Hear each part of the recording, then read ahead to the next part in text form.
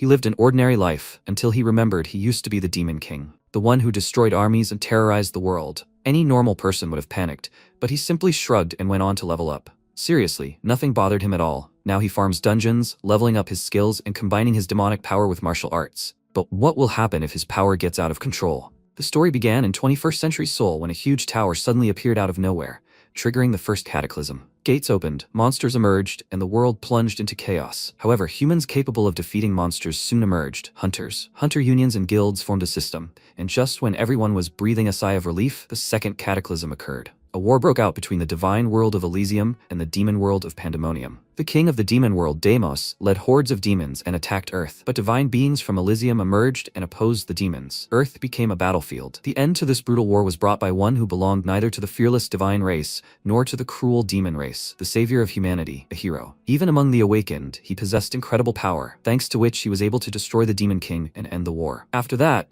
a peaceful time set in, lasting almost 30 years. Sometime later in Seoul, specifically at the National Museum of Art, a little boy pointed at a hero statue and told his mother that it was their hero. Another person asked, "So today is that day?" John Minchall, the main character standing near the statue, looked at his phone and thought he didn't feel like doing the group assignment. Only the professor didn't understand how useless these group assignments were. And what does he do on his day off? He looked at the family nearby and said with a smile that he'd been wondering why there were so many people, but it seemed like everyone was on a field trip. All the students, looking at the statue, began to say that they wanted to be like their hero. MC thought that it seemed like nothing had changed. As a child, he could reach the hero statue blindly. 20 years ago, during a field trip, his classmate admiringly asked how someone could be so tall. So the hero was a giant. The protagonist wondered if he really thought that was possible. At that moment, the guide called out to all the children and explained that the hero, even among hunters, possessed unimaginable strength. And with this strength, he protected people. If not for the hero's actions, the war would still be going on. Unfortunately, after the second cataclysm and the victory over the Demon King, he died. This statue was erected so that they would not forget the hero who sacrificed himself for them. So they should always live with gratitude, right? The protagonist was surprised to think that this was the strongest man in the world, right?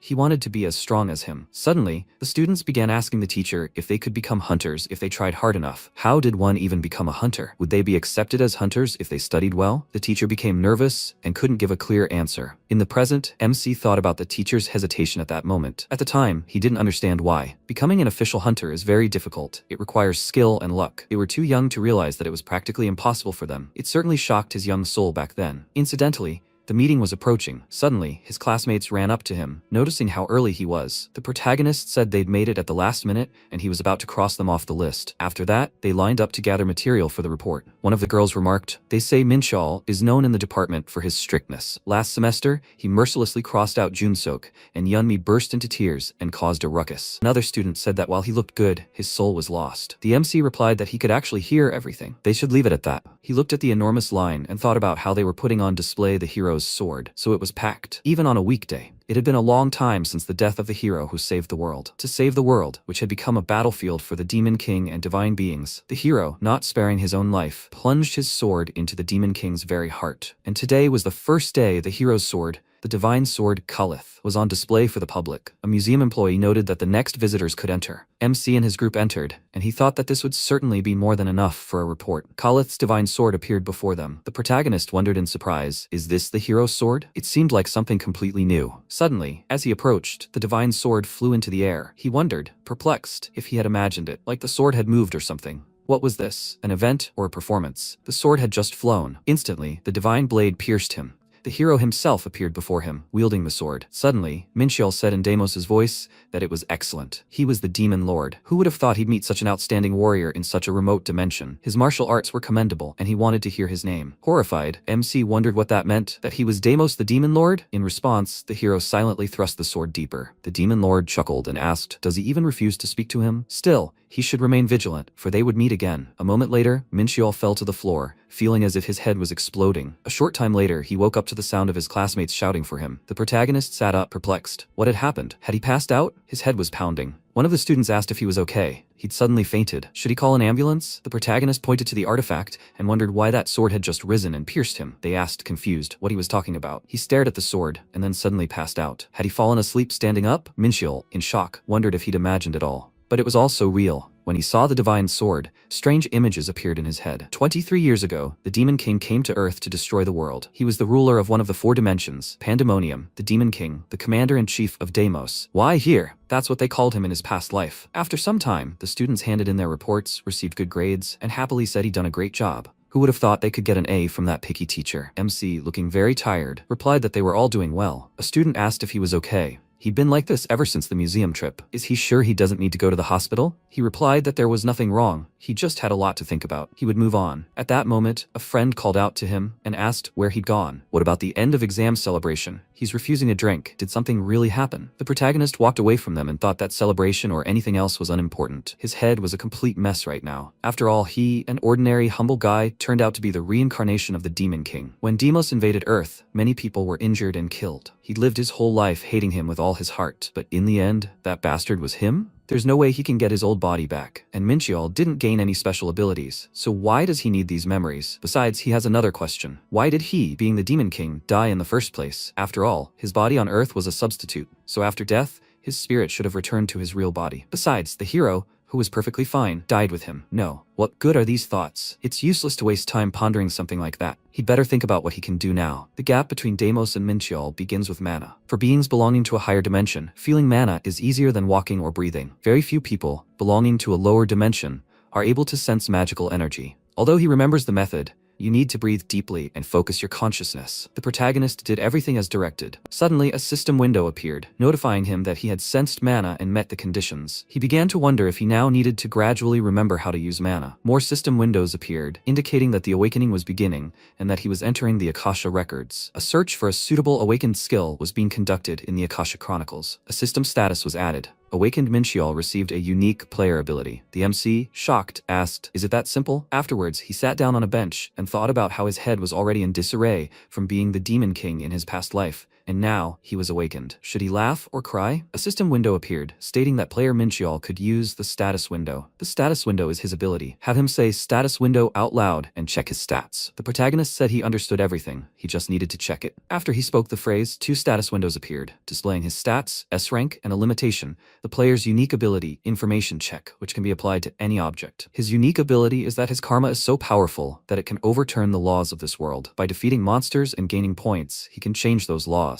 MC, perplexed, asked, "Can you become stronger by defeating monsters?" It sounds like a game. He wondered if higher and lower dimensions are divided by the magnitude of their karma. Creatures from higher dimensions have powerful karma, so they have more power than creatures from lower dimensions. The difference in power creates a chasm. For this reason, when a creature from a higher dimension enters a lower one, it must use a substitute body. It also creates a restraint, all to maintain balance. These are the laws of dimensions. So the Demon King used a substitute body, but does he have the power to change these laws? In that case, he might exceed his limit. An ordinary human, Minchiol, no longer the Demon King, can do nothing for humanity. Pandemonium and Elysium have already concluded a truce and paid compensation. If people, just recovering from the cataclysm, learn of the Demon King's revival, the world will plunge into chaos again. Plus, he needs to somehow continue living as Minchiol. Well, since that's how it works, he'll use the information from his past life, and when he gets stronger, he'll contribute to humanity's prosperity. Isn't that enough? Besides, in his past life, he just wanted to get stronger, so he'll kill 2 birds with 1 stone. Then, first, he needs to do something with magic. Deimos's memories contain a whole bunch of ways to increase mana. He needs to study that. When it got dark, MC arrived at the clearing and drew a circle to collect a large amount of mana. A system window appeared, stating that the type was a circle technique, rank S,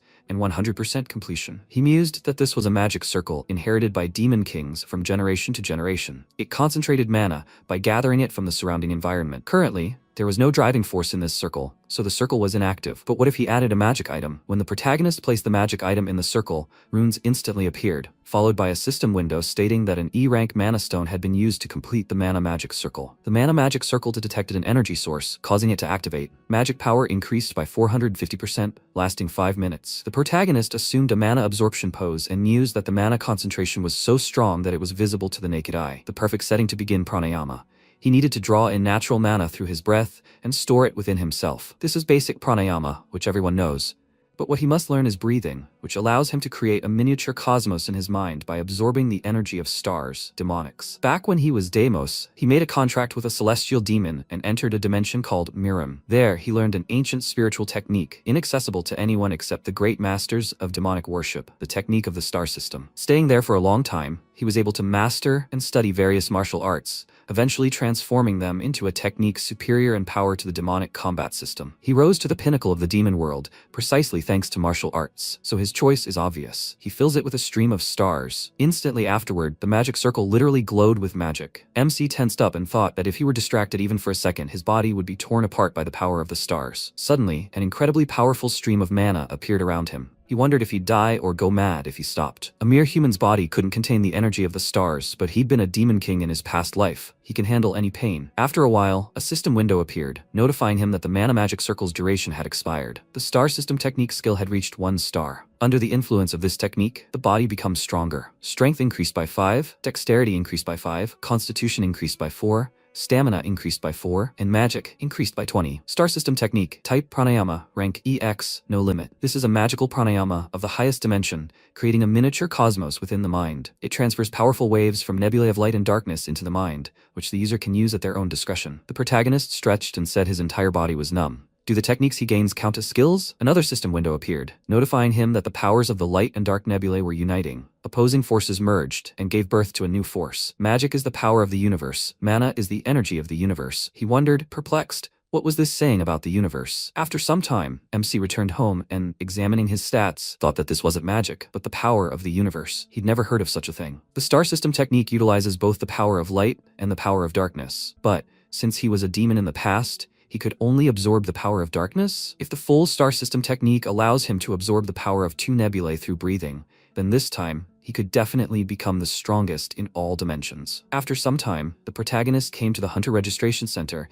and thought that in order to act as a hunter, it was absolutely necessary to register with the association. Some here rejoice at their awakening, while others deny their results. But he treats it sadly. When the protagonist received the document with information and saw that all the stats were E-ranked, he asked if there was an F rank. The association worker became embarrassed and replied that the lowest value was E. MC was perplexed, wondering why she was embarrassed. Had she really seen his results? He read the document carefully, finding that the unique ability was undefined. The protagonist wondered if the association had been unable to determine the power of the universe. He said he wanted to ask one question. What did the letters in parentheses mean in the stats section? The girl explained that they represented his potential abilities. Awakened beings in towers or gates can improve by defeating monsters. The limit of this improvement is indicated in parentheses. MC wondered if ordinary hunters had a predetermined limit of improvement, but that didn't apply to him. The worker noted that there were hunters said to be capable of obtaining greater powers than the association had determined. Even though he's too weak to go to the tower, there are plenty of areas where his abilities could be useful. He shouldn't be so upset. The protagonist thanked her, perplexed, and wondered if she was encouraging him, but he wasn't upset at all. Afterward, he went outside, where recruiters were busily recruiting more people to the association. The protagonist thought about how tirelessly they worked to lure awakened people into their guilds. He noticed 2 men who called out to him, but then immediately stopped. The MC wondered if they already knew he'd achieved E rank. Word spread quickly. Great, that would be less of a hassle for him. All his stats, except for magic, were E rank. To them, he's a weakling that any guild would want to discard. At that moment, a message arrived on his phone, informing him that the Hunter Association congratulated him on registering as a hunter. This informational message is being sent to all registered users. To become a hunter, you must officially register with the Hunters Association. The exam will determine your fitness to enter the Tower Gate. Location, Seoul, Mapogu District, Songsan-dong District, 240 Walled Cap Row Street. Time, the 2nd Monday of every month. The protagonist wondered if this was a licensing exam. Only 10 days left? Looks like he'll have to wait with leveling up. After some time, he realized that the exam randomly selects a challenge that tests his combat and survival skills. With his current stats, he's clearly a prime candidate for failure. To pass the exam, he should first improve his physical fitness. Afterward, the protagonist starts running, causing system windows to appear notifying him that his physical stats are increasing. Trying to catch his breath, he reflected on how he could increase his stats simply by controlling his breathing. He had practical experience from his past life. If he trained his body enough, he would definitely be able to pass the exam. During the day, he trains his body and pushes his limits, and at night, he trains his star system technique and perfects himself. Only 10 days? A week would be enough. After some time, MC opened the stats window and saw that his strength had increased to 21, agility to 20, constitution to 16, endurance to 18, universal power to 49, and universal energy had risen to 637. He joyfully thought that he only needed to look at these glittering numbers. This was all his blood, sweat, and tears shed this week. Well, it was worth it. Now he should focus on his star system technique. The protagonist thought about the nebulae of light and darkness. 2 opposites collide and form a force, universal energy. In his past life, when he could only use dark power, it took him over a year to obtain the 2nd star. and now he got it in just 2 weeks. On top of that, his physical fitness had improved. He can now master the skill 7-star Unknown Rogue Fist and Cloud Sliding Step. The former is a basic fighting technique consisting of 7 stances and created by numerous nameless rogues. To learn it, he needs to raise his internal energy and strengthen the relevant body parts. This technique is easy to combine with others, plus it involves fairly basic movements, so it's perfect for him right now. After some training, a system window appeared notifying him that he had acquired the skill 7-star Unknown Rogue Fist. Type Martial Art, Rank C. Restriction: one who controls magic or the power of the universe. By manipulating internal energy, one can strengthen a specific body part or awaken potential abilities, thereby instantly and significantly increasing attack power. Level 1 star. Strengthens a body part by 10%, consumes 4 units of universal energy per second. Ability to attack with strength and agility increased by 50%, consumes 10 units of universal energy. MC said he was curious how the techniques would be displayed, but just like the star system technique, the system considers them skills. He thought about how a C-rank fist was far below a star system technique, but for a basic combat skill, it was quite good. If he had his way, he would learn all the highest combat techniques, but without a foundation, that could lead to death. Okay, now he's using the skill Cloud Gliding Step. Frankly, he hadn't used this technique before, but in his current form, it suits him best. The name speaks for itself. This walking technique isn't capable of pushing back an enemy, but it's good for counterattacks and maintaining balance. A system window appeared, stating the skill was Cloud Gliding Step. Type Martial Art, Rank B. Restriction: one who manipulates magic or the power of the universe through a movement similar to the gliding of clouds. The technique helps one stand firm and unwavering. Level 1, 50% movement speed increase, 10% strength increase, and 20% damage dissipation when dodging. Stabilizes position, consuming 2 units of universal energy per second. MC thought he'd try practicing. He activated the skill, after which a system window appeared, notifying him that his movement speed had been increased by 50%, consuming 2 units of universal energy every second. He was surprised to find that this was different from what he knew. He was moving too fast now, and this was the Cloud Glide Step skill from the 1st star, but surely such speed can't be achieved until the 4th star? And it wasn't just his speed that had increased. No matter how quickly he moved, his balance was perfect. Could the martial arts he activated with the energy of the universe really be so much more advanced than those he acquired using dark magic? Afterwards, the protagonist saw a tree in front of him and asked with a smile, "What? I'll try it once." He delivered a powerful blow, causing a large tree to explode into splinters. MC, shocked, wondered if even basic combat techniques were capable of such a thing. He would easily reach the heights he'd reached in his past life. He looked at his bloodied hand and noted that if he attacked barehanded one more time, his entire body would disintegrate. It seemed he had no choice. Sometime later, the protagonist arrived at the Interstellar Alliance and entered the main building using his awakened registration card. He was greeted by a worker who happily thanked him for his visit and told him to tell them what brought him there, and she would show him right away. MC thought they were still as noisy as ever. This was an alliance of warrior merchants from different galaxies, one of the 3 strongest military forces spanning all dimensions, a trading alliance that sold powers and items to anyone, regardless of dimension or species. Their influence is so great that there's not a single species that hasn't at least once used the powers of the Interstellar Union. It's an organization no one would quarrel with. In short, they're shady traders who hide behind a neutral stance to rake in huge profits. The protagonist said he wanted to meet the branch manager. The girl, perplexed, replied, "Let him say it again." He said his code was R. He thought that should be enough to call the branch manager, right? The worker excitedly agreed and ran to call the manager. After a while, Marchan, the head of the Interstellar Union himself, began to scurry across the building. The adventurers watching him said it looked like a major deal was in the works. He then ran up to the protagonist and asked if he was a client with the code R, right? The thing is, VIPs rarely visit their branch. He asks to forgive their rudeness. He heard he wanted to use the interdimensional warehouse. Let him come this way, he'll lead him. MC scanned the dwarf, after which a system window appeared, stating his name was Marchan, race, dwarf, age 31. Distinctive feature, a natural-born merchant, strength 103. Unique ability, money sense. Thanks to his excellent money sense, he instinctively recognizes items that will bring success when invested. The protagonist reflected that he certainly looked like an old man, well worn by life, but by dwarven standards, he was still considered young. He had received the role of branch head at such a young age. It seemed he possessed outstanding abilities, and yet dwarves all looked the same. After some time, Marchan led him to the interdimensional warehouse. MC reflected that interdimensional transactions usually require a tremendous amount of time and money, but by creating the warehouse, the Union had significantly simplified transactions. It was the pride of the Union, having absorbed their core technologies. In his past life, he'd always complained about how much they charged just for renting out space. He never imagined he'd need it. They use high-tech here at a high price, so to use it,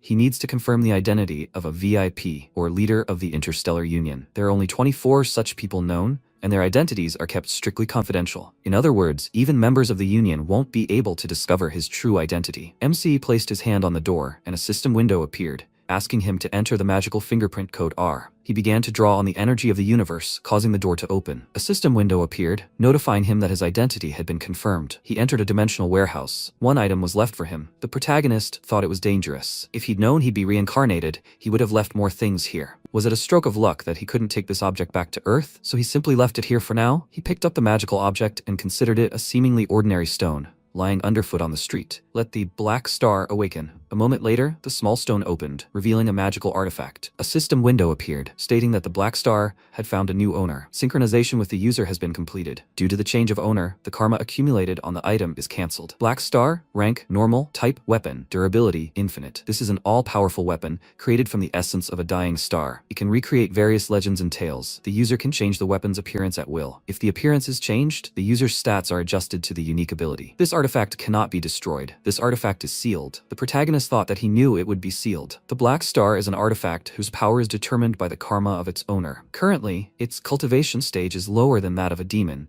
so it cannot accumulate karma. While he can't use even half of the black star's capabilities yet, the basic functions are enough for him. He changed the artifact's appearance to that of a regular sword, and thought with a smile that this would be enough to make the hunter exam a piece of cake. For him, a man who had studied various martial arts, this was the best weapon. Sometime later, Marchin, sitting in his office, told his secretary, Ellie, everything. She asked if he was talking about the VIP. He didn't seem like a powerful person. He replied that he had seen it with his own eyes. There was no doubt about it. How did a VIP appear in a lower dimension? It seemed that some being from a higher dimension didn't want to reveal their true identity, but created a substitute body on Earth and concealed their power. He sensed something grandiose. Ellie noted that his true merchant nature remained unchanged. Marchin said that if he brought money, he was their client. She should remember that. He needed a capable employee to keep him from getting so tired, right? She asked if he meant for her to monitor the situation, but not to investigate yet. She'll try to keep this information from leaking to other departments. The dwarf agreed, noting that he was counting on her. He reflected on how, after infiltrating the tower, higher species were keeping a close eye on this world. His position in this department, located right next to the tower,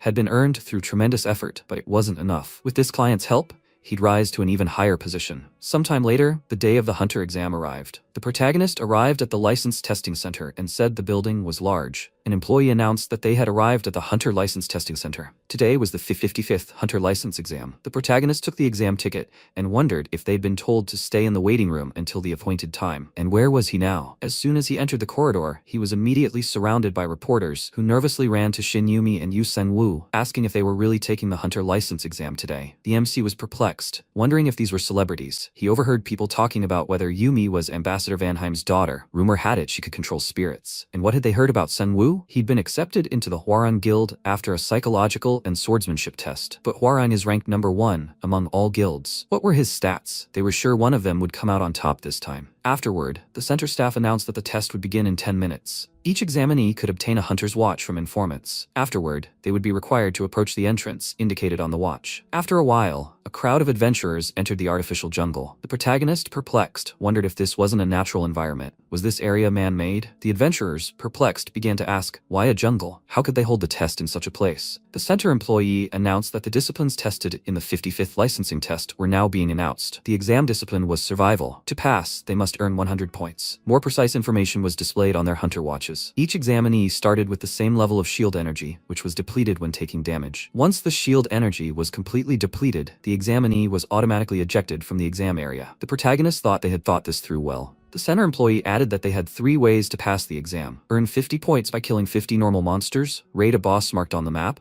or hunt other examinees. The protagonist turned around and, seeing the armed hunters, wondered if this meant there was an enemy on each side. Well, should they begin? Usually, examinees must compete against each other to gain points. If one of them doesn't have enough points, they'll have to attack another examinee. There were, of course, those who suggested teaming up. There was no point in going in a large group, and it wasn't his style. He definitely needed a boss. After that, MC went deep into the jungle and asked, aren't there any fights? But that's the fun part. He thought about the clang of steel clashing against steel. Well, that was a good way to test the other participants' abilities. He should go there. Suddenly, a huge monster appeared in his path, a black panther. The protagonist, smiling, crafted a spear from the Black Star artifact and said he'd deal with it first. A system window appeared, indicating that the energy of the universe had enveloped his entire body. All stats, except for the power of the universe, were increased by 40%. The skill, Sliding Cloud Step, was activated. MC made a quick dash toward the enemy and thought that, of course, it was an illusory monster created specifically for the test. but the fury and power emanating from it seemed real to him. Its skin was tough, and it had great strength. In this weak body, it was best for him to avoid attacks. He struck with his spear, when suddenly a huge spiked mace appeared behind him. The protagonist dodged and considered the difficulty of engaging him with a melee weapon because of his tail. In that case, he needed to do something different. He backed away a bit, and just as the monster began to attack, used the swift spear technique, a skill called Crushing Strike. A system window appeared, notifying that 8 units of universal energy had been expended. Swift spear technique, type, martial art, rank, B. Restriction, one who controls magic or the power of the universe. The swift spear technique, possessing immense speed and destructive force in a straight line, is designed solely for slitting the enemy's throat. Level 1 star adds 30% strength, 20% agility, and 120% penetration. Consumes 8 units of universal energy. The Black Panther's head was instantly decapitated by such a powerful attack. A system window appeared, notifying him that he had defeated a named monster, a stalker. He had earned 10 points, bringing his accumulated points to 32. MC smiled and thought that the monsters here were stronger than he thought. If it was a named monster, then it looked like he could expect a pretty good boss. Suddenly, 3 brothers approached him. Kim Yong-jin, the third brother, called out to the first and noted that this guy had killed the named monster they were heading for. He had destroyed the monster they, the 3 brothers, had their eye on. Kim Yong-chul, the first brother, said that it seemed he had completely lost his fear. Doesn't he know who they are? When people talk about the Black 3-star, they mean them, the 3 world-famous brothers. MC, perplexed, wondered who these idiots were. He thought they came from the direction from which the sounds of battle were coming. Are they deliberately targeting weakened participants? He activated the Eye of Truth skill and saw absolutely all the stats of the 3 brothers, and then thought that if you look at physical attributes alone, they're much tougher than him, right? And they have good potential too. Yongjin noted that the bastard seemed to be smiling. Yongchul agreed, adding that he still didn't seem to understand the situation he was in. The protagonist replied with a smile that he didn't know what kind of idiots they were, but he wanted them to stop talking and attack. Yongjin angrily said he'd shut him up. Yunsu pointed out that they were going to let him go if he gave them his points, but they would have to teach him some manners. Let him die. Instantly, the 3 guys armed themselves and began attacking. The protagonist transformed the Black Star artifact into a dagger and began deftly fending off their attacks. Youngjin exclaimed that he'd walked right into their hands. MC smiled, thinking they were acting quite well together, but they'd picked the wrong guy. He used the branch dagger technique and began delivering multiple blows. A system window appeared, stating that it was a flower dagger technique. Type, martial art, rank C. Restriction, one who controls magic or the power of the universe. This is a self-defense martial art created by the masters of Halman Fortress. Its specialty is slitting the enemy's throat with minimal force or causing an enemy attack to glancingly miss. Level 1 star. In the event of a counterattack, it reduces the enemy's attack power by 30%, deflecting their attack. Consumes 8 units of universal energy. On a critical attack, 50% of the damage from strength is added, consuming 3 units of universal energy. Under the onslaught of attacks, Youngjin shouted, "Leave him alone already." The protagonists thought they were so close, the third idiot wouldn't be able to use magic. Suddenly, Yunchul threw a spear and shouted for him to get away from their little brother. He began casting fire magic and exclaimed that he was finished now. MC, smiling, conjured a larger blade and used the 5 Tiger Blade skill, then thought that was enough for them. A system window appeared, stating the skill was 5 Tiger Blade, the type was martial art, and the rank was A. The limitation was one who manipulates magic or the power of the universe. This is the main martial art of the Pen family of Hebei, known for their ferocity and practicality. This skill's effectiveness is high due to its straightforwardness. After this, MC made a powerful dash and jumped very high. Reaching Yunchul, he noted with a smile that they were finished. The boy screamed in horror, but it was too late. By killing him, the protagonist received 13 points, and he thought to himself that this guy had accumulated quite a lot of points. Yunsu, shocked, noted that he had defeated his older brother and his weapon. Yunjin replied that he definitely sensed an aura, and this was serious business. The protagonist, perplexed, wondered if only one of them had points. With such abilities, how much would he get from these guys? He started walking toward them, and asked if it was time to finish what he'd started. At that moment, the commentator in the guild broadcast room announced that the shield energy of participant number 450, Yun Chul, had reached 0. He was withdrawing from the exam. The adventurers began to discuss how this couldn't be happening. One of the Black 3 stars had dropped out, and yet those guys had been raised by the second most important guild in the country. The girl smiled and said that it was probably Sung Woo who did it. She thought it was just as the guild leader had predicted. He had been personally discovered by Mr. Lee Won-taek, the second-ranked hunter in Korea. It was he who had trained and created the best young talent, Sung Woo. So even the 3 youngsters from the Gemsan Guild couldn't hold a candle to him. The commentator said that the shield energy of participant number 451, Yunsu, had reached 0. Participant number 452, Yunjin, shield energy reached 0. At that moment, the protagonist appeared on the screen, having defeated 3 brothers. The girl exclaimed that this was their beautiful Sung Woo, the pride of Hwarang. Wait, who's that? After some time, the MC defeated several more adventurers and wondered if he was already on his 20th. He was afraid he wouldn't run into the guys aiming for first place, so he'd been pacing around the boss area. but he still hadn't met them, and now time was running out, just an hour. The exam was more important, so he'd deal with that first. The protagonist decided to go to the boss and set off. He thought there was only one path leading to the boss. It was a narrow path, big enough for only one person. And there was something else at the end. After some time, the protagonist walked along a path and came across a huge stone golem, noticing its unique constitution and durability, as well as its unique ability to self-heal. A system window appeared, stating it was a blue guard. Strength, 100. Dexterity, 20. Constitution, 80. Unique ability, tough warrior. Attacks below a certain value inflict no damage. Self-healing. When leaving combat, injured body parts can be restored using magic. MC created a spear and asked, did those guys from the testing center really want anyone to defeat the boss? He wondered if he was hit even once, and he'd be out of the exam. He couldn't give it time to recover, meaning he'd have to deal constant damage. The protagonist tried to strike, but couldn't penetrate the armor, and thought it was too weak. A system window appeared, stating there was no damage, and the battle continued. The golem delivered a powerful blow, but missed, as the protagonist dodged. A system window appeared, stating the attack had failed and was being retried. He asked with a smile, is he going to report every attack he makes? What a kind person he was. MC thought he'd been bored after those less than stellar brothers,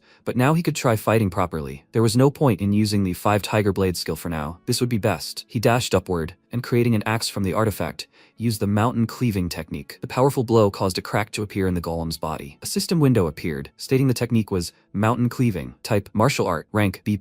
Restriction, one who controls magic and the power of the universe. This is a simple and powerful martial art, utilizing the axe's essence of cutting and slashing, taken to its extreme. Level 1 star adds 1 attack increased by 130% strength, 10% agility, and 20% defense. Costs 15 units of universal energy. Another system window appeared, notifying that the attack had been effective, but a counterattack was imminent. The protagonist dodged the attack, and happily thought it had worked. The size of the crack that appeared didn't matter. If he couldn't do it in one go, he could hit 10 or even 100 times. But he would definitely defeat him. After some time, Yumi appeared on the battlefield, noticing the protagonist and the golem, and noticing that they had beaten her to it. He noticed her and nervously wondered why she had suddenly appeared, considering he was almost victorious. If she, with her spirit summoning skill, got close to him now, he wouldn't be able to fight both her and the golem simultaneously. But if he attacked the girl first, and the golem recovered in the meantime, the situation would become hopeless. Yumi called out to him and asked if she should help him with the boss. The protagonist was perplexed, wondering what she had just said. He'd already chopped him up thoroughly. He asked why she decided to bring her spoon to a set table. The girl, smiling, asked if she thought he couldn't defeat this boss alone. MC wondered if that was how she felt about him. If he tried, he could turn even this dire situation into an advantage. He asked if she really wanted to argue with him. He had 10 minutes from now. He could kill his guard in that time. Yumi replied that he obviously wouldn't be able to defeat him, and there were only 20 minutes left. And why would she want that? What would she get?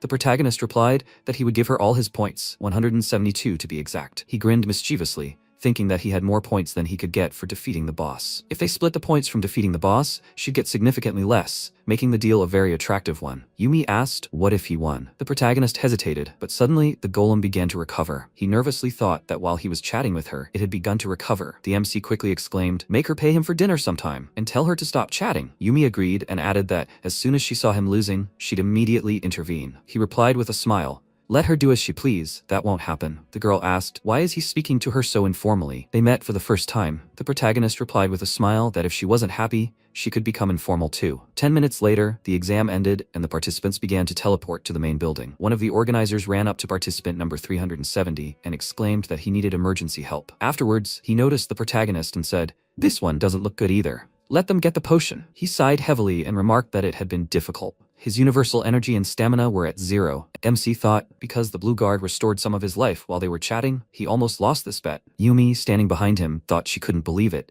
She really would have to give him a treat. He'd read every attack the blue guard had made and attacked perfectly, without a single mistake. If she fought him, would she be able to win? When she fought Songwoo, he'd been fast and strong, but that was all. If they met again, she was confident she could win. Afterwards, the organizers announced that participant number 511, Min Cheol, had won first place in the 55th Hunter License exam. The results board appeared, showing Yumi in second and Songwoo in third. The guy himself, completely shocked, said he couldn't admit it. Reporters started approaching him and talking about third place, but he started waving the cameras away, saying he wasn't in the mood to talk to anyone right now. After that, people turned their attention to the protagonist and started murmuring that he was the one who took first place. He thought he needed to get out quickly before they noticed him. A moment later, reporters started pestering him, asking for interviews. MC wondered if he'd even be able to get home. He exclaimed that he had the conditions to join a guild. He'd join the one that offered him 5 billion. The heads of various guilds, perplexed, began to say that while his combat skills were excellent, his stats themselves were too low. If his potential rank was A, that would be possible,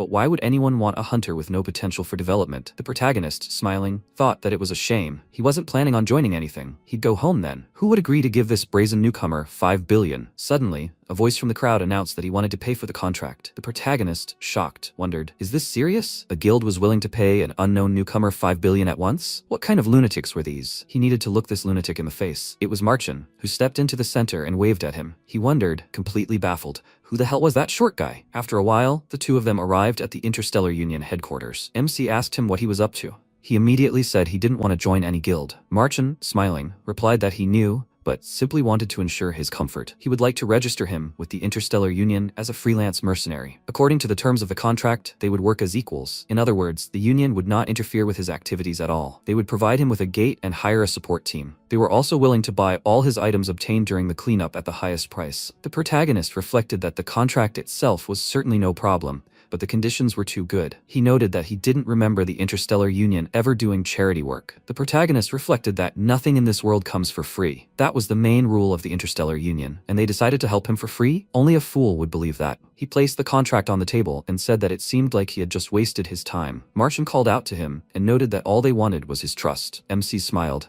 thinking that they seemed to expect enormous forces behind him, since he was a VIP. But he'd already shown everything he had, so what should he do now? If that was their goal, then it seemed to him they were simply trying to appease him. He saw no point in refusing. After that, he signed the contract. After a while, Ellie asked if he was sure about the freelance mercenary contract. Marchin replied that he wouldn't mindlessly get involved in something like that. She could go and prepare to greet clients. He reflected that the Union's free mercenaries were as powerful as the Pandemonium nobility. Therefore, to enter into such a contract, someone higher than the Union director would have to give their approval. A VIP code alone might not be enough to secure approval, but such an opportunity was too great to pass up. He prepared several proposals and was ready to engage the director. After this, Marchin contacted Knox, one of the 12 directors of the Interstellar Union, who said he was approving the Free Mercenaries contract. He wondered in surprise, is it really that simple? The director added that they should support him with all their might, and if anything happened, they should report it to him immediately. This must be kept secret from outsiders. Marchin fell to the floor in shock and wondered what was going on. When he said he was a VIP, his reaction was relatively calm, but when he saw the video of his fight, everything changed immediately. A little earlier, when Knox watched the recording of the protagonist's fight, he was surprised to see that there wasn't a single wasted move, and everything was so well thought out, as if he were watching Deimos fight, but that was impossible, since he was already dead. Sometime later, MC woke up in bed and,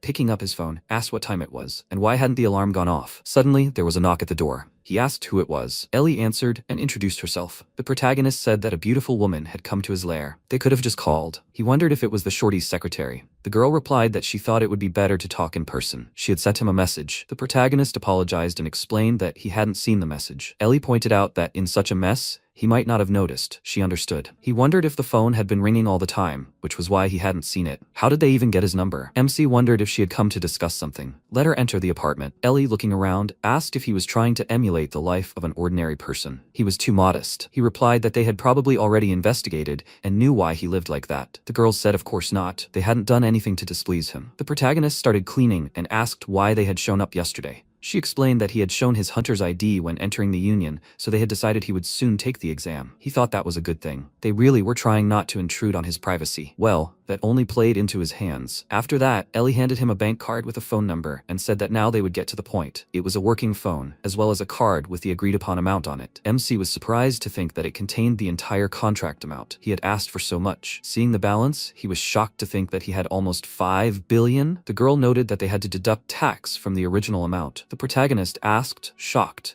if they were really giving him this money. Ellie agreed with a smile and remarked that she hadn't thought he'd be so surprised. He replied that, as he'd already said, he lived modestly. The protagonist considered this, perhaps because his spending habits were consistent with those of a Minchiol student. The girl added that there was another reason she'd come to him so early. They needed to settle the issue of a team under his leadership, as well as the conditions related to the gates. The MC replied that a porter would be enough for him. Ellie asked in surprise, what about the hunters as tanks or healers? He said he was enough. When could he go clear the gates? She replied that as soon as they formed a team and found a suitable gate. The protagonist remarked that this meant it would take quite a while. He thought about how he too wanted to try out his hunter credentials. He also received a unique ability to level up, but he hadn't used it yet. Ellie exclaimed that it wouldn't take long. She was so talented. 3 hours later, she led him to the gates of the Amsadong region. Rank D, terrain, temperate forests, size 2 to 3 kilometers. Monster types, D rank goblin, D rank thorny boar, D rank wise monkey, D rank creature eater. The expected rift time is 36 hours and 58 minutes. The protagonist wondered why she was so talented. Ellie, smiling, noted that she had told him so. He, surprised, said that now he understood why she was so confident. Jung Young-hyun, the commander of the support team, inquired if this was the rookie who had turned the licensing exam upside down. Ellie greeted him and noted that they were his support team. The man extended his hand and introduced himself. The MC shook his hand and returned his name, then remarked that he would be the only one fighting inside the gate. Once it was over, they would be collecting the rewards. After these words, the protagonist entered the gate. Yonghyun wondered if he had come because Ellie had asked, but who was he that they had gathered so urgently? He remarked that he had never heard the name Mincheol. Another team member replied that he was the same guy who had placed first in the hunter's license exam. The exam had just been yesterday, so they didn't know. Immediately, the whole team realized what had happened and began expressing dissatisfaction, as if a newbie was planning to clear the gate alone. He was a newborn baby, after all. He'd hunt for a while inside the gate and then call for backup. At that moment, the protagonist killed a boar with one blow and said with a smile that from now on he'd be a bit busy, so they should keep up. For killing monsters, he began to earn experience points, displayed as a percentage. MC became excited and, while killing enemies, happily thought about how he was accumulating experience points. After a few kills, a system window appeared notifying him that his level had increased. Let him open the status window and increase his stats. He happily thought that his level had finally increased. After this, the protagonist said with a smile that he would take a little rest. The entire support team collapsed to the ground and began to rest. One of them remarked that Hunter Mincheol was no joke. After some time, the protagonist opened the status window, which showed his stats and indicated that he had 5 accumulated points. He read that each time a player levels up, they receive free stat points. With these, he could increase the desired stat, so the choice was obvious. He would invest everything into the power of the universe, the source of his might. Is that really crazy? MC reflected that in just 30 minutes of hunting, he'd managed to increase the universe's energy by 10%. At this rate, he'd become the strongest in the world in no time. After that, he began slaughtering the wise monkeys and gaining experience. Yonghyun, watching the battle, remarked that he seemed completely obsessed with fighting. He wondered what he'd said there about an inexperienced boy? No, he looked more like a warrior who'd honed his skills to perfection in countless battles. It looked like he'd have to support this unpredictable boy. It's hard to believe these are the abilities of a guy who's only recently become a hunter. He wants to see how high he can get. After some time, the protagonist has defeated all the enemies and leveled up to level 5, and then wondered, what? Only the boss remains? He approached the others and asked if they were okay with him going straight to the boss. Yonghyun, not showing shock, agreed with a smile and added that he should do what he thought was right. One of the participants asked what was wrong with him. He seemed hesitant. The commander inquired that he seemed new and didn't know yet. Usually, they explore the gates for a couple of days before going after the boss. The problem is, they don't have enough information. He can't rush headlong, risking his life, can he? The protagonist heard this and wondered, why waste time over such a trivial matter? He smiled and said that if that was all there was to it, he'd go straight away. MC considered that the gate could only be considered cleared once the core was destroyed, so if he headed to where the core's energy emanated, he could encounter the boss. After some time, he came to the lair of Edamon, the D-rank leader of the Wise Monkeys. The protagonist mused that the leader of the Wise Monkeys' special ability was that he could use the leader's spells. Yonghyun noted that Edamon was a powerful foe. If he didn't approach the fight seriously this time, things could end badly. MC quickly charged and replied that there was no need to worry. He thought he simply needed to prevent him from casting his spell. Sensing danger, the leader of the monkeys instantly created a numbing totem in front of him. He was afflicted with a debuff in the form of a numbness curse, reducing his agility by 3. The protagonist used the flower dagger technique and the throwing skill, instantly cutting through the totem. He then thought to himself that these monkeys were fools. They lost the moment they decided to attack someone stronger than themselves. The protagonist swiftly cut off each monkey's head and began to advance towards the boss. Suddenly, Edamon screamed furiously and transformed into a more powerful form. Yonghyun, surprised, asked, "Did the boss apply a buff? He's much stronger now." The teammates began screaming in horror that this enemy couldn't be defeated alone. MC wondered what they were muttering behind him. Were they even considering helping him because of such a pathetic monster? He activated the 5-tiger blade and instantly cut Edamon down. A system window then appeared, notifying them that the gate clearing had been completed. After some time, they returned to the overworld with bags of various artifacts. Ellie smiled and remarked that he'd done a great job. The protagonist asked if she'd been waiting for him all this time. She agreed and pointed out that this was his first gate clearing. He wondered if he'd be eager to move on to the next ones. MC asked when the next clearing was scheduled. She replied in 3 days. He said it was good that it wasn't tomorrow. It seemed he had some other things to do. And starting the day after tomorrow, she should schedule a gate every day. Ellie, surprised, asked if he was sure. Hunters usually clear a gate every 3 or 4 days due to fatigue. He replied that it didn't matter to him. Also, could she introduce him to a gear merchant tomorrow? He thought he needed to at least put something on. The protagonist reflected that during the Deimos era, his entire body was covered in demonic skin, so he ignored the attacks. But now, without equipment, it would be difficult. His entire body was wounded. Ellie said that he would only be able to meet with the master of their union right away. She would let him know when the meeting was scheduled. It wouldn't take long. The protagonist began walking to the car and replied that he was looking forward to it. Sometime later, he arrived at the Interstellar Union and reflected on how much he'd spent on equipment. He never imagined that the master would be a shorty. He was too suspicious. Until now, his way of doing things suited him, but this was different. Since he was talking like that, maybe he could be trusted? He would go home and train a little. After that, MC boarded the bus, when suddenly, during the trip, a massive accident occurred. He glanced out the window and saw an open gate appearing right in the middle of the road.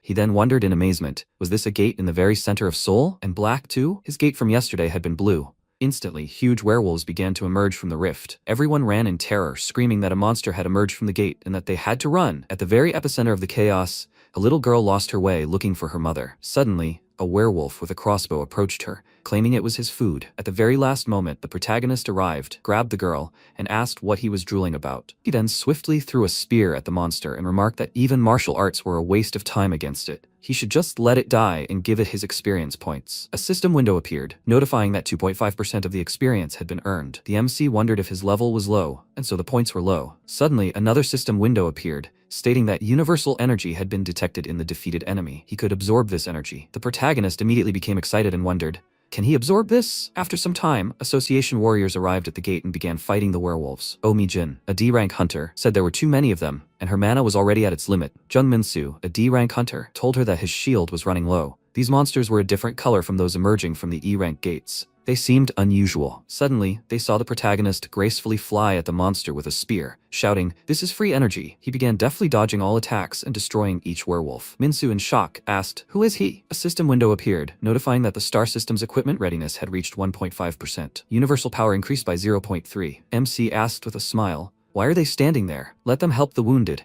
He'll hold off these guys for now, and now they'll all be his experience points." After these words, he leaped into the crowd of monsters again and began destroying each one. Sometime later, the protagonist met Jeon Sun-hee in a cafe. He introduced himself and said he'd heard he'd stopped a gate breakout single-handedly. It had all happened unexpectedly, as the gate had opened in the very center of the city. If no one had stopped the monsters, the losses would have been colossal. Thanks to his actions, they had been spared. He'd like to thank him on behalf of the association. The young man bowed his head and thanked him. The protagonist replied that he simply did what he had to. Sun-hee gave him his business card and noted that he'd helped contain the breakout, so he deserved a reward. He thought about how he was the head of the security department, a hunter, of course. He could sense mana, his rank was A or maybe B. He thought there was no need to use his eyes of truth. After all, they wouldn't see each other again. And he wasn't interested in all this. He'd better call Ellie and ask her to sort this out quickly. That's exactly what he thought. A week later, MC met Sun-hee again. The guy remarked that they'd met again. He thought he never would have thought they'd meet here. The protagonist looked at Sun-hee and reflected on being a hunter. He decided to mentally travel back 2 days and remembered a two-headed werewolf roaring loudly in the city, attacking people. Mincheol held a sword and had his back to the monster. The system informed him that he had leveled up, now reaching 11. A week had passed since the breakthrough, and he had managed to level up significantly, thanks to his tireless work, but he would need more and more points. He pushed off the ground with his hands, and the system reported that his strength had increased by 1, his constitution by 0.4, his agility by 0.5, and Mincheol attempted to do push-ups with his hands upside down. He needed to quickly get equipment so he could clear more difficult gates. At that moment, an acquaintance approached him and asked if he was resting again. He replied that now, while the tension had not yet completely subsided, was the best time. Those around him were perplexed by his state of mind, as they themselves were incredibly tired. He then asked for a little rest. After some time, the protagonist continued on his way through the forest. And suddenly he met Ellie, who said with a smile on her face that she was already waiting for him. Her job was to assist him. He was sure she had enough work in the union, but was she wasting it waiting? The girl replied that the squad simply took care of them. Mincheol thought about how she seemed to be directly subordinate to the short man. And Ellie mentioned, by the way, the squad leader wants to meet. His equipment is already ready. He asked in surprise, "Really? So tomorrow he needs to rest from clearing the gate. He doesn't know how long it will take to check everything." At that moment, something alerted him, and he looked away questioningly. His friends from the group exclaimed with tears in their eyes, joy at finally getting some rest. They thought they'd forgotten what it was like. God had heard their prayers. How hard was it to enter the gate every day? The protagonist was stunned, unable to understand this reaction. Those around him speculated that there was a villain here who was keeping them from resting, and that it was because they usually went on cleanup missions every 2 or 3 days. Mincheol was perplexed, and the guys continued to explain the situation. They were working more than usual after all. Of course, This was a great chance to earn more money, so they had to keep their mouths shut, but it seemed like it was hard work, and rest was essential in any job. The protagonist apologized for being unusual and wondered why the two seemed to be talking in unison. It irritated him a little. At that moment, the guy said goodbye to him, saying they'd see him off tomorrow. He'd see them off. Sometime later, at the Interstellar Union office, the protagonist got out of the car,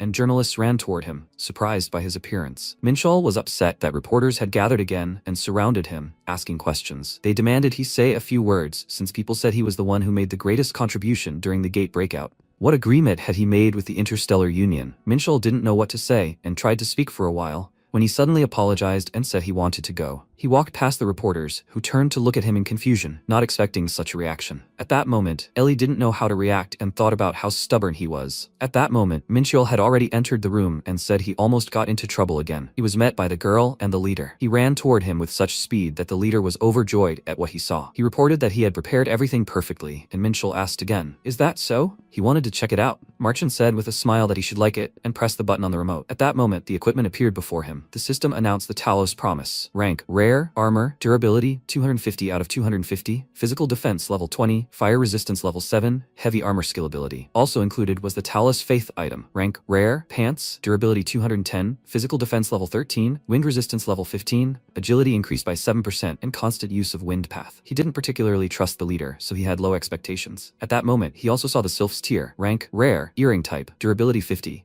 Agility increased by 20%, and the Volcanic Oath, rank Rare, Ring type, Strength increased by 20. Minchol realized it was beyond praise when he put the equipment on and examined it. Marchand asked again, "Do you like these items?" He replied that they were perfect, and frankly, much better than he expected. If they'd had a little more time and budget, they would have made the equipment better, so he was a little sorry, because he knew it. Still, there was no clause about items in the contract. He wants to maintain fair trade relations with the Union. The leader considered these words, and Minchol spoke up exactly, at which point the leader asked again, did he need anything else? Had he acknowledged his usefulness? The protagonist pushed him aside and asked him not to put so much pressure on him. Let him open a B-rank gate for him. When Marchand heard this, he was dumbfounded and exclaimed, "What does he mean? That was temporarily impossible." And Minchol asked again, "Why?" Marchand explained that starting at B-rank, the difficulty of clearing increases, but also, the trophy levels vary significantly, so there's a fight for those gates. For gates starting with rank B, the Union set minimum entry requirements. He must clear at least 40 rank D and 30 rank C gates. The protagonist considered this. Even if he defended the gates every day, it would take at least 2 months, but that was too much. Marchand added that there was of course another way, but it was rarely used. Minchol asked curiously what it was. He replied that he needed to obtain permission by defeating an A-rank hunter from the Union. At that moment, Minchol smiled and smirked, thinking that he should have started their conversation with that. Sometime later, he arrived at the Hunters Union, an international organization with strong legal standing. He turned to Ellie and asked if she was angry. He'd left her with reporters yesterday and then fled. She wasn't worried about that, was she? She smiled and replied that she wouldn't forget that he'd left her there and then fled. When the protagonist realized it was obvious she didn't like it, Ellie asked again, "Is he okay?" Even though he'd become incredibly strong in such a short time, his opponent was still an A rank. Minchol replied that it wasn't a fight to the death, so everything was fine. He wasn't saying this out of arrogance. The energy of the universe is comprised of equipment, experience, and a past life. Looking only at stats, it might seem impossible for him to win, but if he factored in his equipment and past experience, he had a chance. After some time, he arrived in the waiting room. A staff member informed him that the exam result would be determined after a duel with an A-rank hunter. The protagonist asked again, does he just need to knock out his opponent to pass? The staff member asked, does he want to knock out an A-rank hunter? What funny jokes does he have? A judge will evaluate the chances of passing. Minchol asked again, what are the evaluation criteria? He replied that it wasn't public, so he couldn't tell him. The protagonist was irritated, and Ellie whispered in his ear that it was basic ability and reaction speed, as well as the ability to act in a critical situation. This was the main evaluation criterion. He asked again, is that so? The employee informed him that he had been informed that preparations for the exam were complete and he could enter. Although this was an examination ground, they had made everything here as if it were the gate itself. He stepped onto the field, and his opponent announced that he had been waiting for him. Minchol's eyes widened in surprise, and he asked again, is that him? It turned out that Sun He stood before him, smiling and announcing that he was the head of the association's defense, an A-rank hunter. He was responsible for conducting the qualification exam. Minchol became angry and realized that this was exactly what had happened. At that moment, Sun Hee informed him that if he acted as always, he was sure he would be able to pass this exam without a problem. Is he ready? Mincheol smiled and replied that everything was as he saw it. In that case, they would begin the hunter qualification exam. At that moment, the protagonist swung his sword to attack his opponent, but Sun Hee was confident in his own strength and frowned, staring ahead. He threateningly stated that if he wanted something, he would have to give something of equal value in return. He swung his spear, and Mincheol smiled and said something like that. It's very easy. A bright flash of light appeared before his face, and at that moment, Sun Hee leaped off the ground and approached the protagonist, muttering, "In that case, will he be able to deflect this?" After these words, he began swinging his sword. The protagonist tried to deflect each blow, thinking, wait, so this guy can do this? Who would have thought that the hunter Sun Hee had such abilities? Ellie also watched the unfolding battle through the monitor screen. She thought he would easily pass this test and placed her hopes on Mincheol, clenching her fists. Their swords clashed, and they continued the battle. Sun Hee grinned and declared that he was no slouch, and at that moment, his sword began to dissolve into thin air. He explained that he understood how he was able to hold back the gate single-handedly and applauded him, so he proceeded. At that moment, the protagonist turned to him and asked him to attack with all his might. Sun Hee asked, confused, what he meant. Mincheol added that otherwise he would finish him off. He was incredibly angry. A dark, magical, terrifying aura formed around him, frightening his partner. An awkward silence passed between them, and Sun Hee said he thought there was some kind of misunderstanding. He didn't understand why he was angry. He had said everything was fine. After all, Mincheol asked again, a misunderstanding? If he had attacked with full force, would he have been able to dodge so easily? Sun Hee stepped back in surprise, and Mincheol realized that Sun Hee's stats were almost 4 times higher than his. Given the difference, he didn't even have a chance. Because of this, he was furious and wasn't afraid of losing. He clenched his fist and confidently looked at his opponent, saying that he couldn't tolerate being underestimated. He was telling his opponent to show him their full strength for the last time. Sun Hee began to sweat in fear. He remained silent for a moment, then said that since his words were meaningless, he would re-enter this fight. He drew his sword and prepared to cast the 7 Swords spell. This was his ability to freely control 7 swords. The system reported that it was the ability to draw maximum power from the 7 swords and control it without any restrictions. The protagonist smiled and said that this was simply excellent, that this was the right way to begin the battle. To him, A-rank hunters were like high walls, and that was precisely why he wanted to challenge him. At that moment, Mincheol swung his sword and ran toward his opponent, when suddenly his sword glowed with magical light, and he didn't understand what had just happened. It turned out that Sun Hee had parried his attack and instantly appeared behind the protagonist. He tensed when he realized this, but managed to dodge the blows and crouched to the ground. Sun Hee was surprised by this sudden turn of events,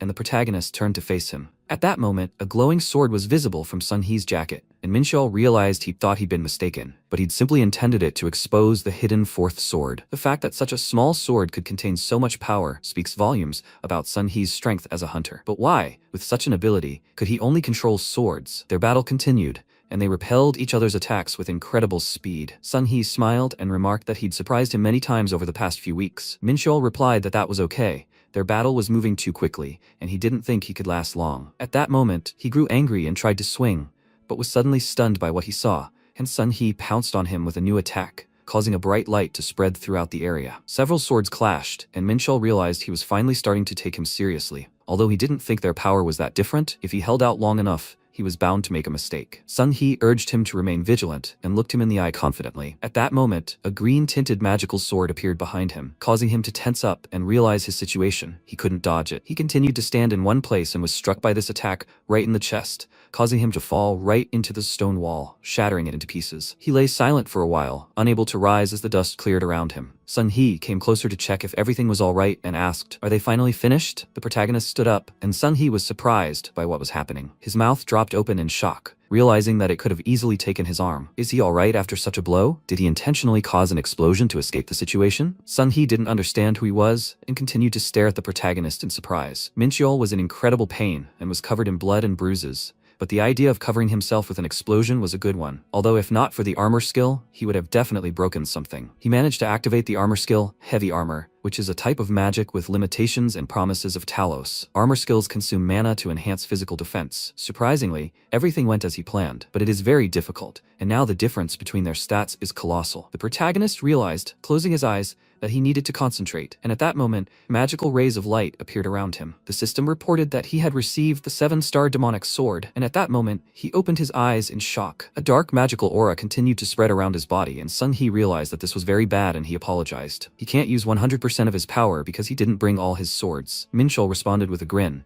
"No problem, there'll be enough," and pointed his sword at his opponent, who immediately dodged and swung, shouting that he was now at the peak of his powers. The protagonist was ready for an attack and activated the first form of the 7-star demonic sword. At that moment, he used the Sword of Destruction and repelled Sun Hee's attack, who stared ahead, stunned, unsure of what was happening. Several flashes of light from the blows erupted in front of his face, and he cried out in pain. His sword crumbled into small pieces and broke. He turned around and was dumbfounded by the sight. Minxiol smiled as he realized he was invincible and confidently looked at his opponent. Sun Hee retreated further and further as the beams of light hit his body directly and began to crumble. He was surprised and continued to hold the last remaining sword in his hands, but he knew one blow wasn't enough. In that case, since he still had the energy of the universe left, he didn't have time to finish his sentence when blood began to flow from his mouth and he began coughing violently. He fell to the ground, and his opponent also dropped to one knee, his entire body trembling and incredibly tired. They both groaned from the ordeal and stopped fighting. At that moment, the door to the room opened and Ellie ran inside, asking, "Hunter Minxiol, is he okay? What's going on?" The protagonist, smiling, replied that he had won, and Sun Hee replied that if he had brought less, victory would have been his. After these words, an awkward silence ensued between them, and they continued to shake from exhaustion and laughed about it.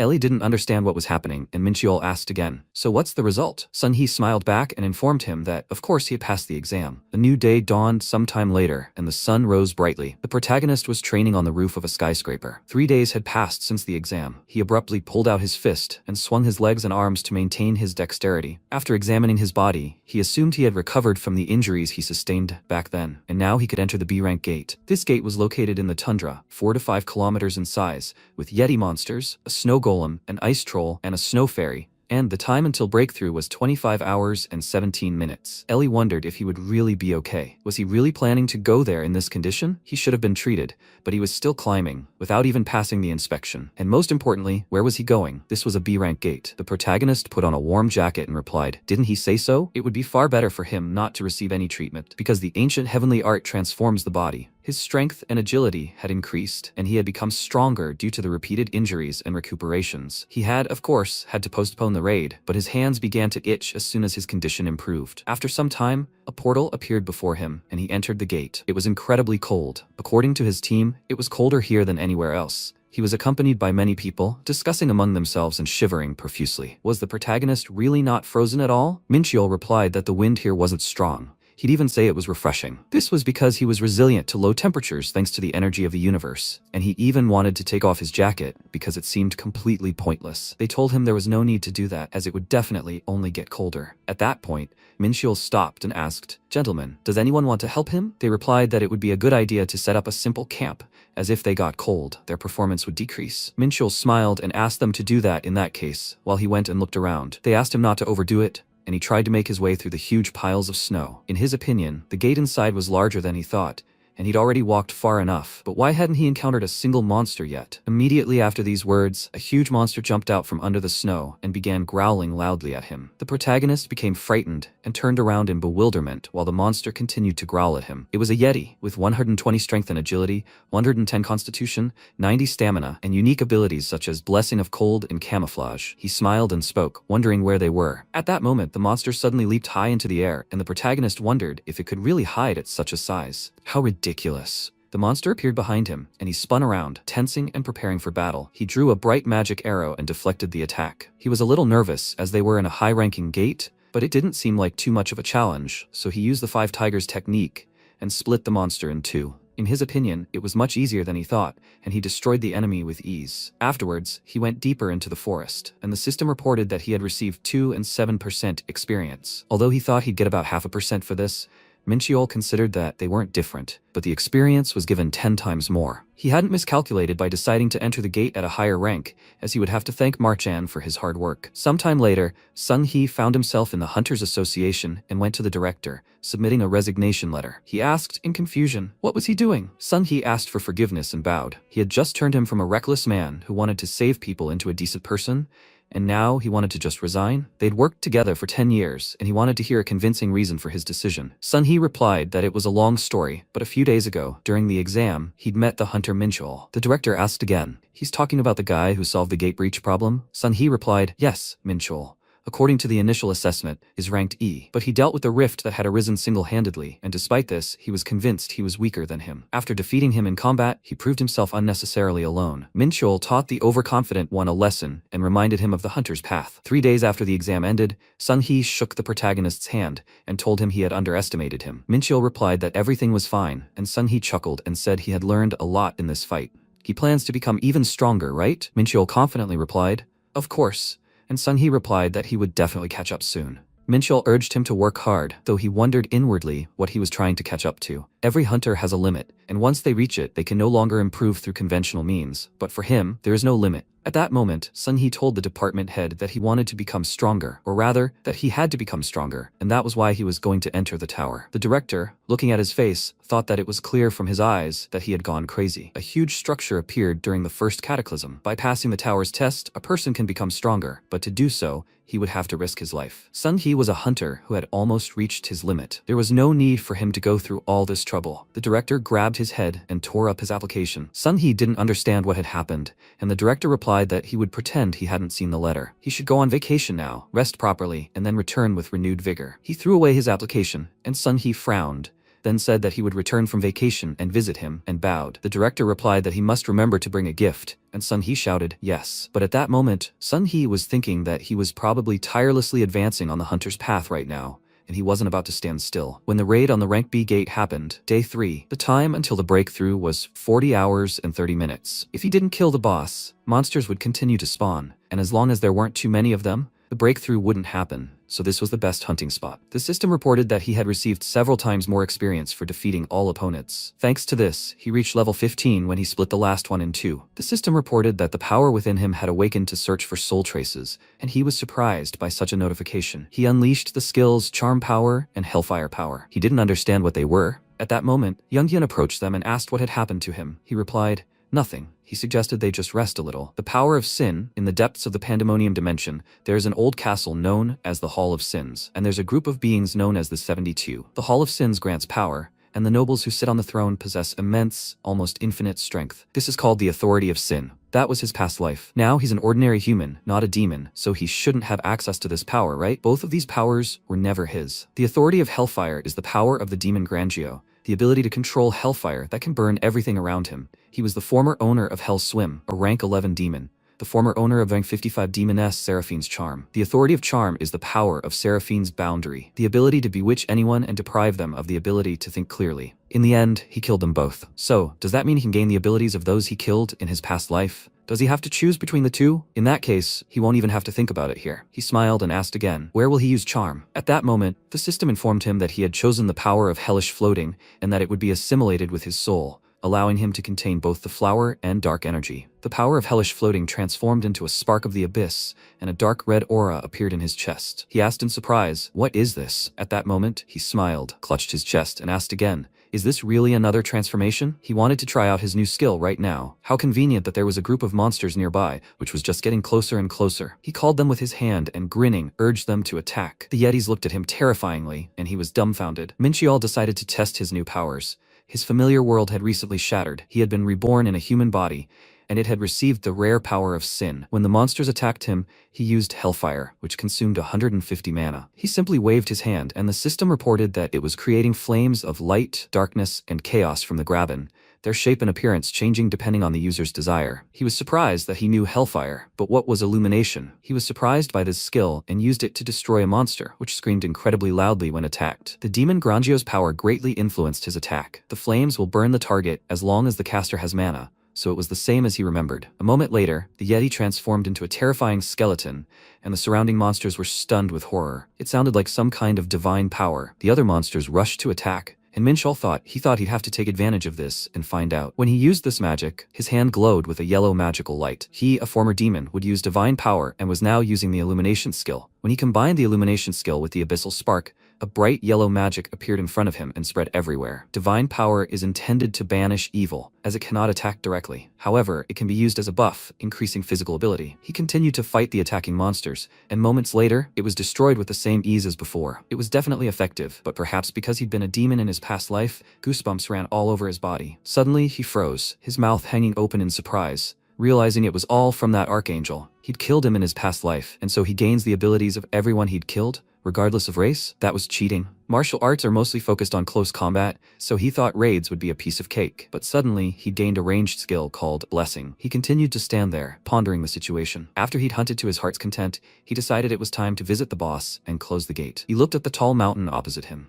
At that moment, the demon and the ice spirit approached his companions, staff in hand. They turned around in fear and started screaming, "How dare you do this?" The protagonist lashed out with his magical powers and asked, "Are they going to deal with the support team now?" It was a good idea, but they wouldn't succeed as long as he was here. At that moment, he began destroying monster after monster, each screaming loudly in pain. When he reached a high mountain, it seemed to split in two. He asked his friends to rest there for a bit. Younghyun asked him if he really intended to fight the B-ranked gate boss alone. Mincheol confidently replied that he definitely wasn't going to retreat. Younghyun asked him not to die, as that would put them all in danger. Another of his teammates tearfully uttered his name, and the protagonist remained silent for a moment, then smiled, promising to return. After these words, he entered the cave and found himself next to a huge monster, who asked if he was really alone. Mincheol replied, "Yes, and this one too." It was the Yeti chieftain, Nonon. Nonon grinned and asked, was he talking about him? At that moment, he used his slave summoning ability, and several servants appeared around him, beginning to protect him, and approached the protagonist. He told them to get rid of the intruder, and Mincheol was surrounded. He asked his opponent again,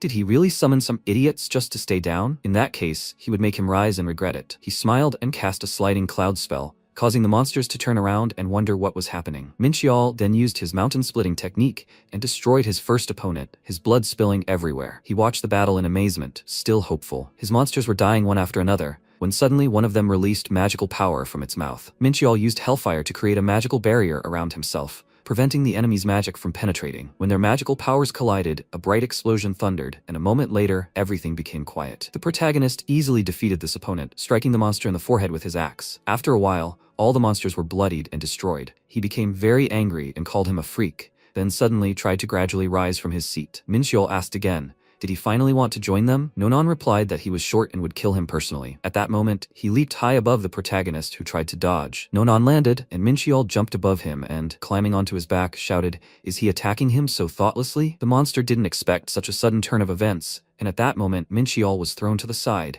and the monster screamed in pain. Mincheol confidently looked ahead and then struck him on the head. Nonon called him a short freak who dared to act like that and cast an ice storm spell. The protagonist stood in disbelief, watching the scene unfold. He considered the idea that his hellfire wouldn't help him defend himself, and Nonon ordered him to die. At that moment, ice shards rushed straight at the protagonist, who was trying to defend himself with his sword and deflect each attack. He swung his sword so rapidly that too many magical beams of light formed around him due to his sudden movements. When he emerged unharmed, he asked the monster again, "Is that all?" He grinned, and the system reported that sparks were healing his wounds. He grew even more enraged and growled in anger, declaring that he would crush him. The runt. At that moment, the monster began to approach its opponent again, but the protagonist confidently looked ahead and used a blade that threw a star. When he struck the monster with the sword, it roared even louder, and blood spilled. He carefully watched the monster's every move and after a moment smiled, saying that he had already told him he would regret what he had done. After a while, Ellie thanked Mincheol for his hard work and handed him a bottle of water. He replied that he had worked really hard. Ellie replied that she wasn't saying this out of politeness, as closing a B-rank gate alone would require a remarkable amount of effort. Mincheol replied that he was sure Sun Hui and Sun Yu could easily handle the task. Ellie asked, what did he mean? Even A-rankers don't hunt alone, and they don't try to complete the task in such a short time. Doesn't he understand how dangerous it is? She began shouting at him loudly in anger, and Mincheol was dumbfounded.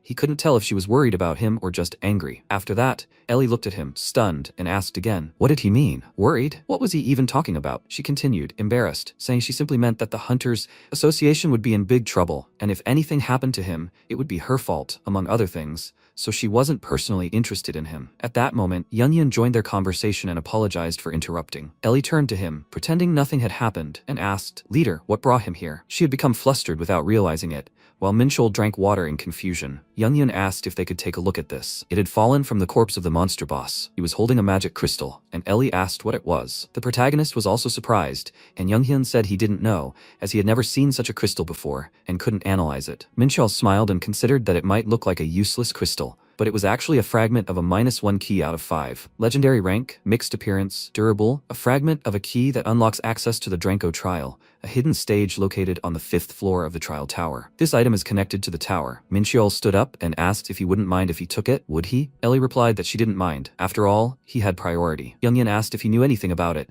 Minchul replied that he didn't, but he might need it just in case. Youngyan asked him to please let him know if he found out what it was.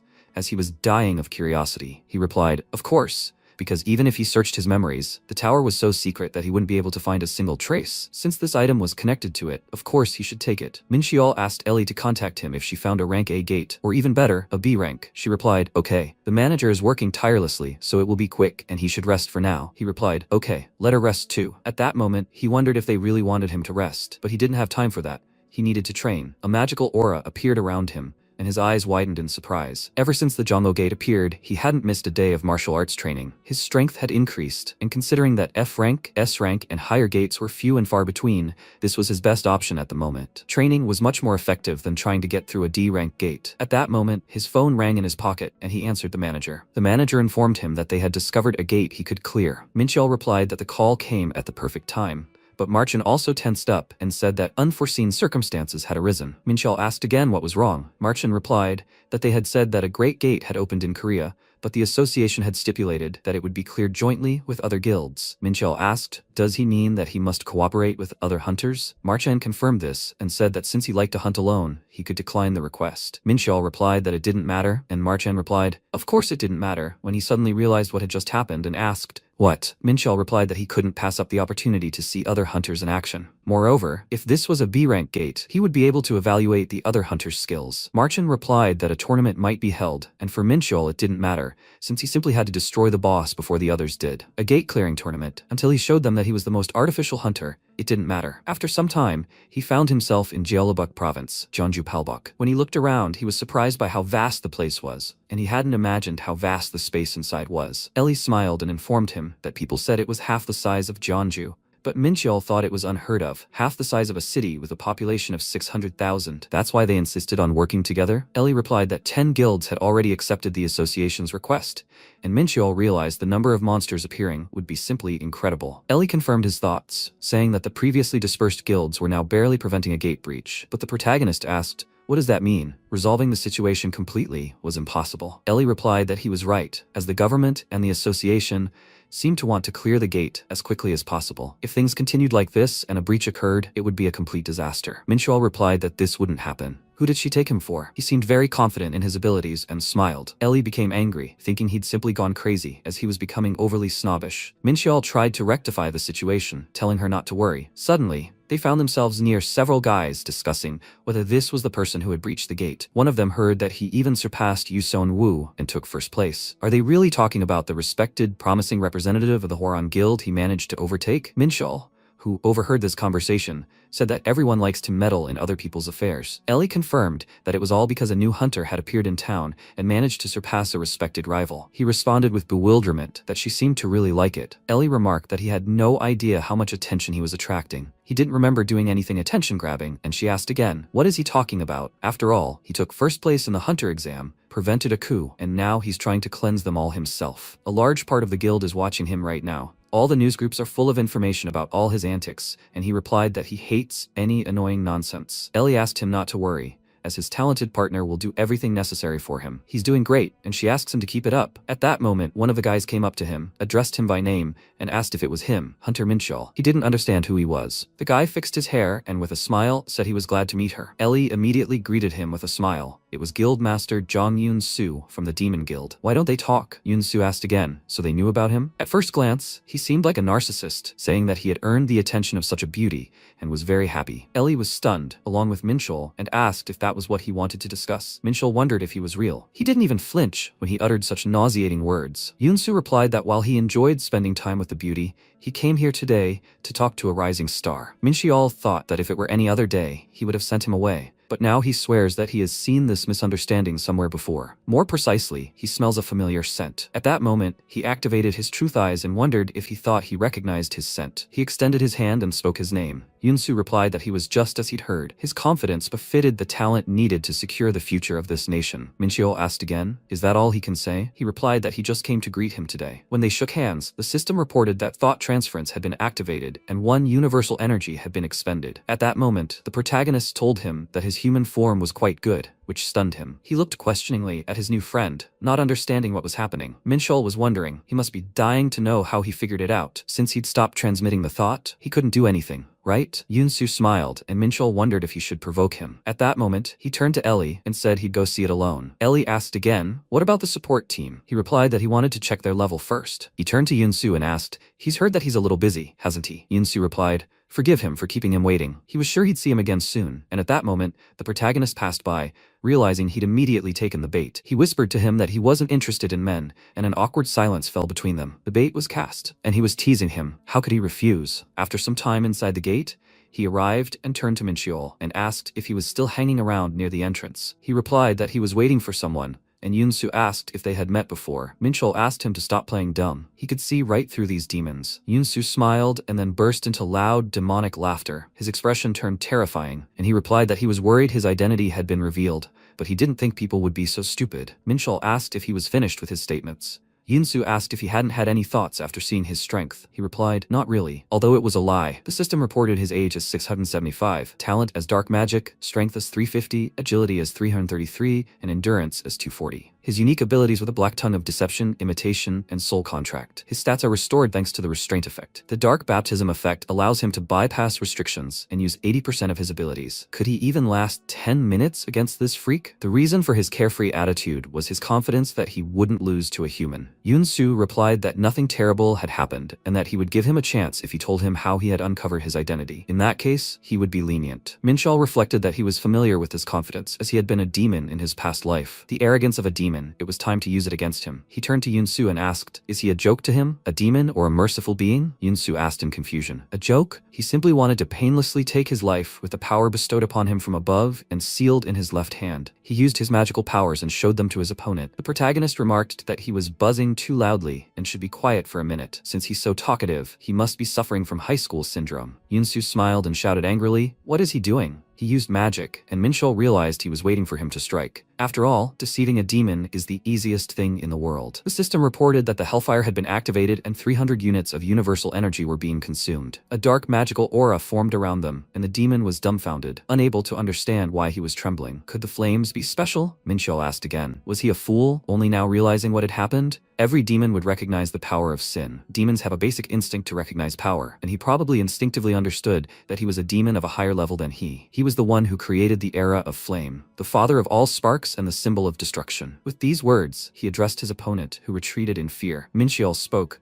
young demon. The Lord of Flame answered his call and gave him his hand, Lord Efrit. At that moment, he stopped and looked down at the terrified Yoon-soo, who was trembling with terror. He immediately bowed to his knees and declared that he was Verde Sionel of the demons, and wished to seek an audience with him, the Lord of Flame, Lord Ifrit. Yoon-soo wondered why he was doing this. Where did he come from in such a distant dimension? He was a powerful spirit, but his essence had been corrupted, and his quest for power had led him to become a demon, the Lord of Flame, Ifrit. The damned flame, after all, is known for its ruthlessness. Minchul replied that by failing to recognize the Flame Lord, he had committed a grave crime, and may his insolence be washed away by baptism by fire. Yoon-soo was terrified and screamed, as if he should have immediately said he simply wanted to finish him off with fire. He wouldn't let himself be killed so easily. At that moment, he clenched his fist, and dark power began to emanate from it. Minchul replied that he regretted turning him into ember, and Yoon-soo asked again what he meant. He replied that he was sorry because he knew how to use mana, but he still needed to make him pay for the clothes. An awkward silence ensued, and Minchul continued mockingly, saying, well,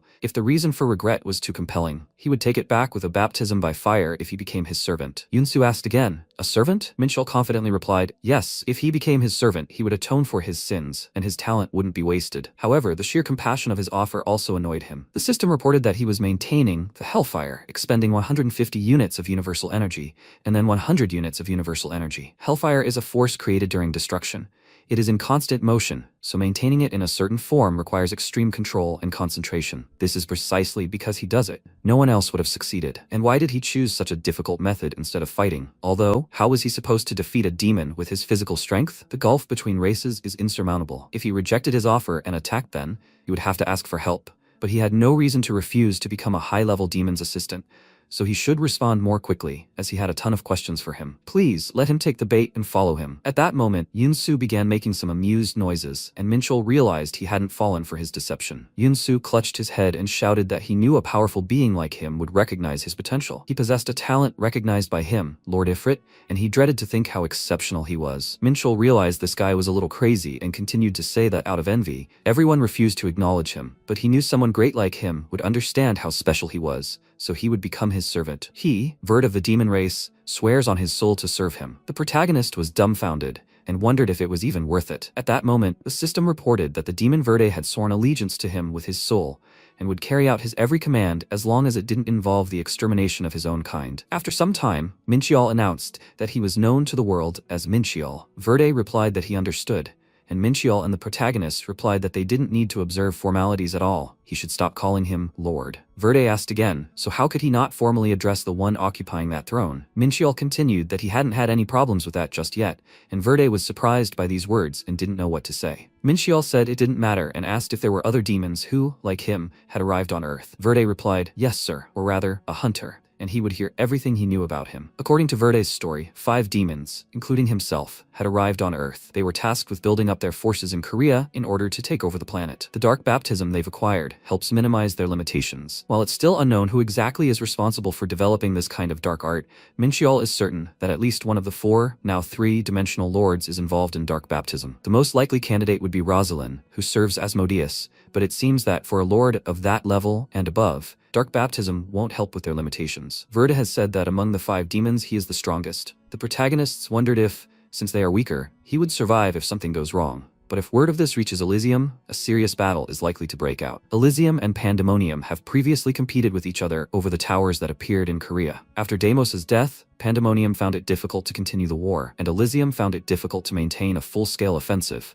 Pandemonium was weakened by the death of one of the dimensional overlords, and Elysium decided that both sides should come to an agreement. Thus, Korea, where the tower was located, became neutral territory and a third party. But since the demons had come here, ignoring the agreement due to the loosening of restrictions, they were surely after the tower itself. Since he was willing to do anything to gain Taus's power, he couldn't simply let this slide, and a serious battle could erupt at any time, so he thought he needed to begin preparations in advance. At that moment, he turned to Verde and asked him to listen to his orders. Verde asked for this to be left to him. He was carrying out the order perfectly. His enthusiasm was brimming, even excessive. From now on, he would be his eyes and ears. At that moment, Verde froze and asked, is he supposed to be the eyes and ears of Lord Efrit? If he could, he'd rather ask him about the situation in Pandemonium or the situation with the War Demon clan.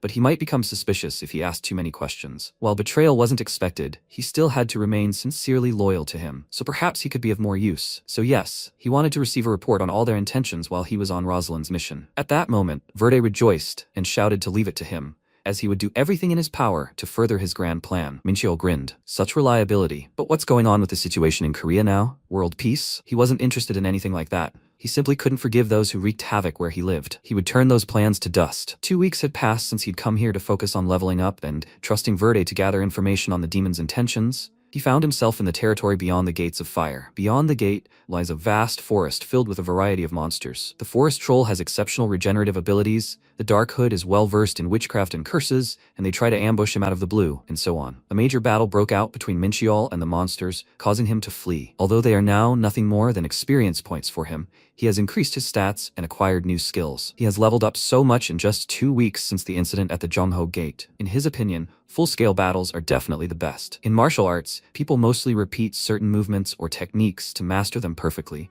gaining experience through the process of enlightenment. For him, such repetitive processes are of no use, as he already achieved enlightenment when he was Deimos. Currently, his body needs full-scale battles to learn martial arts movements and uncover the concepts embedded within them. He must understand how his muscles should move in a state of enlightenment once he achieves complete harmony and can finally unleash the full power of his martial arts. At that moment, a terrifying, enormous monster appeared behind him and began to run. The protagonist heard a loud noise and, grabbing his sword, muttered that the creature was very noisy. He took up the 5-tiger blade and pounced on the monster, slicing the creature's weapon in 2 with a single movement. He then tensed and swung his fist at his opponent, causing the protagonist to leap high and slice it in half with his sword, spilling the creature's blood everywhere. The monster fell to the ground, and Minchiol gained new experience points. He smiled and, examining his hands, muttered, "This is real energy." Previously, he was unable to contain such immense energy, so it was scattered. But now he can control the energy of the universe and infuse it into his blade. This was made possible by his growing understanding of martial arts and his increased control over the energy of the universe over the past 2 weeks. He was a little tired and realized his body couldn't keep up. He needed to train more. From now on, he should focus less on the energy of the universe and more on increasing his physical endurance. After some time, night fell, and the boy called Minchiol by name and asked if he was the hunter. Minchiol turned around in surprise and asked, Who is he? The young man replied that he was pleased to meet him. He was the leader of the third team of the Hwarang Guild, Choi Yu-jin. He shook his hand and said he was here because he had a proposal. Many guilds were participating in clearing the Palbok Gate, which contained Dragon's Claw, Horizon, and the World. Most of them were going into the dungeon together, without competition, and there were no teams dedicated to killing the boss. And this was all because the #1 guild among them, Hwarang, was among them. This guild, as befits a first-ranked guild, had created its own team and was now offering to join forces with them. Mincheol was surprised. Why had they suddenly offered to cooperate with him? What were they planning? This prompted Mincheol to ask again, does he want to join forces? Yujin smiled and replied, yes, because such a huge gate had been defended for so long, the townspeople were worried, and they needed to sort this out as soon as possible. Mincheol wondered, townspeople? It was surprising. Since when did guilds care about townspeople? He clearly had some special purpose behind this proposal. The protagonist responded that he understood everything. He wanted to do everything quickly and efficiently. But since when was a first-rank guild incapable of handling something like this on its own? Such a guild would never help others, and rumor had it that Yujin, one of the 3 co-leaders of the Hwarang, even surpassed Sun He. Someone like him would travel so far to Palbok, hoping to recruit one person? Yujin replied that he was paying attention and caring to all the hunters working hard to clear the gate. Mincheol chuckled and apologized, as he was allergic to such nonsense. He frowned and replied, so this young man is behaving inappropriately. Mincheol asked again, is breaking into a stranger's house behaving appropriately? He had such a perfect night to practice the ancient heavenly art, but this jerk ruined everything. He tried to tease him, thereby forcing him to reveal his true purpose. But it didn't work, and it was a waste of time. If he had asked Ellie, everything would have happened faster. He turned around abruptly and replied that he would talk to the association about working together, and Yujin hoped for a positive answer. Mincheol didn't understand why this jerk had come here. When daylight came, Ellie yelled at him and asked, seriously? She slammed her hands on the table and wondered if they were trying to initiate a rematch between him and Sun Yu. Mincheol asked again, what? Ellie was surprised. Did he really not know who this was? He immediately answered, yes, absolutely. And an awkward silence ensued. Afterward, Ellie explained that he'd been in the top 3 in the final hunter exam and had competed against him. He replied that he remembered him, but what did he have to do with any revenge? She replied that it was because of him that he failed the test. And Mincheol asked, is that the problem? Ellie replied that the Hwarang Guild apparently wanted to increase its prestige. The first giant gate in Korea, a revenge match between the 2 gods who fought in the exam,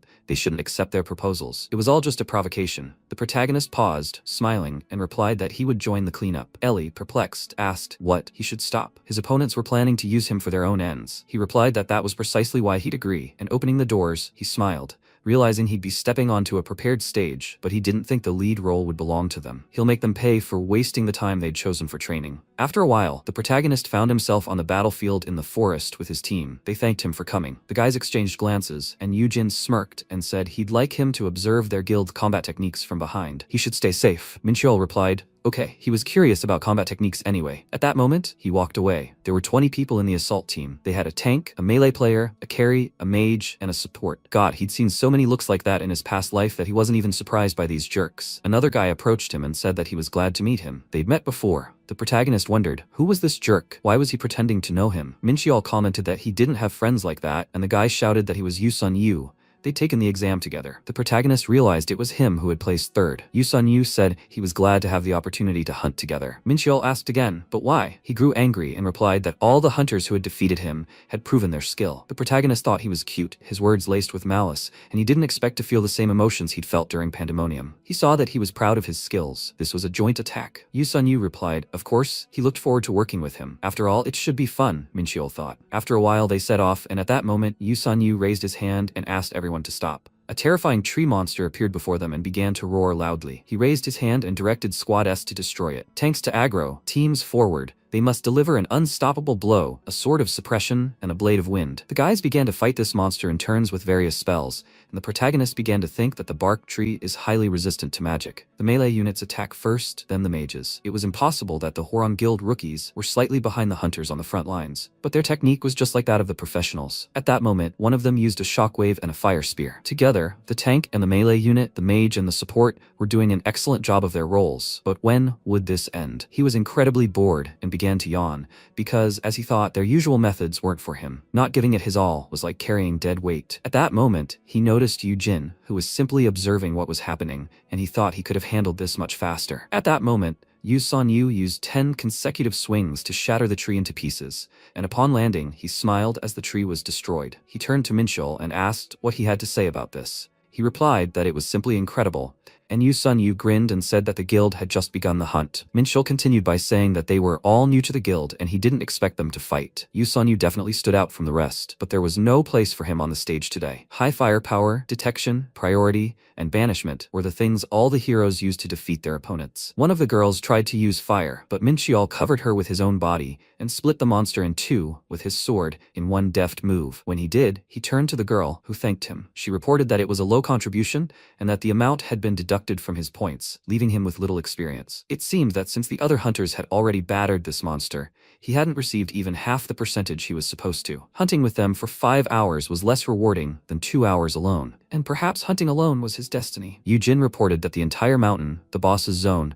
was within this gate. The guys were surprised by these words, and he continued to say that from now on, they were entering this monster's territory and should remain vigilant. As he had said earlier, he wouldn't lift a finger. Minchul considered this, thinking that he had a reason for doing nothing. Yujin turned to Yu Sun Yu and said deputy. He expected him to do his best and not make any mistakes. He replied that he understood, but wasn't sure that Hunter Minchul would have the opportunity to join the battle. However, since he had accepted their invitation to join the clan, he would still receive an equal reward. As expected of a leader, no one could match his mercy. Minchiol considered this, so they were making him the scapegoat? At that moment, Yu Jin and Yu Sun Yu turned to the protagonist, who smirked and apologized to the leader, explaining that he'd been allergic to nonsense lately. Yu Jin grew angry and asked, his words were rather harsh, hadn't he noticed? They were teammates. Minchiol asked again, were his comrades trying to make a fool of themselves at his expense? If they'd planned this from the start, he'd have preferred to hunt alone. They asked again, alone? Minchiol flexed his fists and replied that since it had already come to this, how about making a bet, their assault team against him, and they'd see who could finish the boss first. Unless, of course, they were too afraid to do so. The others were dumbfounded by this, and Minchiol declared that while he might be him, he wasn't going to go against them all, and that they should eliminate one. He pointed at Yu Jin and said he was out of the running. Yu Jin grew even more angry and said his jokes were getting too far. Did he really think he could win if he didn't participate? He replied, of course, it's only 20 people against one. He'd previously accommodated them. Now it was their turn to accommodate him. His teammates were upset, calling him a jerk and realizing he was looking down on them. But the main character looked at them with smiles on their faces, as he didn't have to follow every detail of their plan. At that moment, Yu Sun Yu turned to the leader and asked if he wanted to accept the offer. Yu Jin asked again, was he seriously considering this pointless bet? He smiled and replied that Hunter Minchiol had won first place in the exam and he simply couldn't help but be overconfident. He knew what he was talking about, right? Yu Jin replied, okay, but if he was in danger, he'd step in. He replied that it wasn't necessary and that he'd take care of everything first. At that moment, he took a step toward the boss. His wake left a trail of dust through which the entire team peered. Based on what he'd seen with the eyes of truth, he was confident he could defeat the boss faster.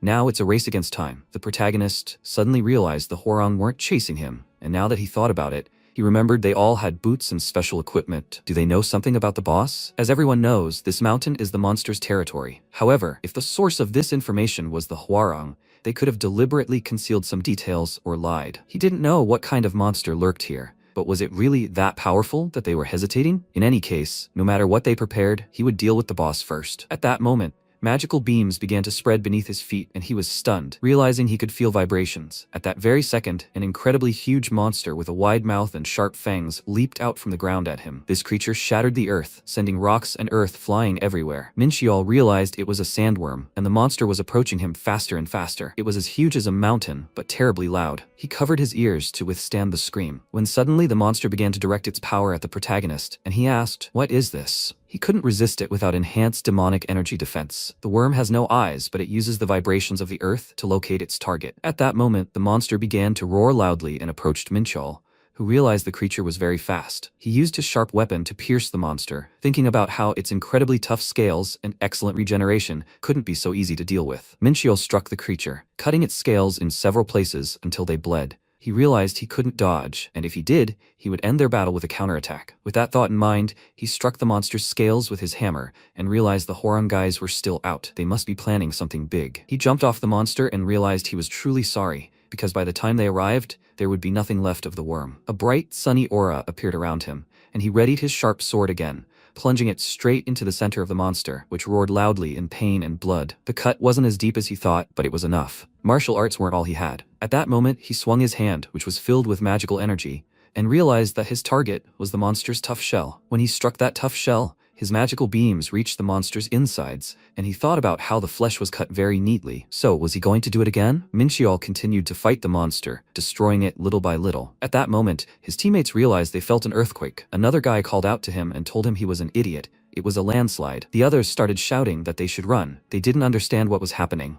And could he really have climbed onto a worm? At that moment, the female knight covered her mouth in shock as she looked ahead. She was the first to notice that the protagonist was fighting this monster alone and didn't understand what was happening. Minchiol was confident and mocked the creature with a smile on his face. One of the knights asked if such movements were even possible. Another confirmed that their leader could do the same. But was he really fighting a sandworm alone? When he realized this, he clenched his teeth in anger. He thought that he would get scared and hide somewhere. Yujin grabbed his shoulder and tried to stop him, saying that if he engaged in close combat now, they couldn't guarantee the team's safety. Yu screamed, but at this rate, they'd lose the bet. Yujin replied that they'd miscalculated this time and suggested retreating, saying there would still be a chance. He should trust him in the guild. Yu replied that he understood and believed he would win anyway, but Yujin still believed his skills weren't much different from Yu's. But it wasn't just skill. His keen eye and quick thinking allowed him to predict the worm's movements. He acted decisively even when the slightest mistake could lead to serious injury. Perhaps the monster wouldn't have been a challenge for Yu, but with his physical abilities, would he have been able to dodge it? It's simply impossible. Will Yu have a chance to catch up? Otherwise, he might just end up being a liar. At that moment, the protagonist knelt down next to the destroyed monster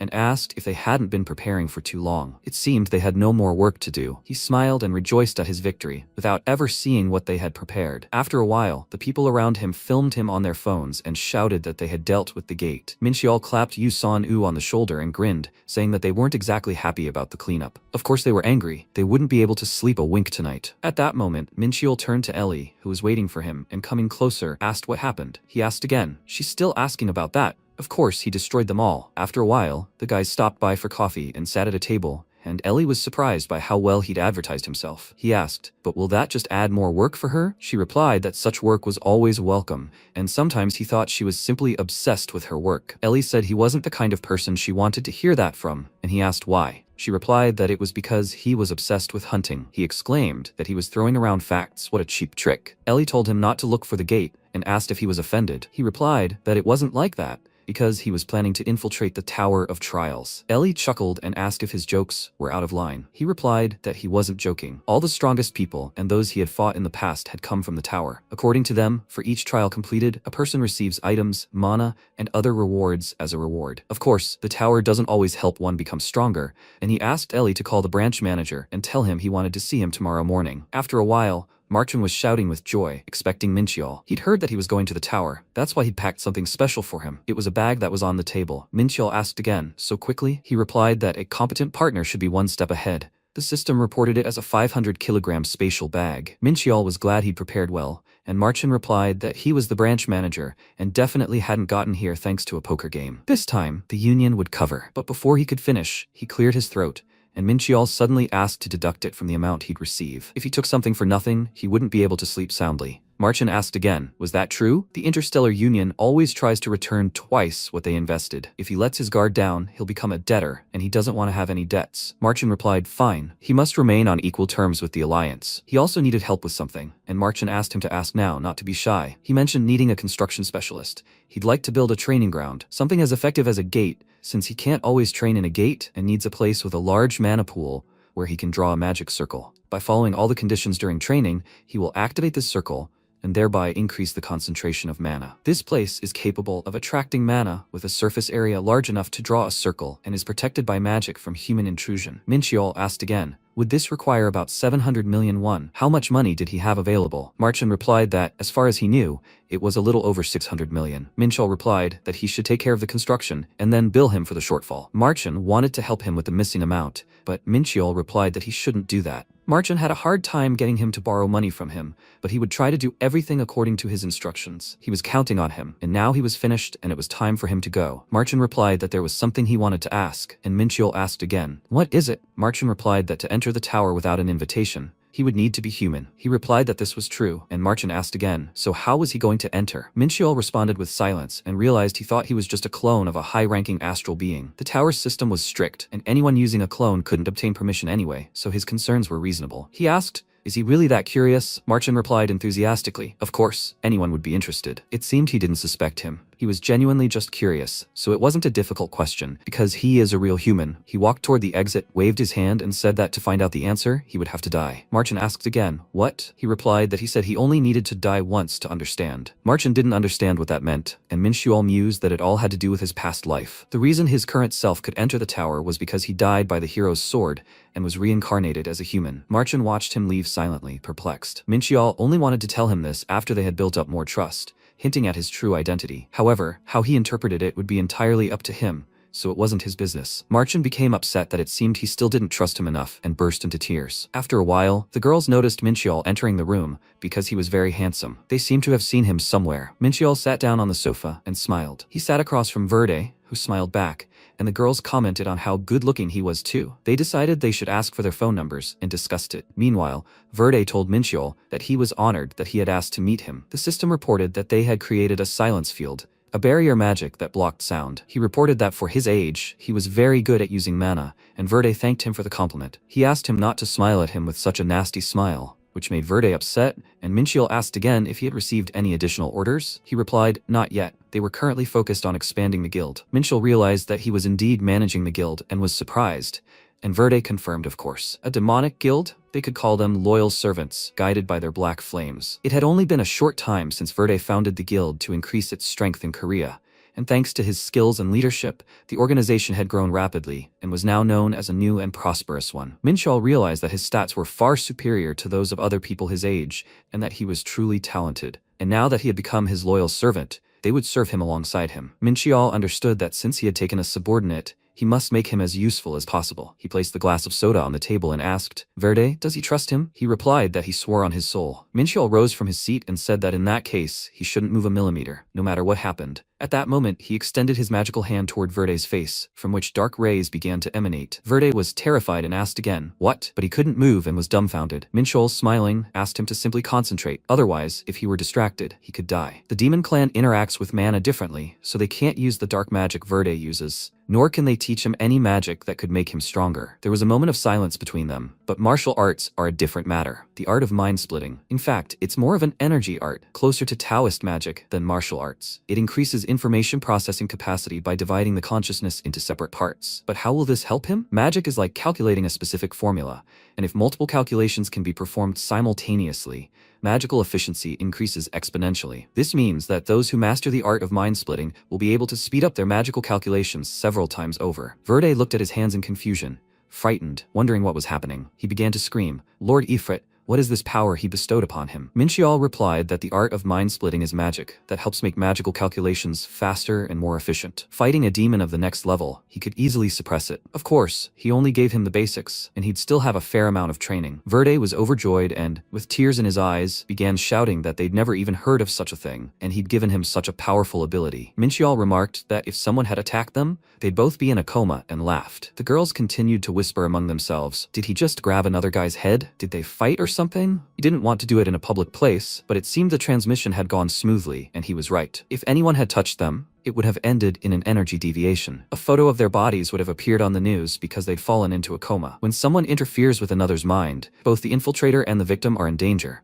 But he's not just anyone, he's a former demon king and can trust himself. Verde asked, but shouldn't they have rented a business lounge or something in that case? Minxiol replied that it was expensive, and Verde asked, but isn't he rich? He doesn't have money either. At that moment, Minxiol realized, yes, this is one of the habits of student life. Verde was frightened and realized that he'd been on the brink of life and death while drinking coffee for less than 10,000 won. In any case, he suggests ending this conversation. Verde should diligently train in the art of mind separation and master it to 2 stars while he's gone. Verde asked in surprise, where are you going? Minxiol replied that he needed to go to his hometown before entering the tower, but he wasn't going to some high-ranking gate. Was he? Minxiol told him not to worry about it, and smiled. After a while, he found himself at the station and told his friend that he should be grateful. There was no need for him to follow him around. His friend replied that it was the only way he could remember his existence. Besides, it was a chance to visit his parents. And when else would a poor student like him have the chance to ride a high-speed train? Minxiol asked him to say hello to his parents for him, and he smiled, saying, okay. It was Kim Ki-tae, Minxiol's childhood friend, a university student in the same academic year. Ki-tae continued the conversation with his friend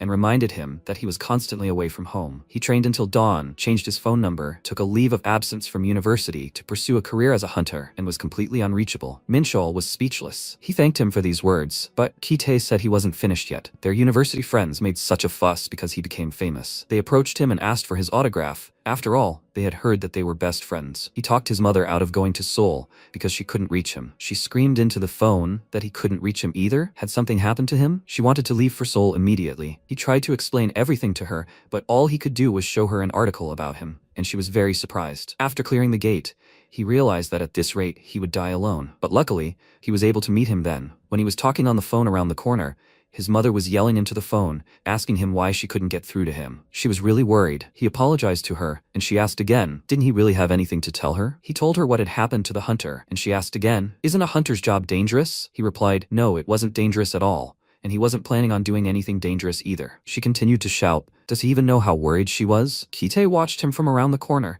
laughing at how pleased he was to see the mighty Minchol nervous. Friends like him aren't easy to find, and who else would help him choose a gift for his parents? He had a wonderful friend, didn't he? The gift box contained fruit and Korean beef that Minchol had bought for him. He had already thanked him, so he wanted to treat him next time. And now they were going to the most expensive restaurant, so he should get ready. When they waved, they said goodbye until they met again, and Minchol thought that, frankly, the inability to keep in touch due to being busy was just an excuse. He's guilty, and he admits it. When memories of his past life returned, he became obsessed with becoming stronger and pushed everything Minchol had aside. For him, feeling something like this right now is proof of how different he is from his previous self. Standing in front of the chicken shop, he thought it was because Deimos would never feel anything like this. He'd only been gone a few months, but it felt like years. His parents have run a restaurant in the old part of Nambu Market for 20 years. They have a lot of customers because they use the old method of deep frying. He missed that smell so much, it used to make him sick, because it was everywhere. Although no, he can't say he's no longer disgusted by it, even if he lives elsewhere now. Even as the son of chicken restaurant owners, there are things he can't say. His university friends asked him a ton of questions. How could he say something so respectful as, fried chicken makes him sick? If one of his friend's parents owned a restaurant like that, he'd thank God every morning and bow toward the rising sun. At that moment, he touched the doorknob and suddenly froze. When he walked inside, his mother greeted him as she set the table. Her mouth dropped open in shock, and his father also came into the room and asked, who's there? Minchol smiled at them and said he was back. They'd prepared him a crisp, golden chicken with an aroma that touched all 5 senses and filled his nose. Minchol picked up a glowing chicken leg and took a bite, realizing how well roasted and juicy the meat was. He was delighted by this sensation, because the taste was angelic, or rather demonic. He almost lost himself. Mom said he should have let them know he was coming, so she would have cooked something he liked. He always said he was tired of chicken, but they were glad to see him eating well. He said it was okay.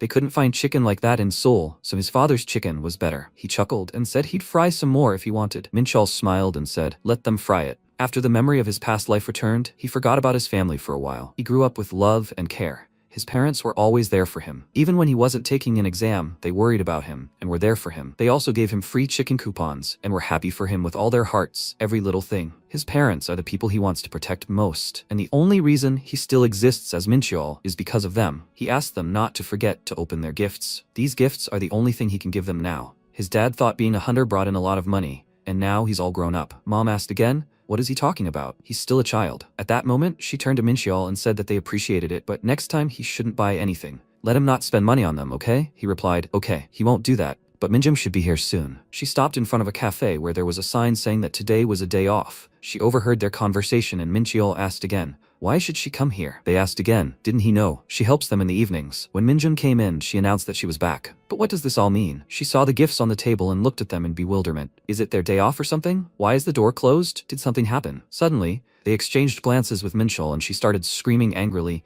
what is he doing here? He screamed back at her. That's what he wanted to ask. At that moment, they started yelling dirty words at each other and discussing how bad their breath was. While they continued to quarrel, their mother came up to them and asked them to stop it. When will they grow up? They turned around and yelled at each other. That's it. Mom said that her children must have been enemies in a past life. They hated each other. The protagonist thought that they were annoying brats from the past. She couldn't be one of them, right? He suspected her of something. When she looked at the gifts, she asked, where is her gift? He replied that it wasn't there, and turning to her brother, told him not to be so bad. He bought the gift, didn't he? He angrily replied that he didn't have a sister. Minjin asked again, But how could he not give a gift to a girl like her? He replied that he didn't have the gift and that she should stop, otherwise he would throw up. She asked again, was it really for nothing that she had been sucking up to him? Did he really not have a gift for her? At that moment, he pulled out an envelope and handed it to her. She was delighted and thanked him for it. He told her to behave normally and know her place. And Minjung replied that she wouldn't pay attention to him since he had given her money. After that, silence fell between them, and everyone sat down at the table. Mincheol asked again, did she really not want to say a word to him? At that moment, they turned on the TV, and a reporter announced that the huge gate that appeared in Jeonju disappeared after 18 days. Reporter Kim Yoo-jin Chu went for details. Mom was glad that nothing had happened, and her husband said that if anything happened, he would protect her. She became embarrassed and screamed, there are children here. What is he saying? He reflected on how he hadn't wanted to close that gate, but it was close to their home, and seeing their reactions, he realized it wasn't in vain. The hunters were received by those teachers at the gate's closing, led by one of the 3 leaders of the Hwarang Hunter Guild, Yoo-jin. But the raid on the boss this time was carried out by Hunter Mincheol alone. His mother gasped in shock and asked again, is this their son? Minjung screamed that it sucked. He also contributed to the rift incident, and this time an alliance was formed between the Hwarang Guild and the Interstellar Union. Yoo-jin was interviewed, and an unattractive photo of the protagonist was included. He saw this and thought, if they were going to use his photo, couldn't they have used one where he looks like a nice person? That moment, the reporter announced that the Hwarang Guild had supported his boss fight and exam, the Rift, and now the Giant Gate, and they would eagerly await Hunter Mincheol's next achievements. Reporter Kim Yoo-jin Ju was with them. After this news, the entire household was stunned. His mother turned to her son, who was incredibly scared and unsure what to do, and she asked,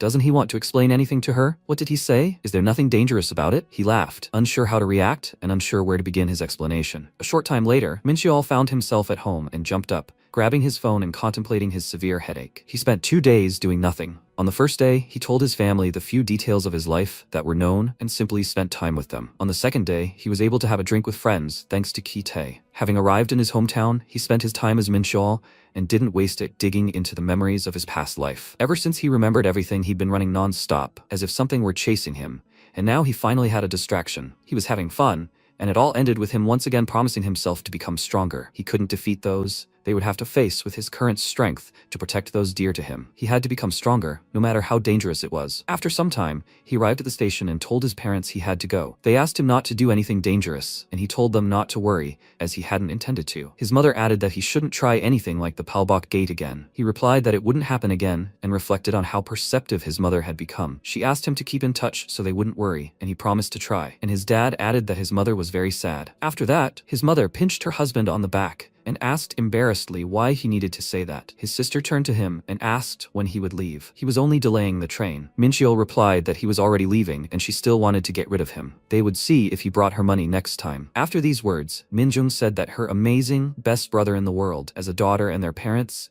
she would make up for his absence over them. Please, let him go with God. He replied that her delirium was akin to art. After some time, he returned to the city. The train was heading to the boarding area, and when he got off, Ellie met him right off the train and told him that he had arrived on time. He was surprised to see her and said that she had also arrived on time. Ellie asked if he had ever seen her late. He thought for a moment and replied, not yet, and Ellie noted that this would never happen. After a while, she asked, is he heading to the tower now? He confirmed this and asked her to call Marchen and remind him of his request. She answered, of course, after which they approached the gate. Mincheol looked at it carefully and thought that this was the entrance to the Tower of Trials, and he felt a strong energy, completely different from the gate. So, should he go now? Suddenly, he heard a loud scream. Ellie asked him to wait and asked if he had nothing to say. He asked again, what? Should there be something? Maybe he forgot something? She started shouting that if he intended to return, then he should just say that he would return. He asked again, so he didn't say goodbye? But did it really matter? He would see her anyway upon his return. People who wish to enter the tower remain there for quite a while.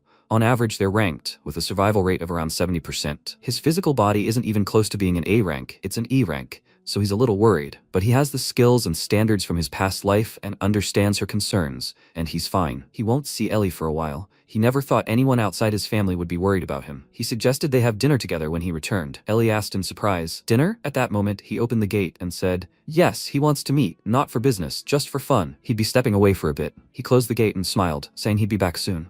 Inside the tower, he feels like he's about to dissolve into the darkness. His senses are blocked. He can't see where he's going. The system window reported that he's using an ancient celestial art. First, Mincheol will summon his senses to assess the area. A voice said, Welcome to the testing tower. MC thought, who is that voice? They decided to give him a welcoming ceremony. He turned around and thought, there? The silhouette asked, can't be. Can he see him? Mincheol answered, only the outline of a figure. The silhouette snapped his fingers and said, it's still incredible. A man with a bear head appeared in front of him and said, welcome to the testing tower. Nice to meet him. His name is Luce. He's in charge of training on the ground floor. MC asked, a bear mask? Luce asked again, a bear? Let him rub his eyes. It's a bald lion. Mincheol asked, puzzled, what kind of bald lion is that? He ordered him not to waste time on nonsense and get down to business. Luce said, he looks like he has a short temper. MC said, his name is John Mincheol. It's the precious name his parents gave him. Luce laughed and said, okay, John Mincheol. He disappeared and said, before they begin the zero trial, a system window appeared in front of MC and he widened his eyes in surprise and thought, this is the exact same status system. The same thing appeared before his eyes when he awakened as a hunter. The system window reported, trial tower, floor 0. The task is a trial by combat.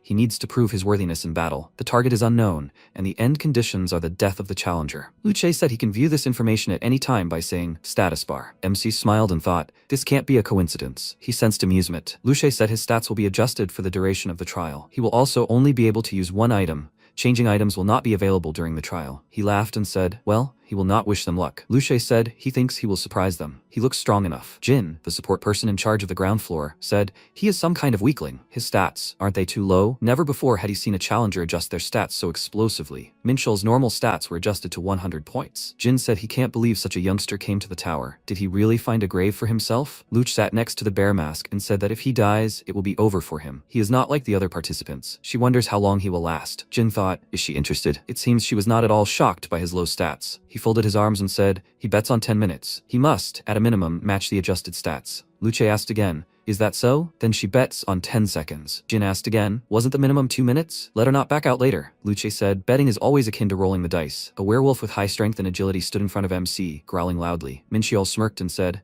knowing the creature's stats gives him an advantage, and since his own stats had doubled due to the adjustment, dealing with the monster should be a piece of cake. The werewolf thrust its paw forward and lunged, and MC created an energy spear. He attacked the creature, and the onlookers widened their eyes in surprise. Luch reported, the first stage, werewolf, had been completed. His constitution and mana have been restored. His wounds have been healed. The next test will begin in 10 minutes. If he wishes to start right now, let him say skip. MC thought he hasn't even warmed up. He said skip. Second floor, it's a harpy. Mincheol attacked it, then said skip. Luch said stage 4, a skeleton. Before he could finish, MC dealt with the monster and said skip. Luchi said, the next test. Mincheol destroyed the monster again and said skip. He wondered if all the rumors around the tower were just a lie. Luche said stage 7. He again didn't have time to picture the creature before MC quickly attacked it and said skip. Stages 8, 9, and Mincheol's pass. He wondered if there would be anyone worthwhile today. Jeannie asked if he needed to make an appointment with an ophthalmologist. Lucia replied, she thought she had vision problems too. 10 stages took 10 seconds? That's a new record. Ordinary rankers don't live to see this. Jeannie screamed. So that's why he interested her. Lucia answered, her sixth sense hadn't failed her. She thought that it was no coincidence that he saw her then either. The light of the tower. When a candidate goes through the process of registering,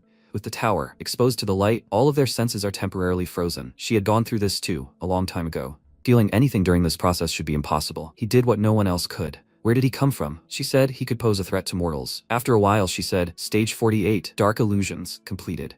If he wanted to start right now, he needed to say skip. MC said skip. He looked around and wondered, when would it end? He only started to have fun when monsters with stats superior to his started appearing. Even he began to feel like he was growing. The system windows reported he received 2.5% XP. He received 3% XP. He received 3.5%. Mincheol thought, the extra rewards were delicious. He hoped they wouldn't end. Maybe there were about 100 stages here? Luch said, stage 49, Vagabond. The system window reported that the Vagabond had 300 strength points and 350 agility points. The Vagabond had high scores in all stats, as well as in the skills, fast swordsmanship, and ultimate blade dance. He said, it's been a while since anyone has gone this far. MC asked, wow, he can talk? The Vagabond replied, of course. Well, now then, Luce announced, the test was beginning.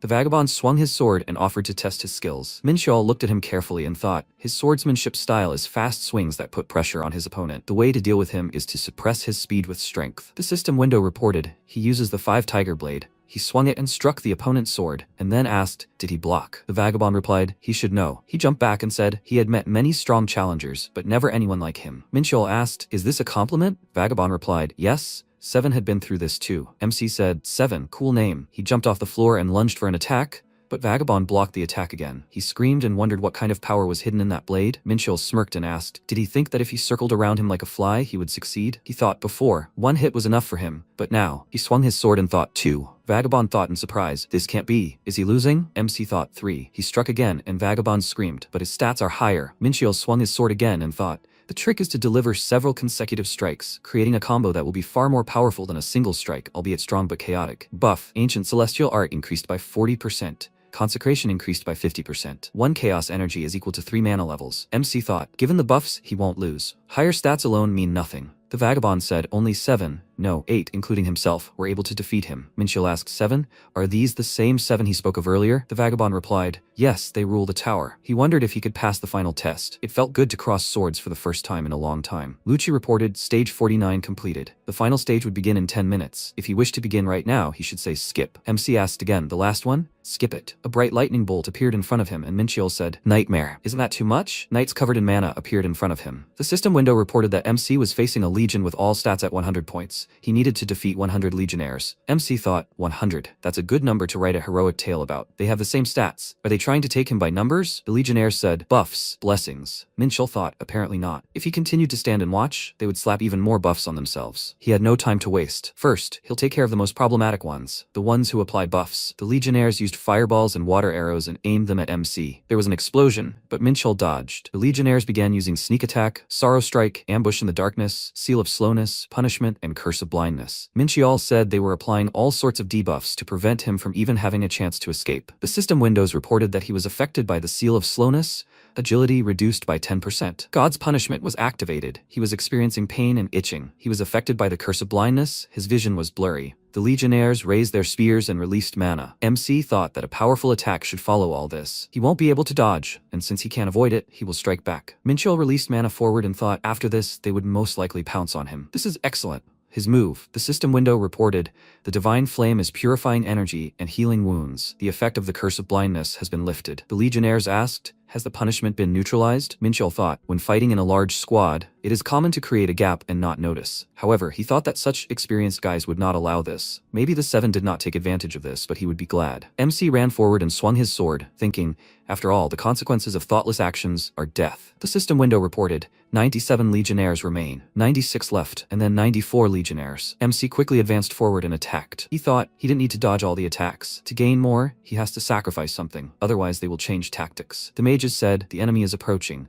We need to protect the mages from behind. MC clicked his tongue and said, the guys quickly took their positions. The mages put their staffs forward and said, Firestorm, Ice Spear. Minchiel clutched his sword and jumped, and the legionnaire said, the enemy is approaching, God of War. This is an honorary nickname given to a demon who has reached the pinnacle of battle. So much had been done to earn this. The legionnaire said, stand guard. MC thought, he just needs to change one thing, and he will destroy the fortress they have created. The legionnaires used solid shield and unshakable defense. Minchiel thought, thereby turning the tide of the battle in his favor. He began to swing his sword and attack the opponents. He thought, this attack does no damage. He just needs one more small opening. The legionnaires used fire, but Minchiel quickly ran up to them and attacked. He said, they are too slow. This is a battle of speed. The system windows reported that the legionnaires were dwindling. MC attacked them, and the system window reported that there were 69 legionnaires left. The energy of the universe, 215 points out of 1,400. Minchiel thought, now that he had dealt with the most problematic warriors, he needed to aim for vital spots, that's all. The fight should be much easier. The legionnaires said that the mages were destroyed. A new strategy is needed. MC asked, 69 against 1. Are they not coming? He laughed and asked, are they just going to stand there like statues? He rushed forward and shouted, well, that means he will come himself. The system window reported that there were 54 legionnaires left. A moment later, there were 21 legionnaires left. After a while, one legionnaire remained, who said, it's impossible. How could someone defeat them all? MC asked, what's so special about that? It's time to finish. He swung his weapon, and the legionnaire screamed loudly. Minchiel looked at him and said, he tried well. The system window reported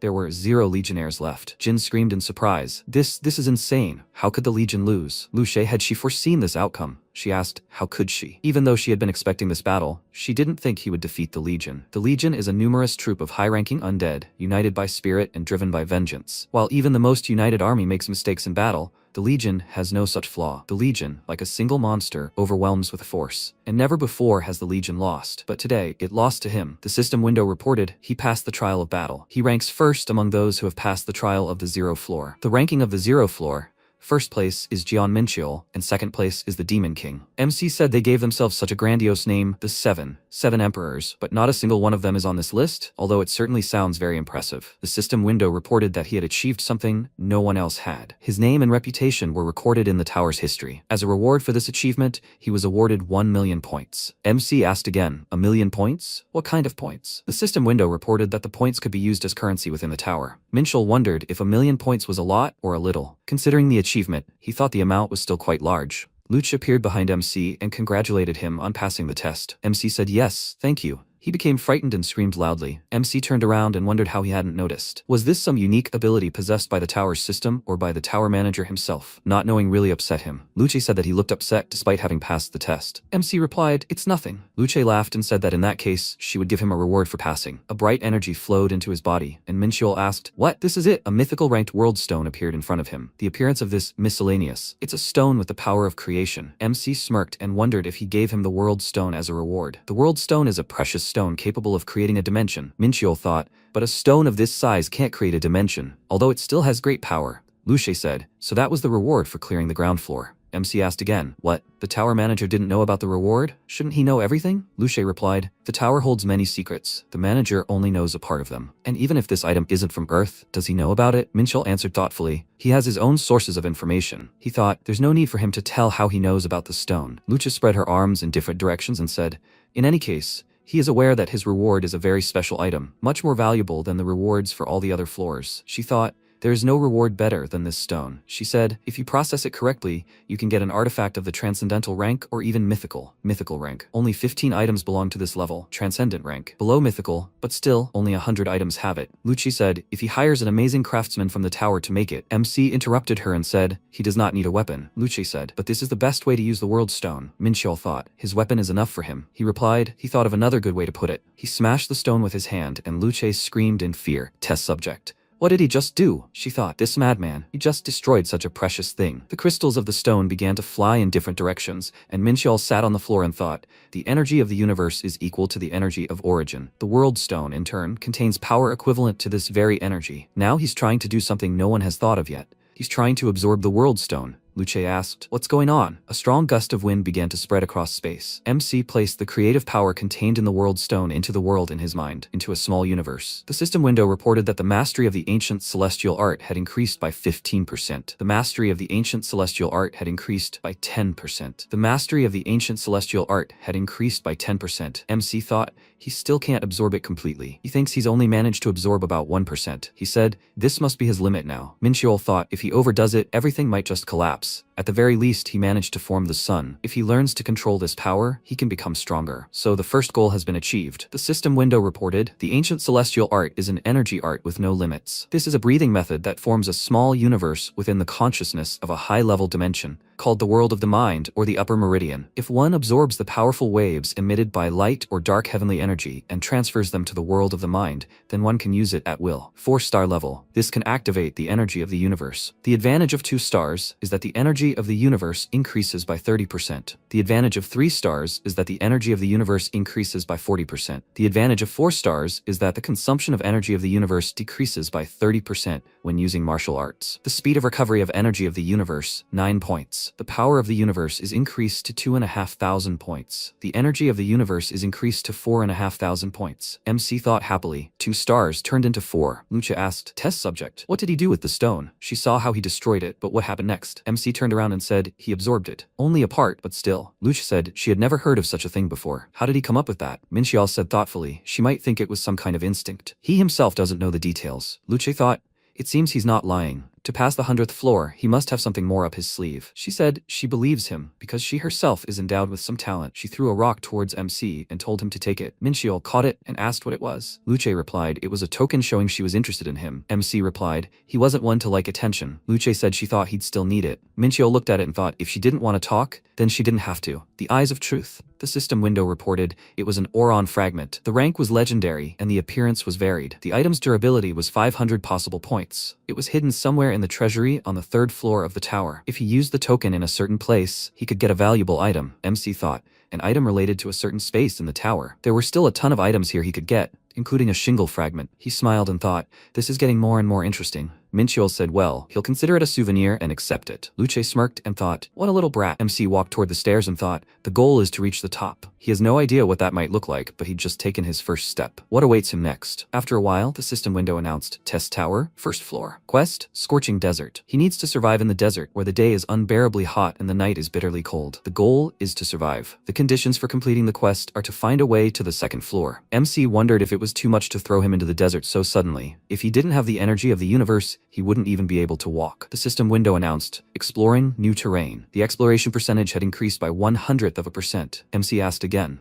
what, 100th? A creature appeared behind him and screamed loudly, and Minchiol quickly attacked the monster and ordered it to shut up. He walked forward and said, it feels like he's walked so far. He can't believe it's only 1/100%. He even wanted to give up. It would have been better if he hadn't seen this. He frowned and thought, why the ground floor? This training. They should just let him beat up monsters, and not all this. After some time, he beat up the monsters and said, how exhausting. He took out a ration pack with fried rice and said he'd have a snack before going on. He tried the rice and thought, this is better than he thought. They make excellent rations these days, but he still can't believe that the research process is still only 0.2%. The worst thing is that the goal is not even to reach 100% of the research, but to find a way to the second floor, which is located who knows where. If he's lucky, he can finish this quickly, but if not, he'll have to hurry. And obviously, he looked ahead and ordered the silhouettes to stay where they were. Don't come any closer. He thought the flies would keep circling around. The guy spread his hands and told him to calm down. There's no need to raise a spear. They're here to make a deal. Minchiol asked again, a deal? The guy replied, yeah, he just passed floor 0 not long ago, right? MC replied, yes. The guy asked, how about exchanging a few rations for information on the location of the entrance to the second floor? Minchiol smirked and thought, you just need to look at them. He asked,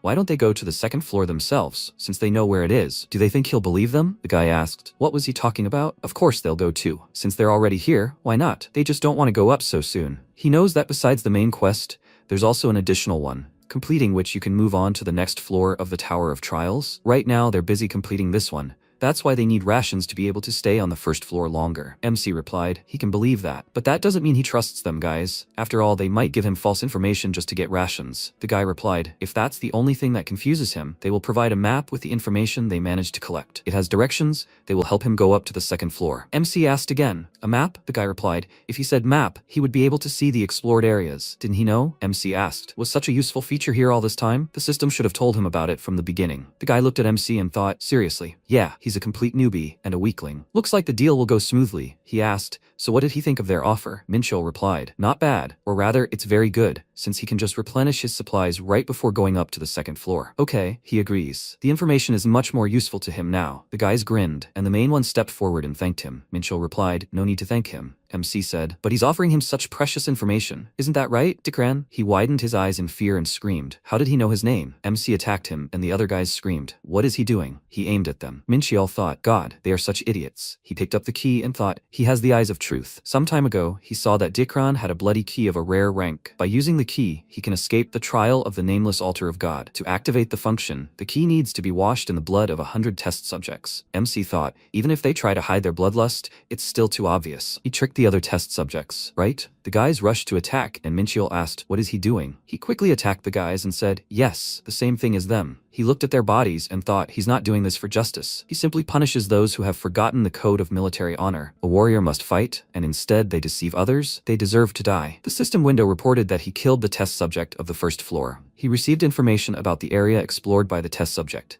The exploration percentage increased from 0.2% to 81%. MC said this is unexpected loot. He will take a look. This is the staircase that leads to the second floor. And the altar. Where can I use the key? Perhaps he will be bored just going up to the second floor. He thought, looking at the requirements for using the key, the reward must be enormous. He just needs one more person. He is sure he will meet him along the way. After a while, MC approached the stairs and said, he can't believe it. He really didn't meet a single living soul? He thought, however, he killed so many monsters. Shouldn't he at least be satisfied with all the experience he received? He said, first, he will go up and look around. Minchiol thought, the key is just an item to help him escape the test, which means that if he can pass the trial, it doesn't matter at all. He wonders what the trial is. MC asked, is it an altar? The system window reported Trial Tower, first floor. This is an additional quest, the nameless altar of the god. It is a ferocious altar that was used to summon the god through human sacrifices in the past. Now it has fallen, but there is still some divine power left in the altar. He needs to pass the trial of the guardian that protects the altar, and he will be able to obtain the god's relic. The goal is to pass the trial of the altar. The limitation is that it is available once every 10 days. The reward is 10,000 points and a heart crystal. MC asked, once every 10 days? Is there a time limit? It's better to pass the trial than to make this key. He thought the reward is 10,000 points, so 1,000,000 received after training. Is that a lot? Suddenly, a bright glow appeared next to him, and Minchiel asked, "Did someone beat him to it?" He turned around and saw a guy behind him. He thought, this guy is strong. The system window reported that this is Raoul de Goldrian. His race is Draconian, who is 111 years old. Talents are melee and magic, and his characteristics are unknown. MC thought, Draconian, a dragon man. If he is 100 years old, then it means he has only just come of age. But his energy is very strong. Nightmare. He is an unexpected variable. He doesn't think he can win at his current level. Draconians are the race that replaced the blood dragons. Even someone who has just become an adult is strong enough to defeat a demon with ease. They value honor and strength, and they like to fight fairly, so in that aspect they are similar. That's why he was on pretty good terms with them in his past life. That's how he knows about it. They are simple-minded because they love justice, and a little clumsy because they hate shameless actions. If he uses this information, maybe he can resolve the situation without wasting too much time. Raoul said his name is Raoul de Goldrian. He is a descendant of the proud golden race. MC replied, he is a human. His name is John Minchiel. Raoul extended his hand and said he will give him advice, even though this is their first meeting. Minchiel asked, what advice? Raoul replied, there is no need to start the altar trial. It is too difficult for an earthling like him. MC chuckled and thought,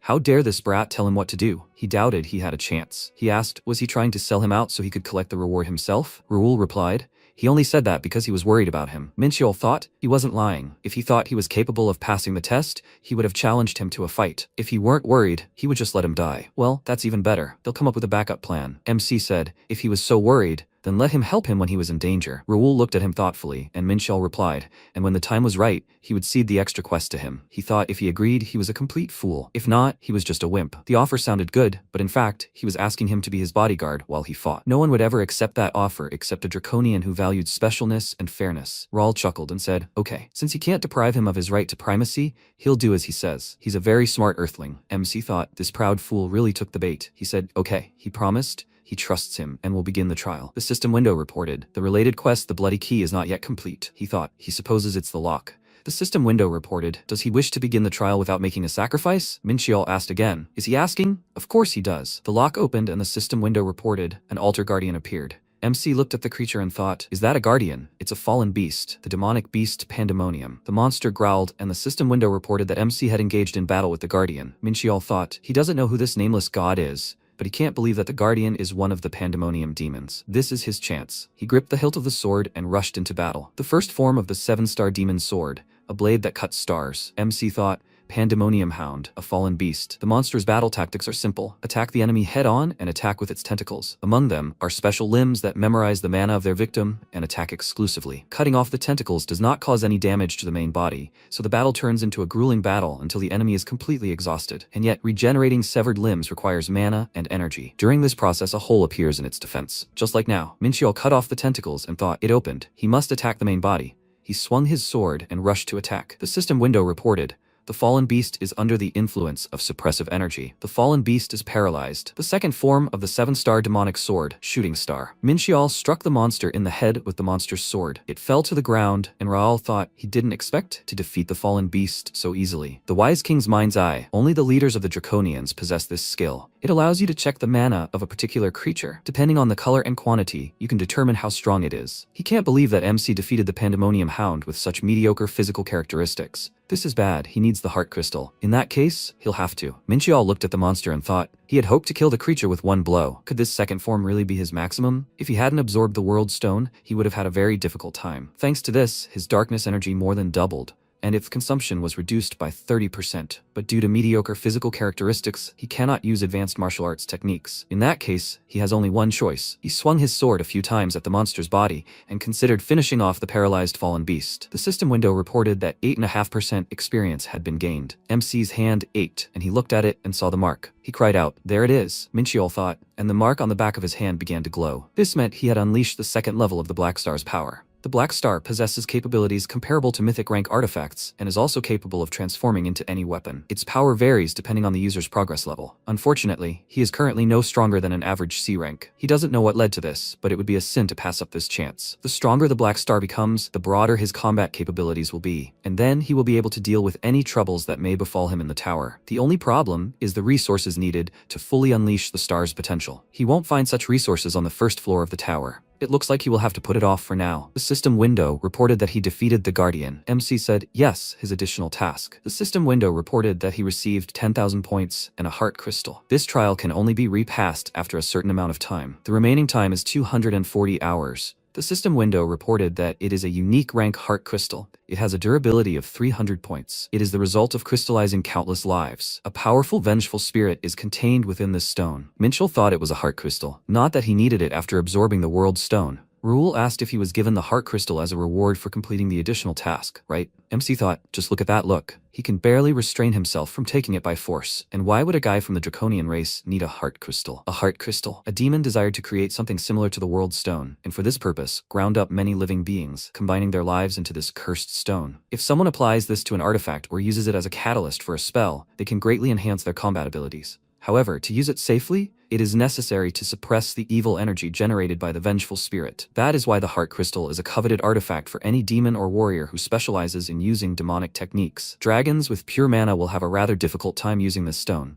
And yet, he still wants it? I don't care. He doesn't really care about the reason. The most important thing is that this guy needs a heart crystal, and he has just that. He promised to protect him, so he probably won't attack from behind. Rule frowned and thought, he really needed the crystal, but he can't just break his word. MC asked, does he want this stone? Rule looked at him in surprise, then grabbed his hand and shouted, is he really going to give it to him? Let him ask for whatever he wants. Within reason, of course. Minchio replied, he doesn't need anything. Rule asked again, what do you mean? MC answered directly, he protected the altar, didn't he? Rule replied that the altar was only unharmed because he completed the additional task. He didn't have to do anything because no one else came. He thought he was one step away from betraying him. MC said that if he hadn't believed him, he wouldn't have been able to even fight this monster. Rule replied that he simply kept his word. Minchio asked if he insisted so much, then perhaps he could do him a favor? If his request turned out to be beyond his strength, he could refuse. Rule placed his hand on his chest and said he was all ears. MC said that if possible, he would like to visit Draconia at least once. Rule asked again, Draconia. MC said that Earthlings consider their world to be an exemplary fantasy. Rule asked in surprise. He meant to say that word of their world had even reached Earth, which was in another dimension. MC mentally apologized, but he snapped. In fact, people don't even know dragons exist. Information about Pandemonium and Elysium is strictly classified to prevent other dimensions from interfering in Earthling affairs. For example, elves, dwarves, and the Interstellar Union. Earth's representation has greatly limited interracial diplomacy. That's why most information about other dimensions is hidden from the public. Draconia is certainly a beautiful world, but its purpose is different. Rule replied that only those who have gained recognition from the dragon race can enter their world. MC thought that winning the favor of the Draconians is incredibly difficult. He asked,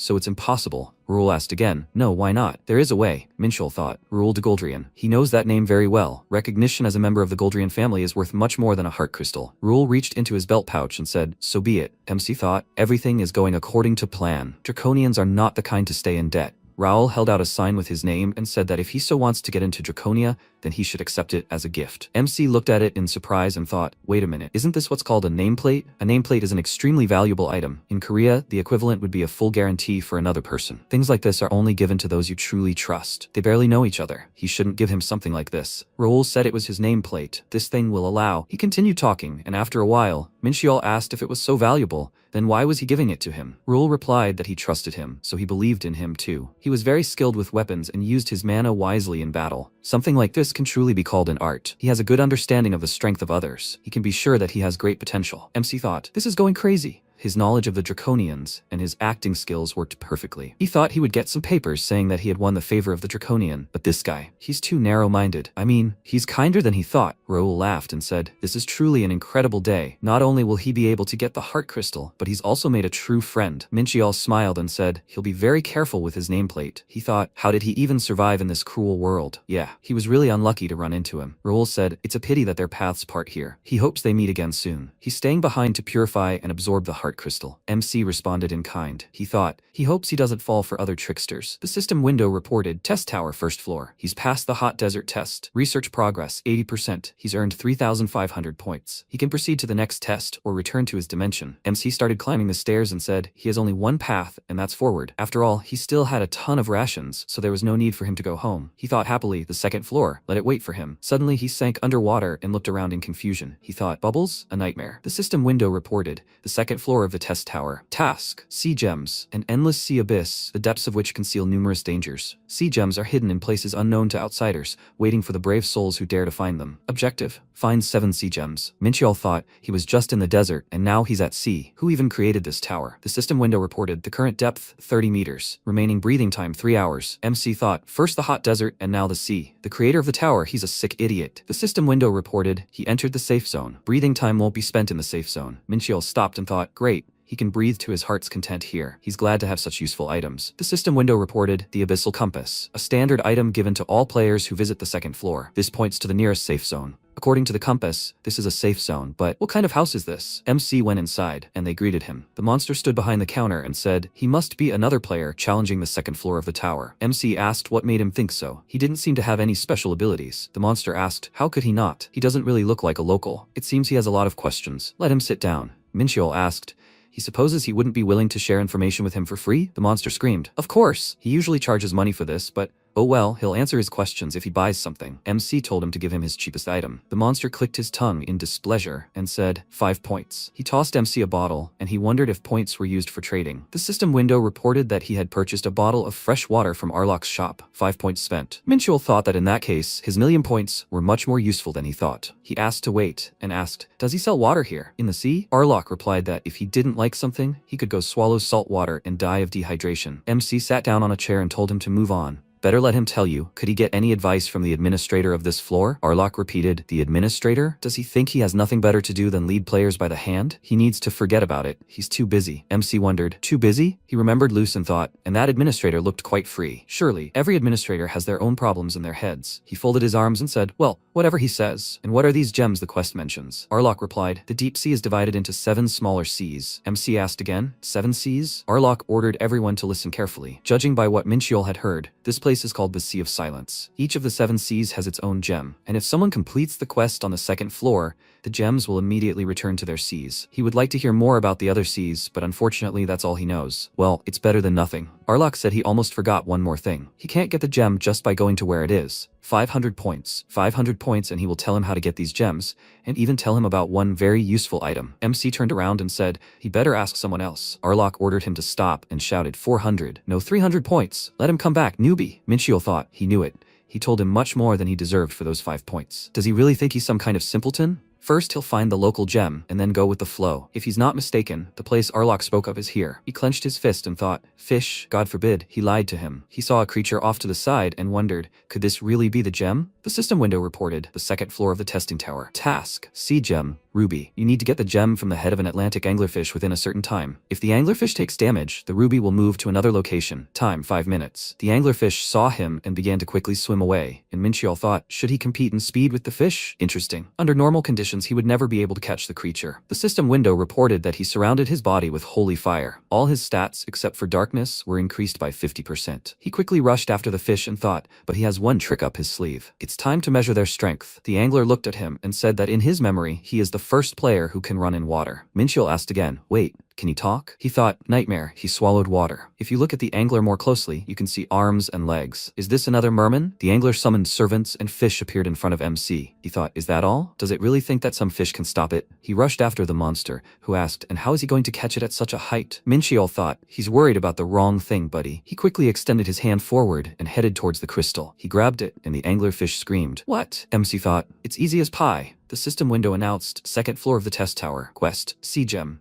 He passed the ruby test. He will be awarded 1,000 points. 10 hours have been added to his breathing time. The anglerfish said that all the low-ranking ones he met had a really hard time in the water, but he was completely different. MC whispered, and that's it? It's kind of boring. Come to think of it, he can use the sound transmission skill. The anglerfish said he was entitled to an additional reward for completing the test so quickly. MC asked, what is this? The anglerfish replied, he'll find out when he collects the rest of the gems. Minchiel wondered, a reward for fulfilling a special condition? The eyes of truth don't reveal any additional information. Okay, he'll figure it out later. And here it is, the current that will carry him to the next sea. He feels like he'll have to try hard to overcome it. The system window reported that the water pressure has increased. The water pressure rose from level 3 to level 4. His movements were limited. MC thought he should swim forward. He closed his eyes, and when he opened them, the system window reported that he had reached the Sea of the Abyss. Minchiel thought it worked. He finally got out of the first sea. He can't believe there are 6 more areas like this here. This place looks livelier than the Sea of Silence. MC heard the call to come closer, Only today can they purchase rare items at a great price. Short blades from the nose of a swordfish for only 3,000 points. The man said to buy healing potions from alchemists. Minchiel thought, the safe zones here are much more crowded.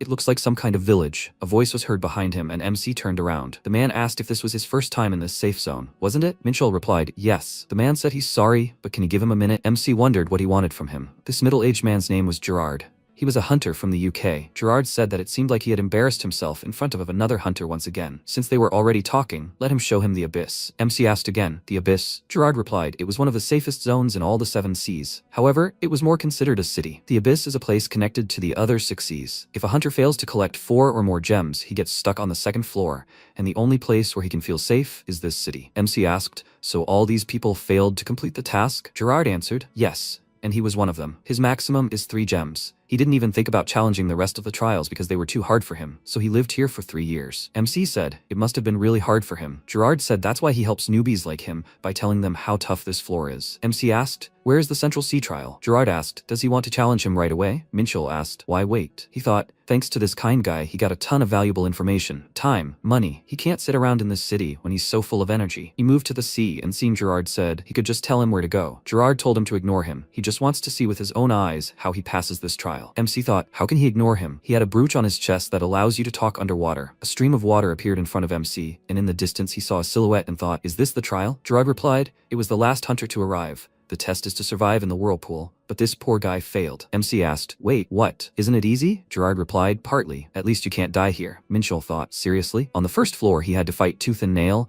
and here he can try as many as his heart desires? Gerard said, however, he can't guarantee that the tests of other gems will be as safe. He asked to wait. He will now give him equipment to make it easier in the whirlpool. MC said he doesn't need anything. He will do this. Gerard shouted, stop, this is too reckless. Minchiel thought, now he will find out whether this is reckless or not. The system window reported, task, sea gem, garnet stone. You need to survive the specified time in the mana whirlpool. If he cannot resist the current or is knocked down, the test will be failed. Time limit 10 minutes. The garnet stone test has begun. Minchiel thought, wait, why should he wait for the whirlpool to grow? All he has to do is hold out in this place for 10 minutes, but no one said how exactly he should do it. In that case, he'll just destroy this whirlpool. MC started waving his weapon, and Gerard, who was keeping his distance so as not to be sucked into the whirlpool, thought, what's going on? Shouldn't the whirlpool be raging right now? Maybe he should go down and check. The guys came up to him and asked, Gerard, what is he doing here? Hasn't he already passed this test? Probably he's mentoring some newbie again? Gerard said, they haven't seen each other for a long time. Here, he's leading another brave man to the gem. The guy said, he said it. And how? When did he start the test? Gerard answered, about 2 minutes ago. The guy asked again, 2 minutes? It's too quiet for. He screamed, what a nightmare. Gerard turned around and saw a whirlpool next to him. He thought in fear, why was it so big? They were sucked into the whirlpool and screamed loudly. Gerard screamed,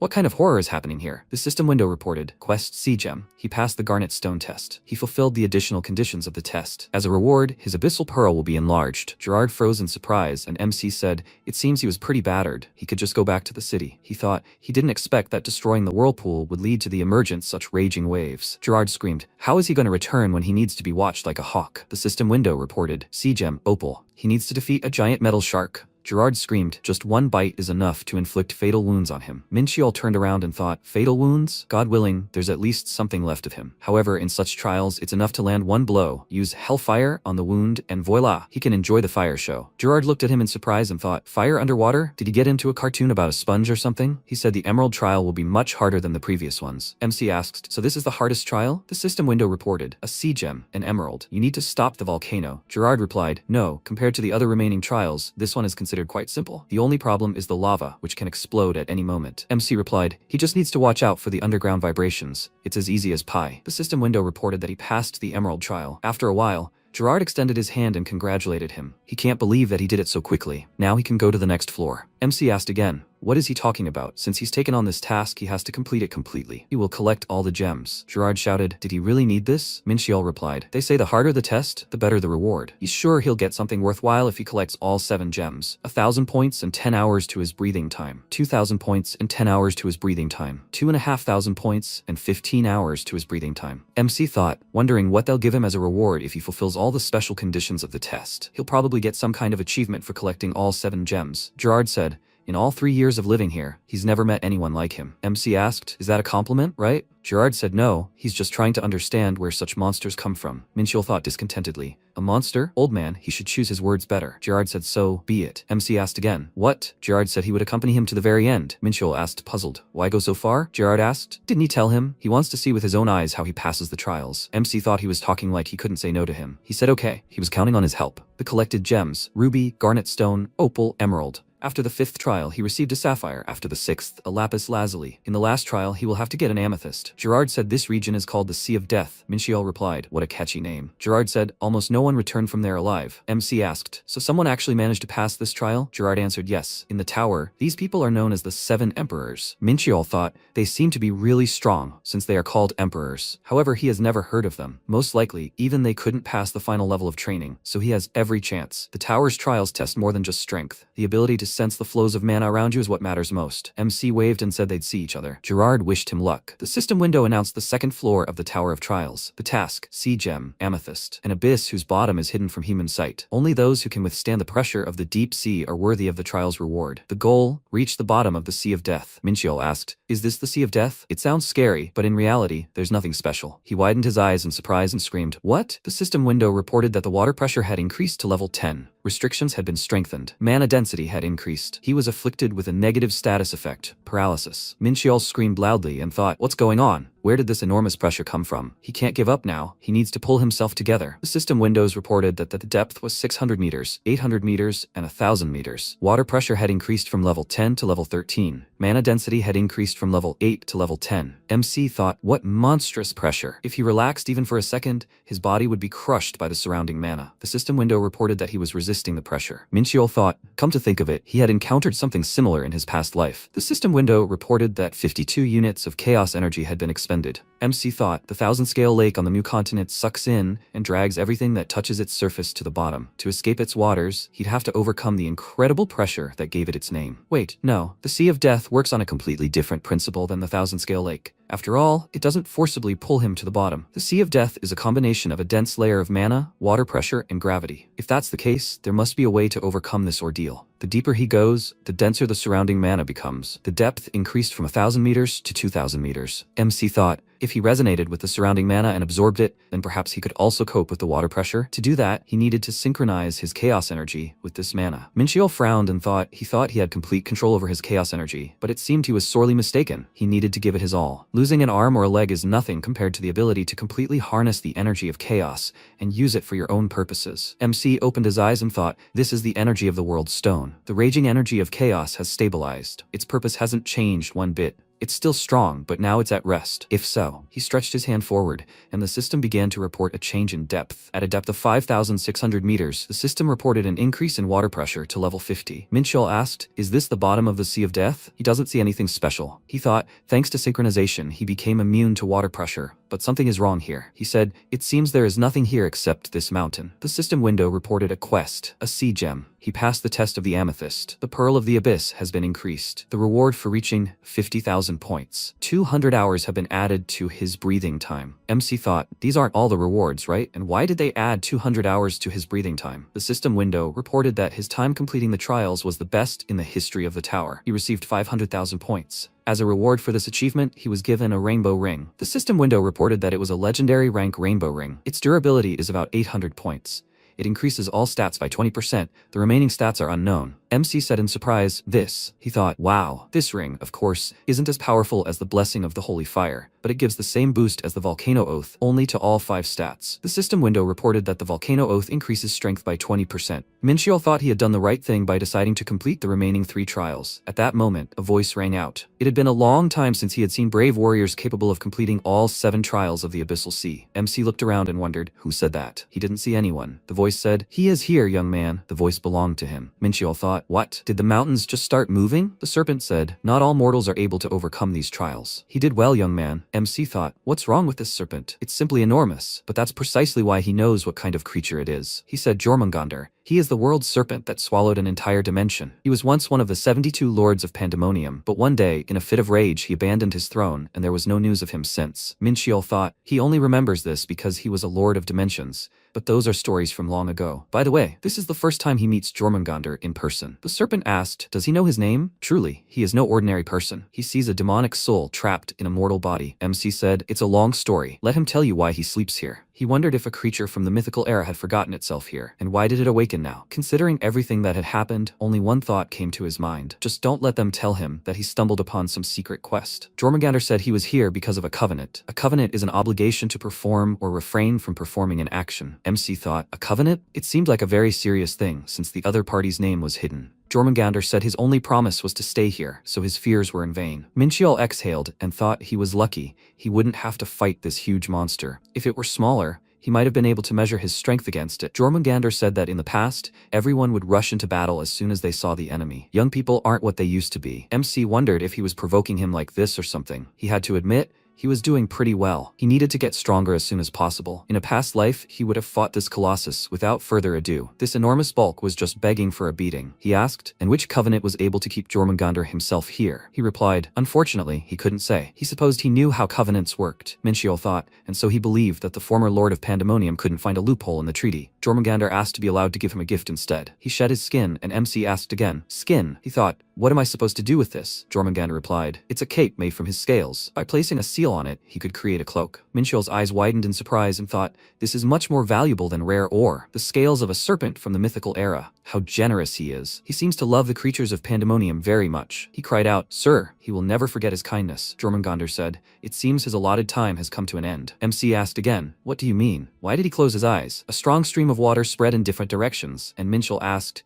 did he tell him what he wanted and go back to sleep? He thought he had a whole bunch of questions for him, but nothing could be done. It's unlikely that he will be able to wake him up. Most likely, sleep is also one of the covenant conditions. By the way, except for Jormungandr, there is silence around, not a single living soul. Besides, the mana here is very dense, and the water pressure reaches level 50. This place is much better than the gate, so that's why they added 200 hours to his breathing time. Now he's 300 hours to his credit, and he's going to make the most of it. After a while, the bartender asked, maybe he should stop hanging out with newbies already? Just look at himself. He got attached to the guy in a couple of hours, and now he's mourning his death. He did everything he could. Did he understand? Let him forget about him already, Gerard said. Then he could have talked him out of it. He didn't think he would die like this. At that moment, a man entered the tavern and Gerard's eyes widened in surprise. He screamed. He survived. MC asked if it wasn't too early to write him off as dead. He thought, as it turned out, he spent 12 days in the abyss. During this time, he managed to achieve a lot. He devoted time to physical training and worked on his weaknesses. He was also able to hone the martial arts that he had been using until now. For example,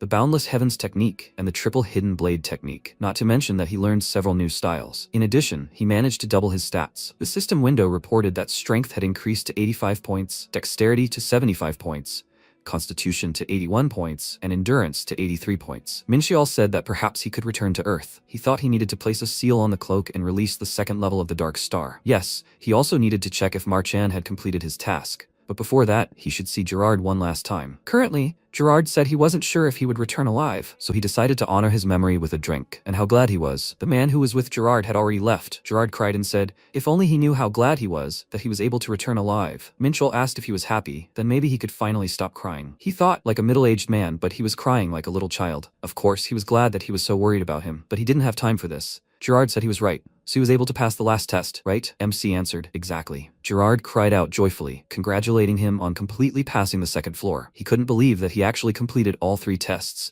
In 3 years, he had never seen someone like him. MC thought, 3 years? As far as he knew, in the entire history of the tower, there had never been anyone who had passed these tests so quickly. Gerard said, so all he could do was move on. MC wondered what he would do. Gerard said, watching him, he couldn't help but remember his first trip to the tower, so he decided that he would challenge this test again, despite all the adversity. Just like in his best years, Minchiel said he would be rooting for him. Gerard shook his hand and said the next time they would see each other would be on the ground. No, at the top of the tower. MC said he would take him at his word. The system window reported that he had returned to his home dimension. The next time he entered the tower, he would be transported to the 3rd floor. Minchiel exited the tower and asked how long he had been gone from the ground. 25 days? For some reason, he felt a bit like an outsider here. At that moment, a scream rang out. Hunter Minchiel. Marchan ran out of the car and shouted, he did it! He came back alive! MC thought, his eyes. This wasn't what he had expected when he left the tower. Ellie smiled and said she was glad he was safe and sound. MC replied, of course. After all, they still had to eat dinner. Marchand spoke disappointedly. He ignored him, but answered Ellie. Minchiel said, Mr. Marchand, they are attracting too much unnecessary attention. He suggests a change of scenery. The guys were talking about how they saw MC on TV. Marchand looked around and said he was right. Inside the car, MC asked how the construction of the training ground was going. Marchand replied, it was ready. Minchiel asked in surprise, what? He wondered if he had misheard,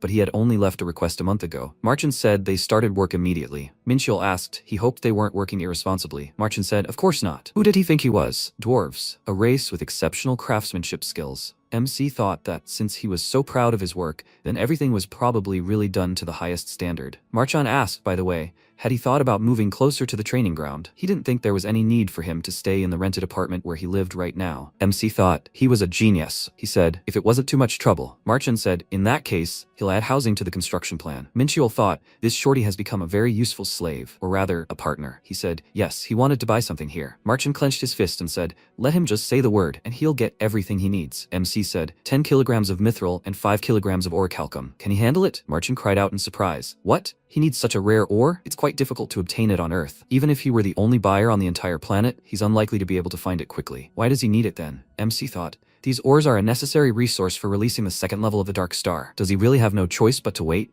Ellie asked. Perhaps he'd like to participate in the auction? Minchiel repeated. In the auction? She replied, yes, the Interstellar Union has scheduled an auction in 2 weeks. MC asked, but there's no guarantee that the required ores will be put up for auction. Right? Ellie handed him the tablet and said, she's asking. Marchand said fearfully, Ellie showing the list of lots to outsiders is illegal. Ellie told him not to speak as if he always unquestioningly followed the laws. Besides, Hunter Minchiel, he's not an outsider, is he? MC read all the lots and thought, I see. He said he knew he could trust his partners. Marchand with tears in his eyes cleared his throat and said he was happy to oblige. Ellie thanked him. Minchiel looked at the tablet screen and thought, he never thought that he could find here not only the required ores, but also a fragment of the shingle key. It seemed that he had an additional incentive to participate in the auction. After a while, he came to the training center and looked around. He said happily, this is excellent. Everything is just as he wanted. Marchand said, this site is one of his best works. MC said, it is obvious that the architectural design was done by someone else. Marchand spoke excitedly about this. Minchiel interrupted him and said, he's just joking. He did an excellent job. He thought everything was done at the highest level, starting from the selection and delivery of materials and ending with the construction of the building with the inscription of magic circles. Something like this is extremely difficult, even for a dwarf. He put a lot of effort into completing his task. Ellie said, besides, this site is close to their department, so he can reach them in the blink of an eye. MC said, they're tricks again. He thought, okay, he will turn a blind eye to it. In the end, the site was a great success. Before the auction began, he decided not to clear any gates and just concentrated on training. He said, it would be a sin not to take advantage of such an excellent training ground. He released his mana and spoke. It had been a while since he had practiced this. Minchiel thought, finally, he had the perfect place to practice the techniques of ancient Celestia. The tower concealed many secrets, but there was no guarantee that there were places like the abyss on other floors, so training here was not an option. Besides, this way he wouldn't have to rely on the energy of the stars or mana crystals, because he had found an excellent replacement for them. Thanks to this energy, he could easily relieve his body's fatigue, so he didn't need sleep. In other words, he could train for days on end. He sat down on the floor and closed his eyes, when suddenly he opened them abruptly and frowned. He thought, wait, this energy is familiar to him. Dark mana? At that moment, Verde approached the gate and said that to this day, his talent remains an unrivaled miracle. He hoped they could at least amuse him. He laughed loudly and asked, who dared disturb him at such a momentous moment? He looked at the phone screen where it was written, the strongest and greatest, the Crimson Flame, Minchiel. He answered the call and said that he never expected that he, the one and only, would call him. MC interrupted him and told him to stop this nonsense. What was he doing in Yongsan? Verde asked, puzzled. What was he talking about? He was in Naju now. He was going to enter the gate with his guildmates. But if he needed his help, he would fly there in the blink of an eye. MC thought, puzzled. Was he mistaken? He didn't think he could lie to him. Feeling the dark mana, he immediately thought of Verde. Come to think of it, there are 4 more demons on Earth besides him. Could this really be an accident? He asked. He doesn't know the identities of the other demons on Earth, right? Verde apologized and said that due to his lack of competence, he was unable to detect them. Minchiel said, well, okay, good luck to him with the gate. Verde wanted to say something else, but MC hung up. He thought, yeah, no use. He'll have to figure it out himself. First, he needs to track down the source of this mana. After all, there's no telling what pandemonium might resort to in their attempts to take over the land. He can't turn a blind eye to it. He walked out onto the forest road and thought, powerful dark mana spread throughout the mountain. What kind of mindless idiots are these, trying to use dark mana right in the middle of Seoul? He continued along the road when he suddenly noticed a glow through the leaves of the trees. An arrow flew past him, which he dodged and thought, did someone fire the arrow? The guy was watching him and nodding the arrow. He said, that idiot. It's okay, he won't dodge it a second time. Suddenly, his eyes widened in surprise because MC used a hidden floating blade. He attacked the guy and asked, who's the idiot here? Minchiol thought he knew it. As soon as he saw the arrow, he immediately thought of them. Dark elves. They are evil by nature and easily conflicted, so he had a strained relationship with them. He headed towards them, and the elves shouted, stranger, someone is approaching from the south. MC thought, despite their weakness, they are very proud of being elves. They are extremely good at dark magic and archery, so fighting them in an area with a lot of obstacles is quite difficult. Of course, this does not concern him. The elf put his hands forward, and releasing mana said, he will not pass. The darkness will engulf him. Let him die in suffering. He created an energy creature that headed towards Minchul and roared. He smirked and thought, he knows their techniques well. He gripped the hilt of the sword and swung it,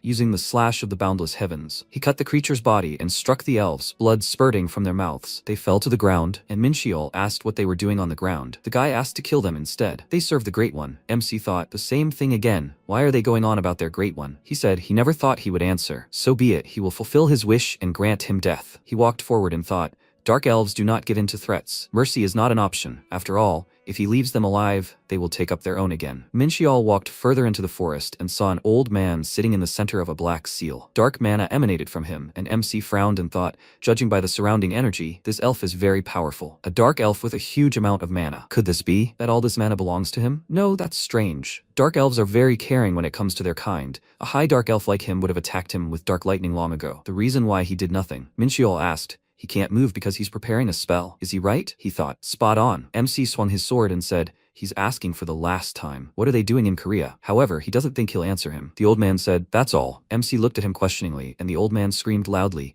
in the name of the great demon king Deimos, the overlord will appear in this world again and sow death everywhere. Minchiol thought, I see. So these are Deimos's servants. He irritably grabbed the old man by the chain around his neck and asked, who knows where? Does he think he'll fall for this nonsense? He thought, a nightmare. He died by detonating his mana. He started shaking the old man and ordered him not to dare die. He needs information. How dare he impersonate him? He screamed loudly. They are terrible idiots. After a while, Yumi looked at the phone screen and asked, who is it? She answered the call and heard the MC's voice on the other end. He said it was John Minchul. They ran into each other during the exam. Yumi said, that's the one. He asked, does she remember their agreement? Yumi answered, of course. However, she had to wait a very long time for his call. A lot of time had passed since the day she gave him her business card. The MC asked her to forgive him. He hadn't had a single free minute lately. Yes, he had one question for her. Yumi asked, does this concern her personal life? The MC said, dark elves. Yumi's eyes widened in surprise, and he said, they arrived on Earth. Yumi asked how he knew. The MC asked to think about it, and asked if the dinner offer was still open.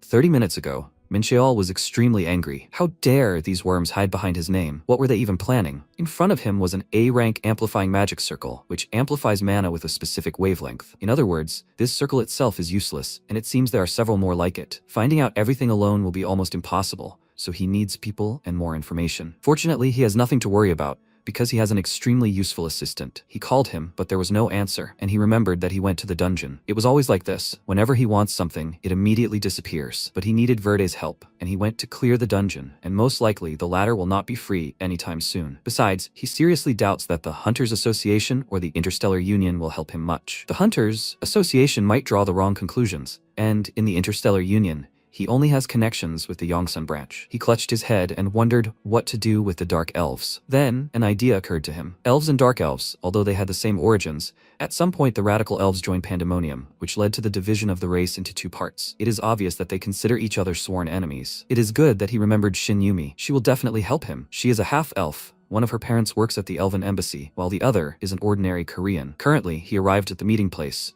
He only briefly explained the situation to her, but without further ado, she sent a detachment of elves to him, which should arrive any minute. Several elves approached him, and one of them asked if he was the hunter John Minchul. He confirmed this, and the elf smiled at him amiably, saying that it was a pleasure to meet him. His name was Griff. He was sent here by the Elven Embassy. MC thought that judging by the elusive aroma of fruits emanating from his spiritual energy, he could confidently say that they really were elves. He noticed the brooch on his clothes and wondered if they were from the lifeguards. In the Elven community, the rank of an elf depends on the number of leaves on their brooch. The maximum that can be is 6 leaves. Since his brooch has 5, it means that he really is a good warrior. After that, he took them to the scene of the crime, and Griff, seeing a pile of bodies, asked in surprise if he really stopped the Dark Elves alone. He confirmed this, and he said that there were rumors that he passed the test together with their young miss, and exclaimed with delight, could they spar? Mincheol was surprised by his proposal, and seeing the fire in his eyes, he realized he was serious. He couldn't believe he was even thinking about such things in the current situation. He wouldn't be surprised if it turned out he wasn't an elf, but a bloodthirsty demon. He asked if they shouldn't help him deal with the aftermath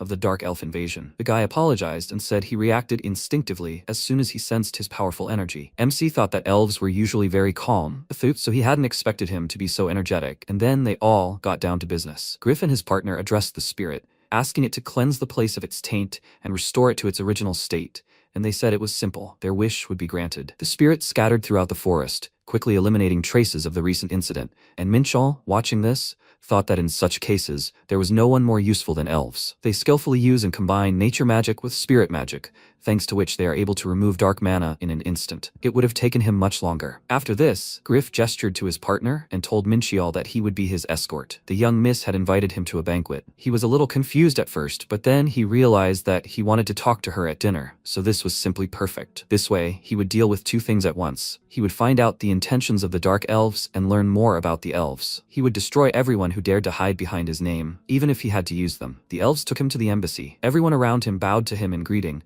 and he thought it was so strange. In his past life, as soon as he crossed paths with elves, a fight would immediately break out between them, and all because the only elven empire in their dimension, Vanaheim, was on the side of Elysium. It's no wonder they hated pandemonium, but they have quite warm relations with humans. He doesn't even know if that applies to him. After the Second Great Cataclysm, the elves began actively building friendly relations with humanity. Thanks to this, Earth formed an extremely favorable impression of the elves. In the past, he considered them beautiful, but very weak creatures, but now he doesn't mind them. Maybe it's because of their appearance? It's always nice to see beautiful people. Entering the embassy, he met Yumi, and she noted with a smile that they hadn't seen each other for a long time. He asked if this was their second meeting, right? She said that she was waiting for him to contact her, but he still hadn't gotten in touch. He stared at her in confusion and asked why she waited, and she answered that she was the kind of person who always repays her debt. However, she didn't invite him because of that promise. Her father wanted to meet him in person, and she warns him in advance so that he will not be surprised to see him. MC noted that such an opportunity does not come often in life, and she said that since today's banquet was organized at the initiative of her father,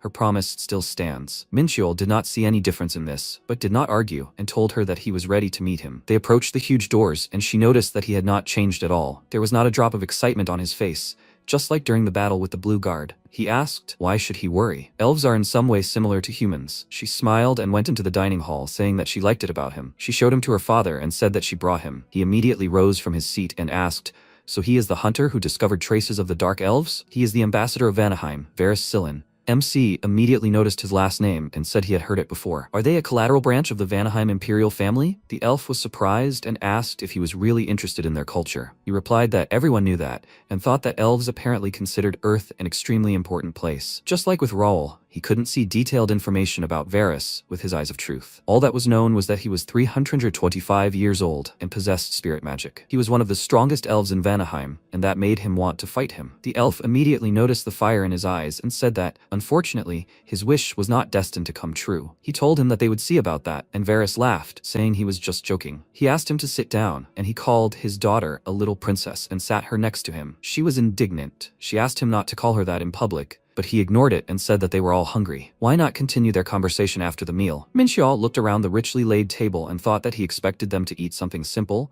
but it looked like they had put a lot of effort into this dinner. However, all the dishes were prepared exclusively from vegetables. He expected nothing less from elves. After they ate, Varys told his little princess that he would like to talk to the hunter alone. Could she leave first? She agreed without a problem, and as soon as they were alone, he said that he had been reported he had discovered a squad of dark elves and defeated them. He answered that he was just lucky, and he said that apparently he was a very lucky man. He would even say that he was too lucky. MC noticed that his tone had changed dramatically. He wanted to get straight to the point. He can't say he didn't expect this. After all, such a story is hard to believe. Varys said he was their benefactor. In truth, they knew about the dark elves' Squirrday appearance on Earth, but they couldn't find any traces of them. Mincheol said irritably that for some reason he had the impression that he was going to interrogate him, and he said that the Dark Elves were no less powerful than B-rank hunters, and it would be extremely difficult for an E-rank hunter like him to deal with such an enemy. He replied that he already understood, that he had checked the information about him. But could he please not bring up such awkward topics? He thinks he's doing this on purpose. Varys continued, saying that he finds it very suspicious that such a unique individual has connections to his daughter. He's been planning this since the Hunter exam, hasn't he? And then MC couldn't help but laugh out loud. Varys frowned, not understanding what was going on,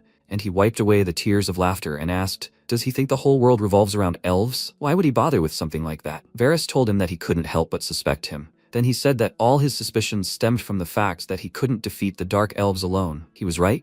He confirmed this, and snapped his fingers sharply, covering him with a spiritual barrier, after which he said that this blocked all mana flows from the outside. Even A-rank hunters would have a hard time breaking this barrier. This greatly angered him, and he asked, is this how the elves thank you for your kindness? At that moment, he realized why he disliked the elves. It was simply ridiculous. He couldn't believe that they considered him a pathetic amateur. Do they really think they can catch the Dark Elves with such pathetic methods? If they considered him an enemy, it would be better to attack immediately. Varys tiredly covered his face with his hand and said that he would decide what to do with him when he received the report from the investigation team, and he asks him not to resist him. He also doesn't like doing this to a person who did them a great favor. Minchiol wondered, is he talking about those two elves left in the forest? They could use spirit magic to find out how he defeated the Dark Elves, and then all suspicion would be cleared from him. But now he is incredibly angry. He took out his sword, and the elf said that it was useless. He couldn't break the barrier with his strength. MC ordered him to shut up, and then used the first form of the demonic sword of the 7 stars, a blade that pierces the stars. One blow of it split the barrier into many pieces, which greatly surprised Varys. And when he put the sword to his throat and asked where they left off, he became nervous. The elf apologized to him. It seems he hadn't underestimated him much. Minchiol looked down at the magic dagger, almost pressing against his stomach, and thought that now he understood why he considered him weak. He can't believe he was able to create a blade of spiritual energy in such a situation. Varys chuckled and said it was a precaution. Who knew he was hiding such power? MC suggested he get straight to the point. First of all, he never hid his power. He wasn't the one who believed his words. It irritates him so much. They told him they'd ask him a few questions, but in reality, they say who knows what. He's already busy searching for imposters, so he has no desire to waste his energy on dealing with elves. He put away his weapon, and Varys stood up and noted with surprise that since he had put away his weapon, he also wouldn't threaten him with a blade. But why did he decide not to fight? He answered irritably that if he wanted to kill him, he would have done it much earlier. A fight would only have led to them both being seriously wounded. Besides, pointing a blade at an ambassador is a serious crime. He would like to avoid unnecessary interracial conflicts, and if he wants to fight, then let him have an official duel, then he won't have to take responsibility. Varys shrugged and asked with a smile, is it really impossible for him to joke anymore? He just wanted to lighten the mood. These words angered Minchiol even more, and he thought,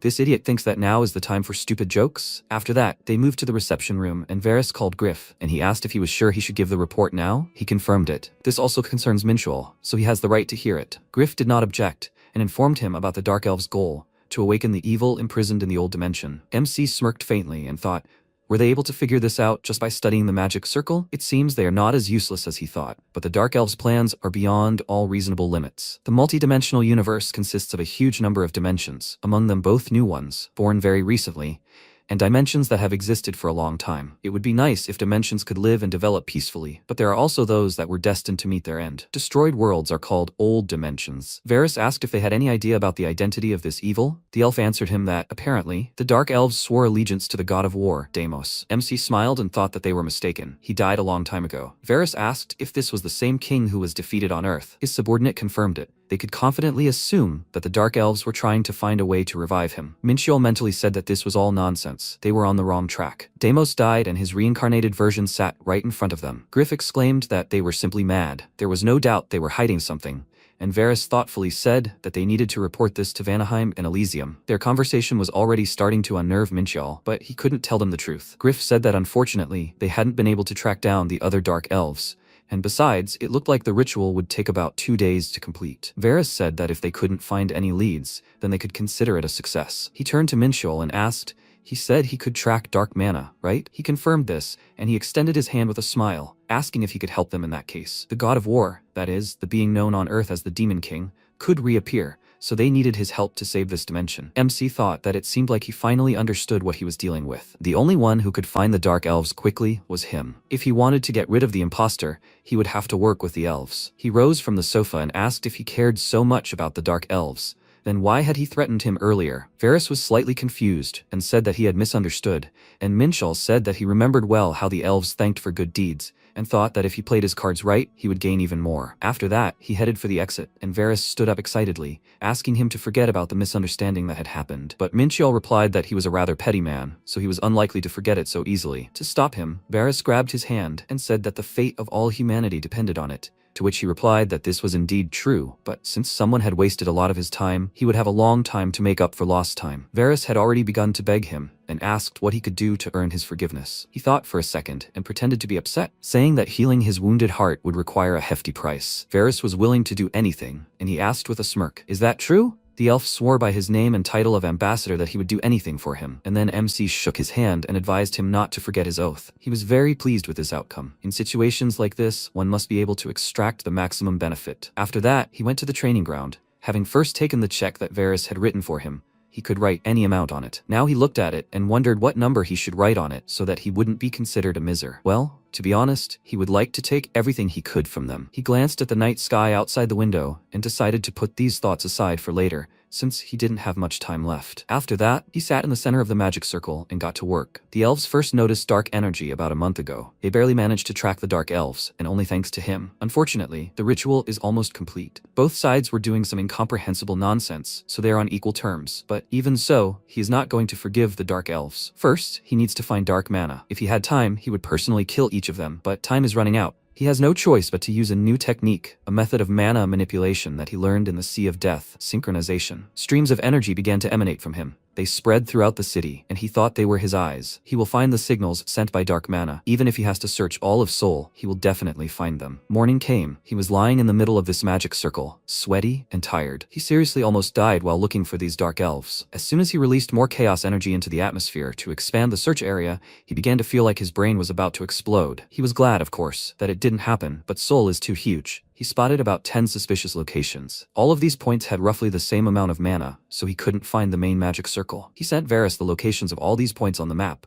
and Varys replied that they were getting started. Minchiel was also surprised that he responded so quickly. It seemed they were waiting for his message. In that case, he'll leave these idiots to the elves. He would, of course, deal with them himself, but the search had exhausted him greatly, so right now he can only use 20% of his power. First, he needs to recover. Nothing helps him calm down better than energy flows. He uses ancient Celestia's techniques to melt the World Stone so he can separate two types of energy from it, light and darkness. The system informed him that the power of chaos and the effectiveness of ancient Celestia's techniques had been increased by 0.1%. This continued for some time until he finally felt much better. But how much time had passed, and why was he feeling chaos energy elsewhere? Had he missed it because he was busy searching for dark mana? This feeling was familiar to him.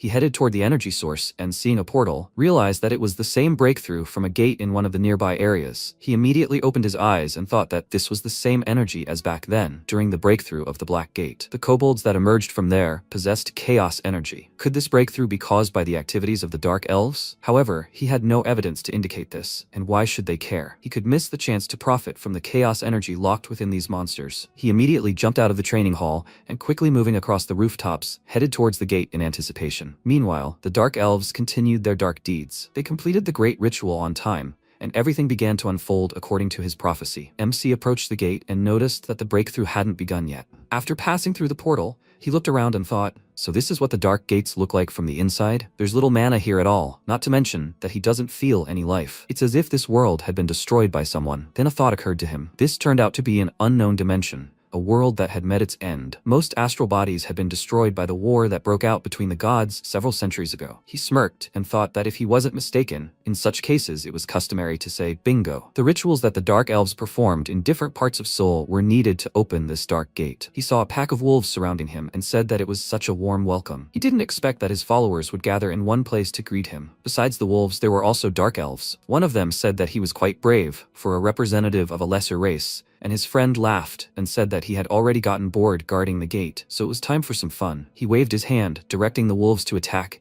and said that despair would consume him. He only grinned in response and prepared for battle, saying that today they would all die. After that, he used the Great Palm Strike, the Emperor's lightning-destroying fist, to deal with the wolves that attacked him, and then began to use weapons. He dealt several blows and thought that the Dark Wolves were almost no different from kobolds. C-rank monsters with B-rank stats. They were easy to deal with, so using a chaos energy technique would be a waste of effort. The elves were surprised that he dealt with them single-handedly, and their wolves folded their ears in fear and took a few steps back before running away. The Dark Elves shouted at them for being cowardly curs, while Minchiol covered his body in holy fire and approached them, exclaiming that none of them would leave here alive. After that, MC began beating them, and they continued shouting that the demonic Lord Deimos would destroy all their enemies. He soon dealt with them all, and one of them even wrote, "Glory to Deimos" in his blood before dying. Minchiol thought that those parrots still wouldn't shut up, then grabbed the surviving wolf and began absorbing the energy. The system informed him that the chaos power had increased from 250 to 280, and the energy from 4250 to 4760. He said that thanks to them, he was able to absorb a lot of chaos energy, and they are pretty juicy guys. Even despite the recent fight, he doesn't feel any fatigue.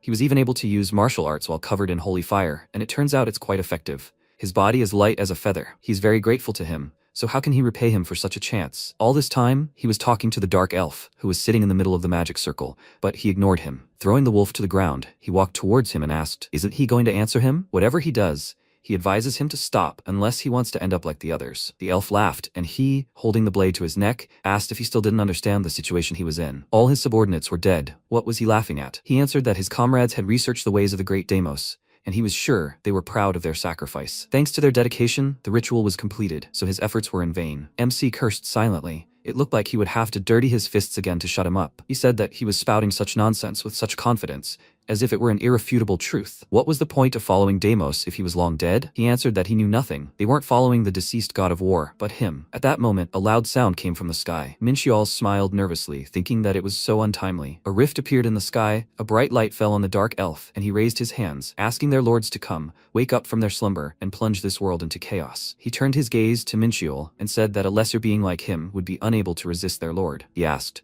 "Doesn't he find it strange? Why hasn't his lord appeared yet?" He pointed to the sky, and then the elf saw the rift just closing, and then MC hit him in the face. He didn't pay attention to it and exclaimed that it was impossible. After all, they performed all the rituals according to his instructions. He asked, "Does he mean those magic circles?" He destroyed them, every single one. The old elf's face turned pale at this news. Minchiol thought that the elves seemed to have done their job well. It was worth it. He turned his gaze to the elf and invited him to continue their conversation. Who ordered them to do this? He told him it was the demon lord Deimos, and he said in an irritated voice that he would cut off one of his fingers for every time he spouted such stupid nonsense. The old man grabbed his head in fear and screamed, and MC thought it was a pathetic sight. Dark elves have no concept of honor, unlike their light brethren. This weakling only cares about his own life. He can barely restrain himself from blowing his head off right now. But if he wants to find out who is behind all of this, then he will have to let him live. Suddenly, a sound came from the sky. They both looked up, and in the resulting rift, Minchiol saw someone's huge glowing eyes and realized that he was in trouble. The sky split into pieces. The shards flew apart and pierced the ground,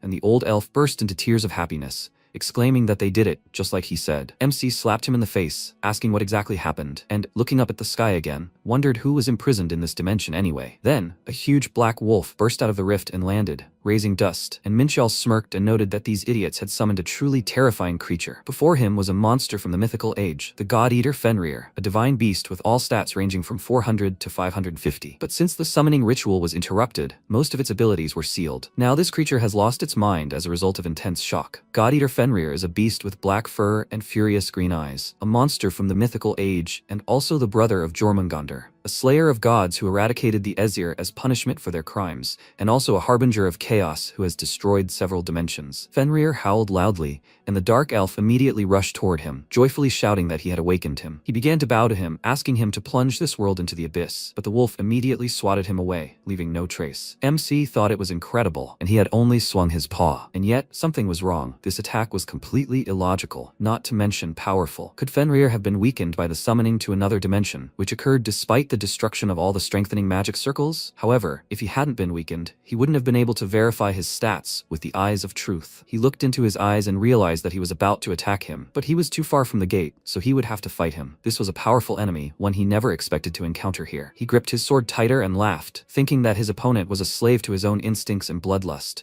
An interesting development. He had every chance of winning. After all, he was Minchiol, the god of war, Deimos. After that, he leaped high into the air and raised his sword above his head, calling Fenrir a dumb cur, and thought that he was the strongest fighter in the universe, both past and present. After that, he began to circle around him, striking him repeatedly, and said that because of his huge body, he had a lot of blind spots. He used a great palm strike, hitting him right in the lower jaw, and then retreated and thought that this would not be easy for him. Because of the difference between the power of his attack and his defense, his techniques almost do not damage him, and this was a very strong technique. When Fenrir recovered from his strike, he used the blade of the 5 tigers to strike him in the paw, but he was unable to. Because of his deep laughter, his attacks simply reached his flesh. And then Fenrir struck him back. He barely managed to jump to the side and thought that he was quite fast. If he exposed himself to the strike, he was finished. He felt a slight burning pain on his cheek and thought that he would ignore minor injuries, try not to get caught in fatal blows, and attack in the breaks between his attacks. MC struck. Fenrir roared loudly, feeling the heat of hellfire, and Minchiel exclaimed, "Did he really think he wouldn't hit him back?" Most of his power was sealed, but even so, he was still a monster of the mythical age. Even the hellfire didn't cause him significant damage. When Fenrir began to gather energy in his mouth, he realized that he was now attacking him with his breath and rushed towards him, exclaiming that he couldn't believe he decided to use such a powerful move. He hit him with his palm on the lower jaw, closing his mouth, and while the wolf shook his head and spat out all the energy he had gathered, he moved behind him and thought that if one blow didn't help, he would just deliver several more in a row. He quickly swung his sword several times. It was able to cut through his fur and reach the skin and wound him. He was delighted and thought that he needed to continue attacking him, like drops of water breaking through stone. Fenrir shook his head, throwing him off, and then he pulled out a dagger on a rope and threw it at him, saying that he would never catch him that way. He pulled himself up to the wolf with the rope and immediately used the Lightning Emperor's destroying fist technique and delivered a blow that electrocuted the wolf and made him start shaking his head in panic. MC managed to hold on by grabbing his fur and thought that he was very strong. Now he had about half of his total energy reserves left. He smiled and thought that this was a serious opponent, any attack from which could send him to the next world. That's what a real battle should be like. And at that very moment, the sky split and began to collapse. He used the eyes of truth, and the system informed him that due to the enormous energy surges, the dimension was no longer able to maintain its integrity and was beginning to collapse. 42 minutes remained until destruction. An additional energy surge would accelerate the process of destruction of the world. He cursed and wondered if they had fought too fiercely. At that moment, Fenrir pounced on him with its mouth wide open, but he clapped his hands and grabbed it, preventing its jaws from snapping shut. He gritted his teeth, trying his best to hold it back, and thought that the world was beginning to collapse. Was it all because of the energy emissions their attacks produced? As if that wasn't enough, Fenrir continued to attack. He weakened him blow after blow, but it wasn't enough to kill. He jumped to the side. The wolf's jaws snapped shut with a ringing sound, and he thought that its chaos energy was about to run out. After that, the wolf howled loudly, its claws covered in green flames, and it pounced on Minchiel, slamming its paws into the ground, causing it to crack. He became nervous and thought, so this is how he wants to restrict his movements? The system informed him that additional energy emissions had accelerated the destruction of the world with 37 minutes remaining. The more he attacked, the less time they had left, and his actions were becoming increasingly calculated. Judging by his smirk, he could assume he was gradually regaining his sanity. He smirked and asked his opponent, "Is that all?" If he thought this would stop him, he was sorely mistaken. He could move freely, even in the abyss. Now it was a race against time. He used the 7-colored blessing to teleport, and the system informed him that the energy had been restored. All negative effects had been neutralized, and he had also recovered from all damage. He figured that even the gods who ruled dimensions had at least one weakness, and he was sure Fenrir was no exception. He smirked and advised his opponent to calm down, otherwise this place would be destroyed. Fenrir only growled in response, and then MC pounced on him, exclaiming that it was time for round 2. A cracked sky, a fragment of the world, indicating the imminent destruction of the world. The remaining time until the destruction of the dimension was 15 minutes, and the battle continued. Minchiel attacked once again and thought it was so pathetic. Fenrir, the devourer of gods and destroyer of worlds, fought without the slightest dignity, like a wild beast. His eyes were filled with madness. His gaze had lost its majesty. For some reason, this reminded him of himself. He once tried to split his body to descend to Earth, but in the end, he only died at the hands of a human hero. He was unable to return to his original body, so he was reborn as a human, and this dimension will soon be destroyed. If he did nothing, Fenrir would drift forever in the space of the destroyed world. Therefore, he would kill him with his own hands. He moved behind him and aimed for the cut on his neck. He's attacked areas where vital organs might be located, but the only area where the blow has had any effect is his neck, so he's confident that's his weak spot. Noticing the glint, he pounced on it and thought that there was something in his wound. He used the first form of the 7 stars demonic sword, a blade that cuts stars, and delivered a precise blow, deepening the wound. He was right, a crystal was stuck in his body. He thought that this was his weak point and delivered another powerful blow, crushing the crystal into small pieces. The wolf immediately howled loudly in pain. He fell to the ground and MC landed nearby and thought that he did not expect such a reaction. Could this crystal really be his weakness? But it does not matter. He must finish the fight. He will cut off his head and be done with it. And then Fenrir finally spoke. Minchiel immediately stopped and thought, had he regained his sanity? Fenrir, as if just waking up from a long sleep, looked at him with conscious eyes and asked who he was and where he was. MC answered him that he was Fenrir, and he excitedly said that he remembered his name. Ragnarok, he fought with the gods, or was he free to fight them? Minchiol asked what nonsense he was talking about. He absorbed the most powerful gods and destroyed several worlds. He, perplexed, said that it was nonsense. He definitely fought with the gods. MC asked if he looked like a god. He answered him that he was not a god at all. He was a mortal, a lower being, a human. He remained silent and after a short pause told him to listen to him carefully. His family was killed by the gods, while his brother, Jormungandr, took the throne as one of the 72 lords of Pandemonium. Fenrir was very surprised that he had defected to the demons, saying it was so strange that he couldn't remember anything. Minchiol said he didn't seem to believe him, then pulled out the snakeskin and Fenrir immediately felt his brother's power. He closed his eyes, not wanting to believe it, and said it couldn't be. He was preparing for war with the gods with him. Or was he? He didn't remember anything at all. MC mentally noted that something had definitely happened to his memory. Could the crystal he had broken be to blame? He wondered what his last memory was, and he tried to recall, but his headache only worsened. After not waiting for an answer from him, Minchiol tiredly rubbed his neck and thought that it was useless. However, he couldn't leave things as they were. There was nothing worse than traveling through the void between dimensions for an eternity. By doing this, he was doing him a favor. He took out his sword and swung it, causing Fenrir to become nervous and ask, "He's not angry because he called him a lower being, is he?" He answered that he wasn't at all, and he asked him to lower the sword and just talk. He said discontentedly that he would rather die by his claws than put the weapon away, and Fenrir, calling him brother, exclaimed in panic that he pointed his blade right at him. He couldn't harm him. He told him that he wasn't his brother, and the wolf exclaimed that he just wanted to live. MC apologized to him, but he was too strong, and he couldn't pass up this chance. Fenrir exclaimed that the gods had said so too, which was why they had chained him and tortured him, even though he'd done nothing. He didn't want to die. He was only fighting for his life. Minchiol gripped his weapon tighter and said he didn't believe him. And when the wolf declared he would serve him, he paused and considered. A being from the mythical age, whose power rivaled that of the angels of Elysium, wanted to serve him? Fenrir even said that if he wanted, he could even swear an oath of obedience. He asked if he had lost his memory. How could he remember the oath of obedience? He burst into tears and told him that the gods repeated it over and over, forcing him to swear it. MC noted that he apparently refused, and he exclaimed that he didn't want to serve them, but they pierced his chin with a sword. He looked at his teary eyes and thought that monsters from the mythical era, possessing ancient magic, were extremely proud. They would rather die than agree to lick boots for the sake of survival. He knows this because he fought similar monsters several times in his past life, and he can't believe that one of such monsters wants to swear allegiance to him. He agreed to this, and Fenrir immediately wagged his tail joyfully, thanking him. He won't regret it. He mentally noted that he looked quite happy, even wagging his tail. After this, Fenrir swore an oath of obedience. He, Loki's son, Fenrir, swears on his soul that he will serve Minchiol as his master. The system notified him that the monster of the mythical age had sworn allegiance to him, swearing on his soul.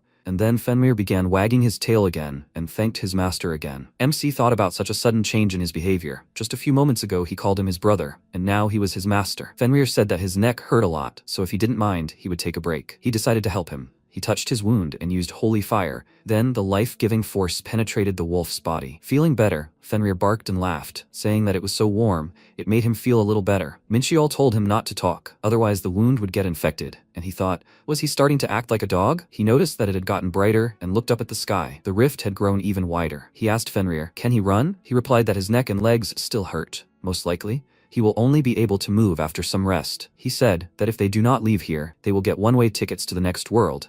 And he exclaimed in panic, does that mean it's dangerous for them to stay here? But he can't run. Let him think of something. MC tiredly grabbed his head. He didn't even think about how to get out of here because he was focused on the battle. Without a second thought, he asked the wolf if he could shrink, and when he confirmed it, he was very surprised. Right before his eyes, the majestic wolf transformed into a small poodle, and he stared at it in shock, wondering if he really risked his life to defeat a beast that didn't even reach his knees. But now was no time to complain about his appearance. The dimension was about to collapse. He grabbed the poodle under his arm and ran towards the portal, looking back at the chaos following behind him. Fenrir barked in displeasure and said that he didn't like being held by men. He irritably replied that in that case, he could stay here and die, and Fenrir immediately apologized. Reaching the portal, Minchiol slowed down and thought that he had used too much energy in the fight with it. It was close. He looked back at the destruction and thought, it's so terrifying. So this is what the end of the world looks like? Meanwhile, in some dark room, two men sat and watched everything with a crystal ball. One of them cursed and said that the mana in this dimension was out of control. They could no longer observe what was happening. His partner looked at the flame in the crystal ball and said he couldn't believe it. Then the menacing face of his master appeared before him, asking with displeasure what it was he couldn't believe. They swore that the ritual would be successful, but this is how it ended. The man became nervous and said that if he gave them a little more time and effort, they would do everything, and he, burning his hand, exclaimed that for him, Their excuses were like a crime. No one was allowed to fail him. He nervously said that this would not happen again, and their master called them blockheads, saying that this was understandable. It was not for nothing that he sent the professor to them. He called out to Zahit and ordered him to meet the professor and help him with the next task. He expects them to succeed, but if they dare to fail him again, it will be bad. The man smiled nervously and promised him that they would not fail him, after which the master said that their efforts would not be in vain. He would fully reward them in accordance with their success. He left, and the man told Zahit that from now on, he would obey his orders. He said that he could not believe that he would have to work at the behest of a pathetic person, to which he replied that if he did not like something, he could tell their master about it. Meanwhile, MC emerged from the portal and was immediately called out to by a worried Yumi. He was slightly surprised by her and the entire elf squad and asked if they had all gathered to meet him. She raised an eyebrow in confusion and asked, was he kidding? When they arrived, the gate was on the verge of closing. They suddenly lost contact with him, so they could barely track his location. He told her that he knew it, which was why he had to leave in a hurry. He went ahead along the path, and she followed him, asking if something terrible had happened inside. He told her that as far as she could see, he was completely fine, and she said that they were waiting at the gate, preparing for the worst outcome because he went there alone. He asked if she was really worried about him. Her cheeks immediately turned red with embarrassment, and she exclaimed that this was not true at all. She just wanted to say that his death would bring a lot of trouble to her father. On the way out of the forest, he told her everything that happened, and she asked if they were trying to resurrect the demon lord through a ritual. He told her that he didn't think so. Then she asked what their goal was. He said that he didn't know. The ritual failed because the strengthening magic circles were destroyed. Yumi remarked that it was a shame they couldn't get such important information, and he decided to keep quiet about Fenrir, as it would cause problems. The girl said that in any case, she couldn't even imagine what they would have faced if not for his help. He turned to her with a smile and said that if she wanted to thank him, she should give him a worthy reward. This made her laugh and promised to talk to her father about it, and then she suddenly remembered something. She looked at the poodle and asked what kind of puppy it was. She frowned suspiciously, and he thought she didn't recognize it as Fenrir, right? Fortunately, that wouldn't have even occurred to her.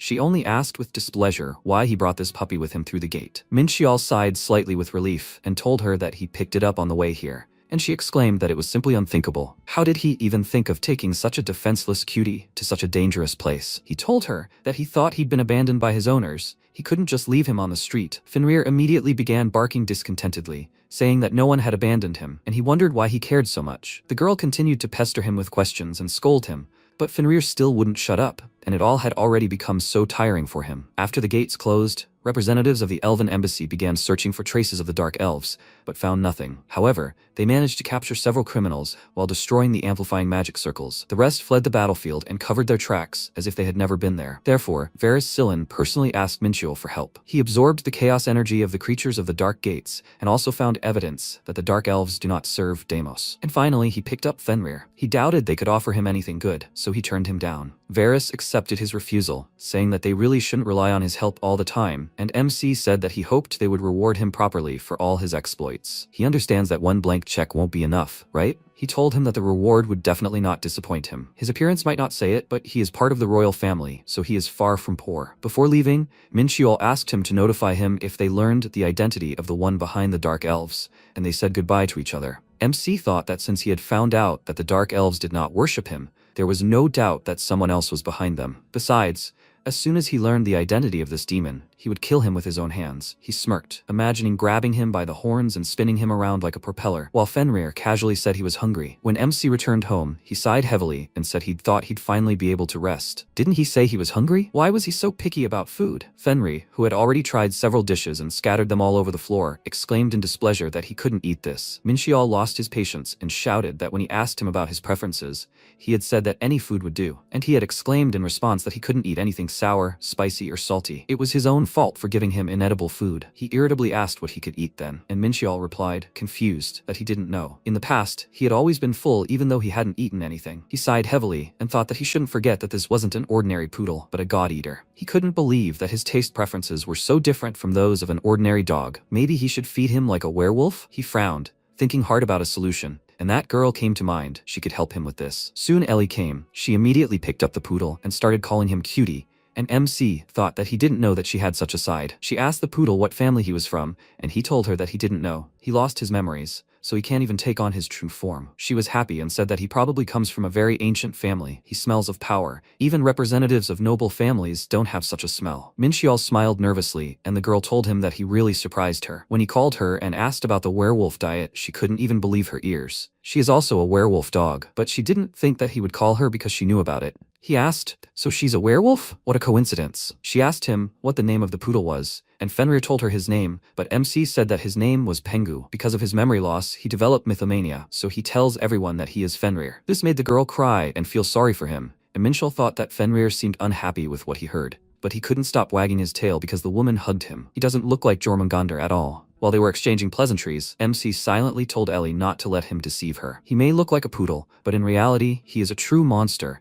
who has lived for over 1,000 years. But why can't he shake the feeling that he lost to some dog? After that, they went to the Interstellar Union office, where Fenrir could eat his fill. Minxiao glanced at him and thought that he came to find food for him, but he never expected that she would give him ruby meat for 200,000 won. Monsters from the mythical age are very picky. They could have gotten by with regular noodles or canned food. Ellie sat down at his table and asked when they would see each other again. He didn't understand what she was talking about and asked, "What are they doing now?" She asked, "Didn't he say he would treat her to lunch?" She didn't think they were talking about a business meeting like this, and then he realized he had completely forgotten about it. And she, leaning forward with a smirk, asked, "He hadn't forgotten, right?" He lied to her that he remembered everything, and then she said that she had been watching him for a long time. He doesn't know how to hide his excitement, just like now. He had to admit that he had forgotten about it, and when she asked what day he would take her to lunch, Marchan appeared, and he thought he was saved. The dwarf happily ran up to Minchal and said that he didn't know he had arrived. Could he join them? He agreed, and when the dwarf immediately started drinking alcohol, he asked if he was sure he should drink. He was the head of the department, after all. He responded by asking, "Doesn't he know? For them, dwarves, beer is like sweetened water." MC said he would take his word for it, and now he wanted something to drink too. After lunch, they went to Marchan's office, where Minchial told him that he needed his help. He promised him to do everything in his power, and then he took out the snake skin and asked if he could enchant it. Marchan looked at it in surprise and exclaimed that this item looked incredibly valuable. Where did he get it? He told him that he took it from the tower, and he said that, in that case, they wouldn't have been able to get it themselves. He reached his hands towards the skin in anticipation. But when he tried to use his skill on it, he was a little confused. It blocked his recognition skill. He told Minchial that it would be difficult for him to unlock this item. What is it? He told him that it was a cape made of the scales of a world serpent, and he exclaimed in shock, "Is he serious? This is the first time he touches something so valuable." MC asked, "What's the use of it? He won't be able to unlock it anyway." Because of this, Marchan became very upset and asked if he can't do anything with it at all. The dwarf answered him that probably only his teacher can handle his request, and he thought that this cape is so heavy, it becomes useful only after unlocking. Until then, he can't wear it. It seems this gift is much more valuable than he thought. He asked, "Will he be able to find someone who can take on this order?" He answered him that he knows a couple of craftsmen who will be interested in this offer, and he will talk to them. But there is one more thing. Minchial handed him a dagger and said that he wants him to make 10 of them. Marchan perked up a bit and remarked that this dagger was so interesting.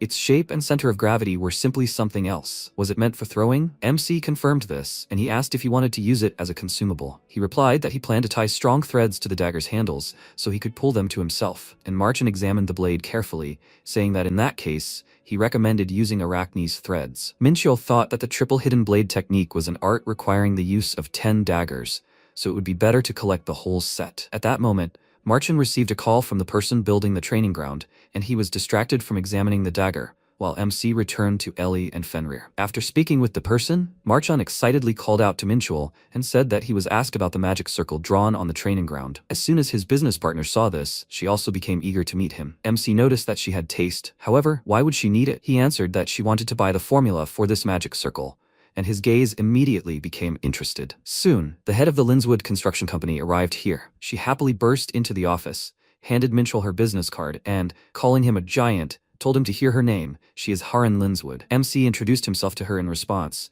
and Marchan said that she founded her company because she did not want to work for the Interstellar Union. She sternly said that there was no need to tell such unnecessary details, and Minchul thought, is she a gnome? She has a very interesting manner of speech. Gnomes are a race that specializes in creating objects, just like dwarves. However, there's one small difference between them. Dwarves are engineers by nature, while gnomes are more scientists. Haran looked at him with admiring eyes and asked if he had drawn that magic circle. He confirmed it, and she she said that no one on Earth possessed the knowledge for such a thing. This magic circle consists of 18 equal words, but if you look closely, you can see runes that are used only by celestial beings. He realized that she was interested in how he, a human, could use runes known only to angels and demons. He asked her what she thought the circle was for, and she answered that all the runes were drawn on one side of the circle. It was a formula for concentrating mana. In other words, the circle collects the surrounding mana. MC smiled and said that he was impressed. Now he understood why Marchan works with her. She proudly raised her head and said that she was 10 times better than that bearded guy, and she wanted him to teach her the celestial runes. He immediately refused, since she would not be able to learn them through lessons with a teacher. To control runes, one must have a predisposition on a spiritual level. She asked, what about him? He was human. He thought that the language of celestial runes was a special power that only spiritually developed beings could use, and even if he agreed, she would hardly be able to control this power. But he liked people who knew their business. He took out his sword and imbued it with an aura, which made them both nervous, and he thought that finding celestial runes among 18 ordinary runes was an extremely impressive result. Besides, she was very dedicated to her cause, since she immediately ran here as soon as she saw the celestial runes. She had already managed to fear that he wanted to kill her because she found out that he was not human, and when he approached her, she screamed loudly in fear and burst into tears. But he simply walked past her and drew a magic circle. After that, he asked her to pass mana through it, and she, still not having recovered from her fright, approached it and said that the dwarves were too weak, so they were ready to do whatever they were ordered. At that moment, a cloud of smoke hit her in the face, which quickly filled the room. They were all worried, since they could not see anything, and Minchiol thought that it was a trap of 6 formations, a technique passed down from generation to generation of one of the most famous families of the continent of martial arts, the Chagall family. This trap is capable of turning off the senses as if they did not exist. Now they only lost their sight, but over time, all 5 senses will be paralyzed. He decided to erase the circle before this happened, and their sight returned. MC approached Haran and asked if she could tell him how this circle worked.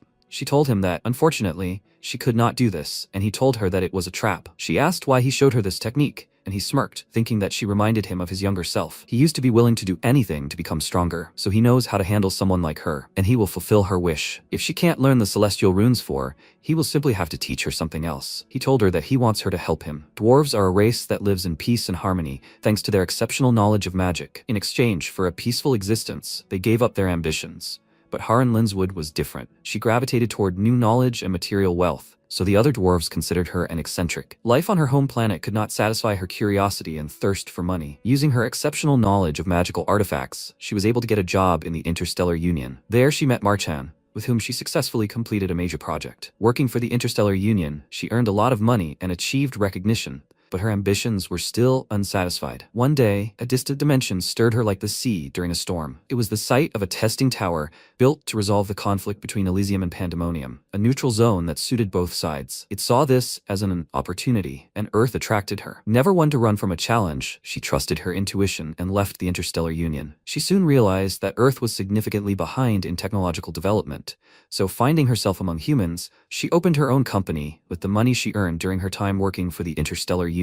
She used her knowledge of magic and applied it to the construction industry. This significantly sped up the construction process, and the use of magic circles also allowed people to experience all the delights of magic. Thanks to this, her business became successful, but Haran realized she had reached her limit when she acquired competitors, such as the rapidly developing Interstellar Union. At some point, while working with Marchan, she discovered an incredible magic circle, so she immediately wanted to meet its creator, eager to learn the runic language. But, unexpectedly, she received an extremely tempting offer from that person, a trap circle. Harin, possessing vast knowledge of magical artifacts, was faced with a technology that was beyond her comprehension, and she had no reason to refuse Minchiol. They shook hands, and she thought that, if she learned this, she could significantly outpace her competitors. After this, MC signed a contract with her. Now he wouldn't have to worry about money. The first condition was a fee. He will teach her how to use the trap circle, described only in legends, and in exchange, she will pay him a fee for each construction project using this technique. He is the only one who knows how to use the trap circle. The martial arts continent did not last long. The inhabitants of that world were skilled in the use of internal energy, but they were unable to achieve success in other fields. Moreover, they practically did not interact with the inhabitants of other dimensions. The fact that he was able to visit this place is a true miracle. It would be a good idea to use trap circles in construction, They are as effective as magic, but they work on a completely different principle. The second condition is confidentiality. She is forbidden to reveal his true identity. The larger the Lindswood construction company becomes, the richer he will become. If it goes bankrupt, he will lose nothing. Marchen at this time asked Heron if she needed investors, and she asked if he was the one who tried to stop her when she quit her job at the Interstellar Union. Besides, if she agreed, the union would start interfering with her work, so she would refuse. He said that back then he thought she had left the union without thinking. He would be the one investing, not the union. And in that case, Haran agreed, and they shook hands in honor of their collaboration. Minchel thought that in the past he had met a couple of people with fire in their eyes. Just like hers, she was confidently moving towards her goal, and it was her ambition that would force her to rise from her knees every time until she achieved it. These were the eyes of a person who was going after her dream, no matter what, and he simply gently pushed her forward. After that, he got up from the couch and told her that the contract was signed, everything was fine. She immediately turned to him and,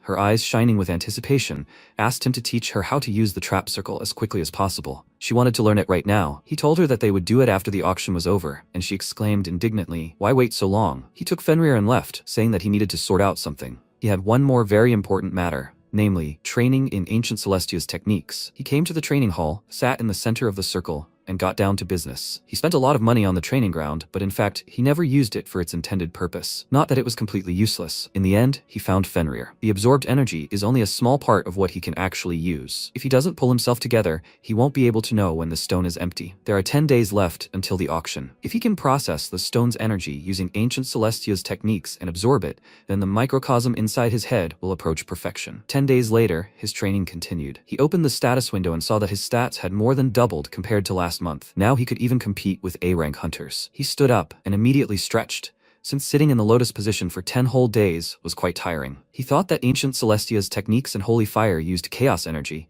so theoretically, he could fight 2 or 3 A-rank hunters at the same time without any problems. It was a pity, of course, that he hadn't been able to increase his level much. He thought it was high time to do it. Fenrir approached him and noticed that his aura had become much stronger, and he asked if he could feel it. He confirmed this and said that maybe it wasn't obvious, but he had a dog's sense of smell. MC noted that he was literally a dog and noticed that Fenrir's stats were still limited. He thought that after a while they would return to normal, but nothing happened, so he needed to find a way to remove the restrictions. He stroked his head and he said irritably that it stunk, but he continued to stroke him and thought that of course he was so strong, but he wanted to return him to his former glory as a god-eater. Fenrir exclaimed that he was serious. Let him take a bath first and then stroke him. Minchiel was distracted from his thoughts and headed for the exit, saying that he would have to take a shower anyway since he was going to participate in the auction. Dressed more formally, he went to the meeting place and began to wait. At one point, he said that he thought of something. Why should he be met not at the auction venue? Ellie came for him. She was also dressed up. He was surprised by her and asked why she was here. Doesn't she have anything to do? Did she go to a beauty salon? She winked at him and said that she was here to meet their dear client, and Fenrir exclaimed that she was so beautiful. MC agreed with him. She looked beyond praise, completely different from usual. Seeing what he was wearing, Ellie exclaimed, "He wasn't going to go to the auction in this, was he?" He asked puzzledly. Was something wrong? He thought it was quite formal attire. She grabbed his hand and told him to follow her. Some of the most famous people in the world would be participating in the auction, so he couldn't go in this. She led him inside the building and exclaimed that she wouldn't allow anyone to look down on a business partner. Fenrir delightedly noted that she was so bossy, and Minchiol, perplexed, asked where he heard that. Ellie handed him over to 3 women and ordered them to fix him immediately. They immediately took out their tools with creepy smiles, and MC nervously asked them to wait. After all, he had never had any makeup done. When they finished, Ellie was delighted and said that this look suited him very well. Now he looked like a decent person. He asked if she meant that he looked ugly before. She answered him that, of course that was not true. He looked great without all that. He wondered when she had time to prepare the formal suit, since it fit him like a glove, to which she answered him that she specially adjusted the suit to his measurements in advance, just in case. He stared at her in surprise and thought that he never told her his sizes. Did she really know them just by looking at him? After that, she ran to the exit and said that she had to go. He was surprised because he thought that they would go together, and she said that she was very busy. To be honest, she barely managed to find time to meet him. Looking after her, he thought that it was not surprising. After all, the auction was organized by the Union branch in Yongsan. Being a direct subordinate of Marchan, she should be very busy. But before she left, he called out to her and said that she looked great in that dress. She grinned and asked what had come over him. She looks great in any clothes. After that, she said goodbye to him and ran off. And he thought that she really looked different in that dress. After that, they went to the auction venue. He entered a spacious hall, looked around and noticed that it looked more like some kind of banquet. Fenrir noticed with surprise that a lot of people had gathered there, and his master asked him not to cause them any trouble. He got angry and asked who he took him for. He replied that he took him for Pingu, and thought that so many famous people had gathered there, actors, politicians, and so on. Fenrir got angry and asked him not to call him by that stupid name. He himself was a god-eater. He didn't let him finish and asked him to shut up, and at that moment, a woman's enthusiastic voice was heard behind them, asking who that cute dog was. Minchul turned around and saw a woman he didn't know. She immediately approached him and handed him her business card, saying that her name was Cheonjeon. He introduced himself to her in response, and immediately had a feeling that he had seen her somewhere before. He glanced at her business card and remembered that she was the head of the Divine Guild, one of the 3 largest guilds in all of Korea. This guild is directly subordinate to the largest corporation in the country, Divine Group. She is the youngest daughter of the head of Divine Group, Cheon Yu-sung, and also the founder of the Divine Guild. And now she is standing right in front of him. He awkwardly scratched the back of his head and said that he didn't even recognize her at first. And she laughed, asking if that was true, but now he recognized her. He confirmed it and thought that Divine Group is, of course, influential, but only in Korea. There are several corporations in the world that have more authority than her. And yet, he has no reason to be rude to her. He has nothing to worry about. After all, he crushed Hwarang, the largest guild in Korea. Jiyeon said that in fact, they had long wanted to invite him to the guild, and now she finally had the chance to meet him. She called him several times, but to no avail. He looked at her confused because he didn't remember anything like that, and she clarified that she called him right after he passed the exam. And then he remembered the notifications for 300 missed calls and 500 messages. His phone was ringing off the hook, so he didn't pay much attention to it. People probably thought he was ignoring them. So, because of this, he felt awkward. He decided to say goodbye to her and quickly leave,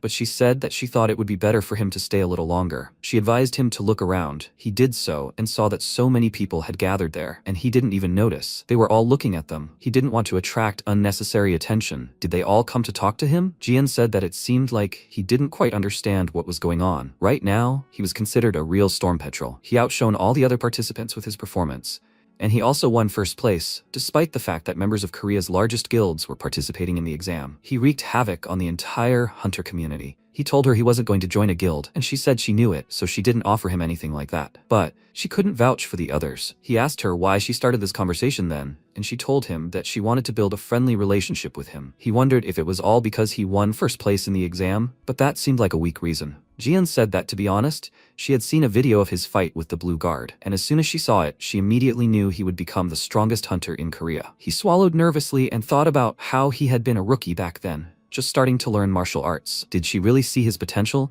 and draw conclusions after watching that video? She's far from an ordinary person. She smiled and said that she wanted to become friends with Korea's strongest hunter. In her opinion, that was a worthy reason, but Mincheol said she was wrong. She would become Korea's strongest hunter, and he would be the best hunter in the world. She thought for a second, then chuckled, and he asked with a grin, "She's not laughing at him, is she?" She told him that of course not, in which case she wanted to become friends with the best hunter in the world. Looking at her, he noticed that she had excellent intuition. In her gaze, he saw firm self-confidence and pride in her strength. There was no fear or false flattery in her words. The loudspeakers hissed. The organizer informed the guests that the auction would soon begin, and one of the security guards immediately approached Jiyeon to escort her to the VIP box. She said goodbye to Mincheol, hoping that they would see each other again, and followed the guard. Fenrir delightedly said that she was very beautiful, just like Ellie, and the MC asked, "Is that so important?" He replied that words and actions are 2 different things. He is always surrounded by so many beautiful women. He is a real womanizer, just like his father. These words slightly angered him, and he decided to punish him by depriving him of meat for 2 weeks, which greatly upset Fenrir and immediately began to apologize. After that, they headed to the hall where the auction would take place. He showed the guards his invitation. They checked his identity with a scanner, and he noted that there was such strict security here. While they were checking Fenrir, he approached the table, and the guard told him that he must put on a mask before entering the hall. He carefully examined the table and thought that the Interstellar Union had tried hard to organize this auction. One interesting mask, a bald lion, caught his eye, and he immediately settled on it. As soon as he put it on, the system informed him that an illusion of a lion was cast on him. Having put the mask on Fenrir, he entered the auction room and asked, why did he need it? He didn't like such tight things. He answered that if he didn't wear a mask, everyone would immediately recognize his identity. As he walked to his seat, he thought that since his entire image was hidden behind an illusion, he didn't need to worry about his privacy. And why did they even do makeup on him? This mask reminded him of the person in charge of training in the tower. He remembered that he had given him the key that could open the treasury on the 3rd floor and took his seat. Fenrir noticed there were so many people there, and when a dwarf took the stage, the auction began. Marchan greeted everyone and said he was the head of the Yongsun branch of the Interstellar Union and wanted to thank everyone for taking the time to attend their modest auction. Mincheol burst out laughing and wondered why he looked so nervous. Fenrir asked if they had come to watch an insecure dwarf try to overcome stage fright. He answered that of course not, And then Marchan left the stage, scratching his head in confusion. He was sure Minchiol was laughing at him. Ellie took his place, thanking everyone for waiting and saying the auction was about to begin. Fenrir remarked that she was so beautiful, and MC lightly hit him on the head, saying they weren't allowed to talk until the auction was over. After that, he used his eyes of truth and thought he had seen the list of items long before the auction began. The list includes a rare rank Guardian's bracelet, a nameless blade, and a cockatrice egg. But there's nothing he could possibly need among all of them. They're just junk. Marchan crafted items are far superior. He thought it would be much more profitable to order equipment from Marchan than to buy it here. Then Ellie presented them with another item, an unknown fragment, a mythical item dropped by a B-rank gate boss. Minchiol immediately saw that it was a legendary rank drank key. Without the eyes of truth, no one would be able to discern the key's true value, so it was unlikely anyone would want to buy it. He immediately placed a bid, and Ellie said that the key had been sold to guest number 55, the only one who had placed a bid. Now it was time to sell 10 kilograms of mithril and 5 kilograms of orichalcum. MC thought that this was the main course. The ore needed to upgrade the Dark Star. After that, guest number 79 raised the bid by 10%. And guest number 101 offered 50% more. Number 32 raised his bet by another 10%. And Minchiol raised his hand and thought, why beat around the bush? He'll offer twice as much. Ellie immediately exclaimed that guest number 55 had doubled his bet. Guest number 79 raised his bet by 10%. MC looked at him and thought, who is this blue dog? Is he challenging him? He raised his hand again, increasing his bet, and the blue dog raised his bet by another 10%. Minchiol began to get annoyed. He increased his bet by 1.5 times, and number 79 added another 10%. Ellie delightedly exclaimed that the current bet was $13 million. MC wondered if she was being too happy about his empty wallet. Remembering Varys, he decided to use a blank check and raised his bet by 10%. The blue dog meanwhile sighed in disappointment, and Ellie, having counted to 1, announced that the lot was sold to guest number 55. Minchiol smiled maliciously and thought that this dog should have given up much earlier. Guest number 79 turned to him and measured him with some kind of dissatisfied look. When the auction was over, he went out to the banquet hall and thought that he bought all the items he needed, so the auction could be considered a success. It reminded him of the times when he got his hands on everything he wanted. The auction was fun, but now he would like to collect his purchases. But he was interrupted by an American named Alfred Graf. He excitedly asked him to wait and asked if he had some time. MC wondered, who is this? Have they met before? He refused him, citing business, but the guy smiled and said that he needed the mithril and orichalcum, which he bought. He immediately turned to him, not understanding how he knew that it was he who bought them, and asked what he said. Alfred answered him that he knew everything. He bought mithril and orichalcum. He thought, is this really the guy in the dog mask? He asked, so he is that blue dog? He confirmed it,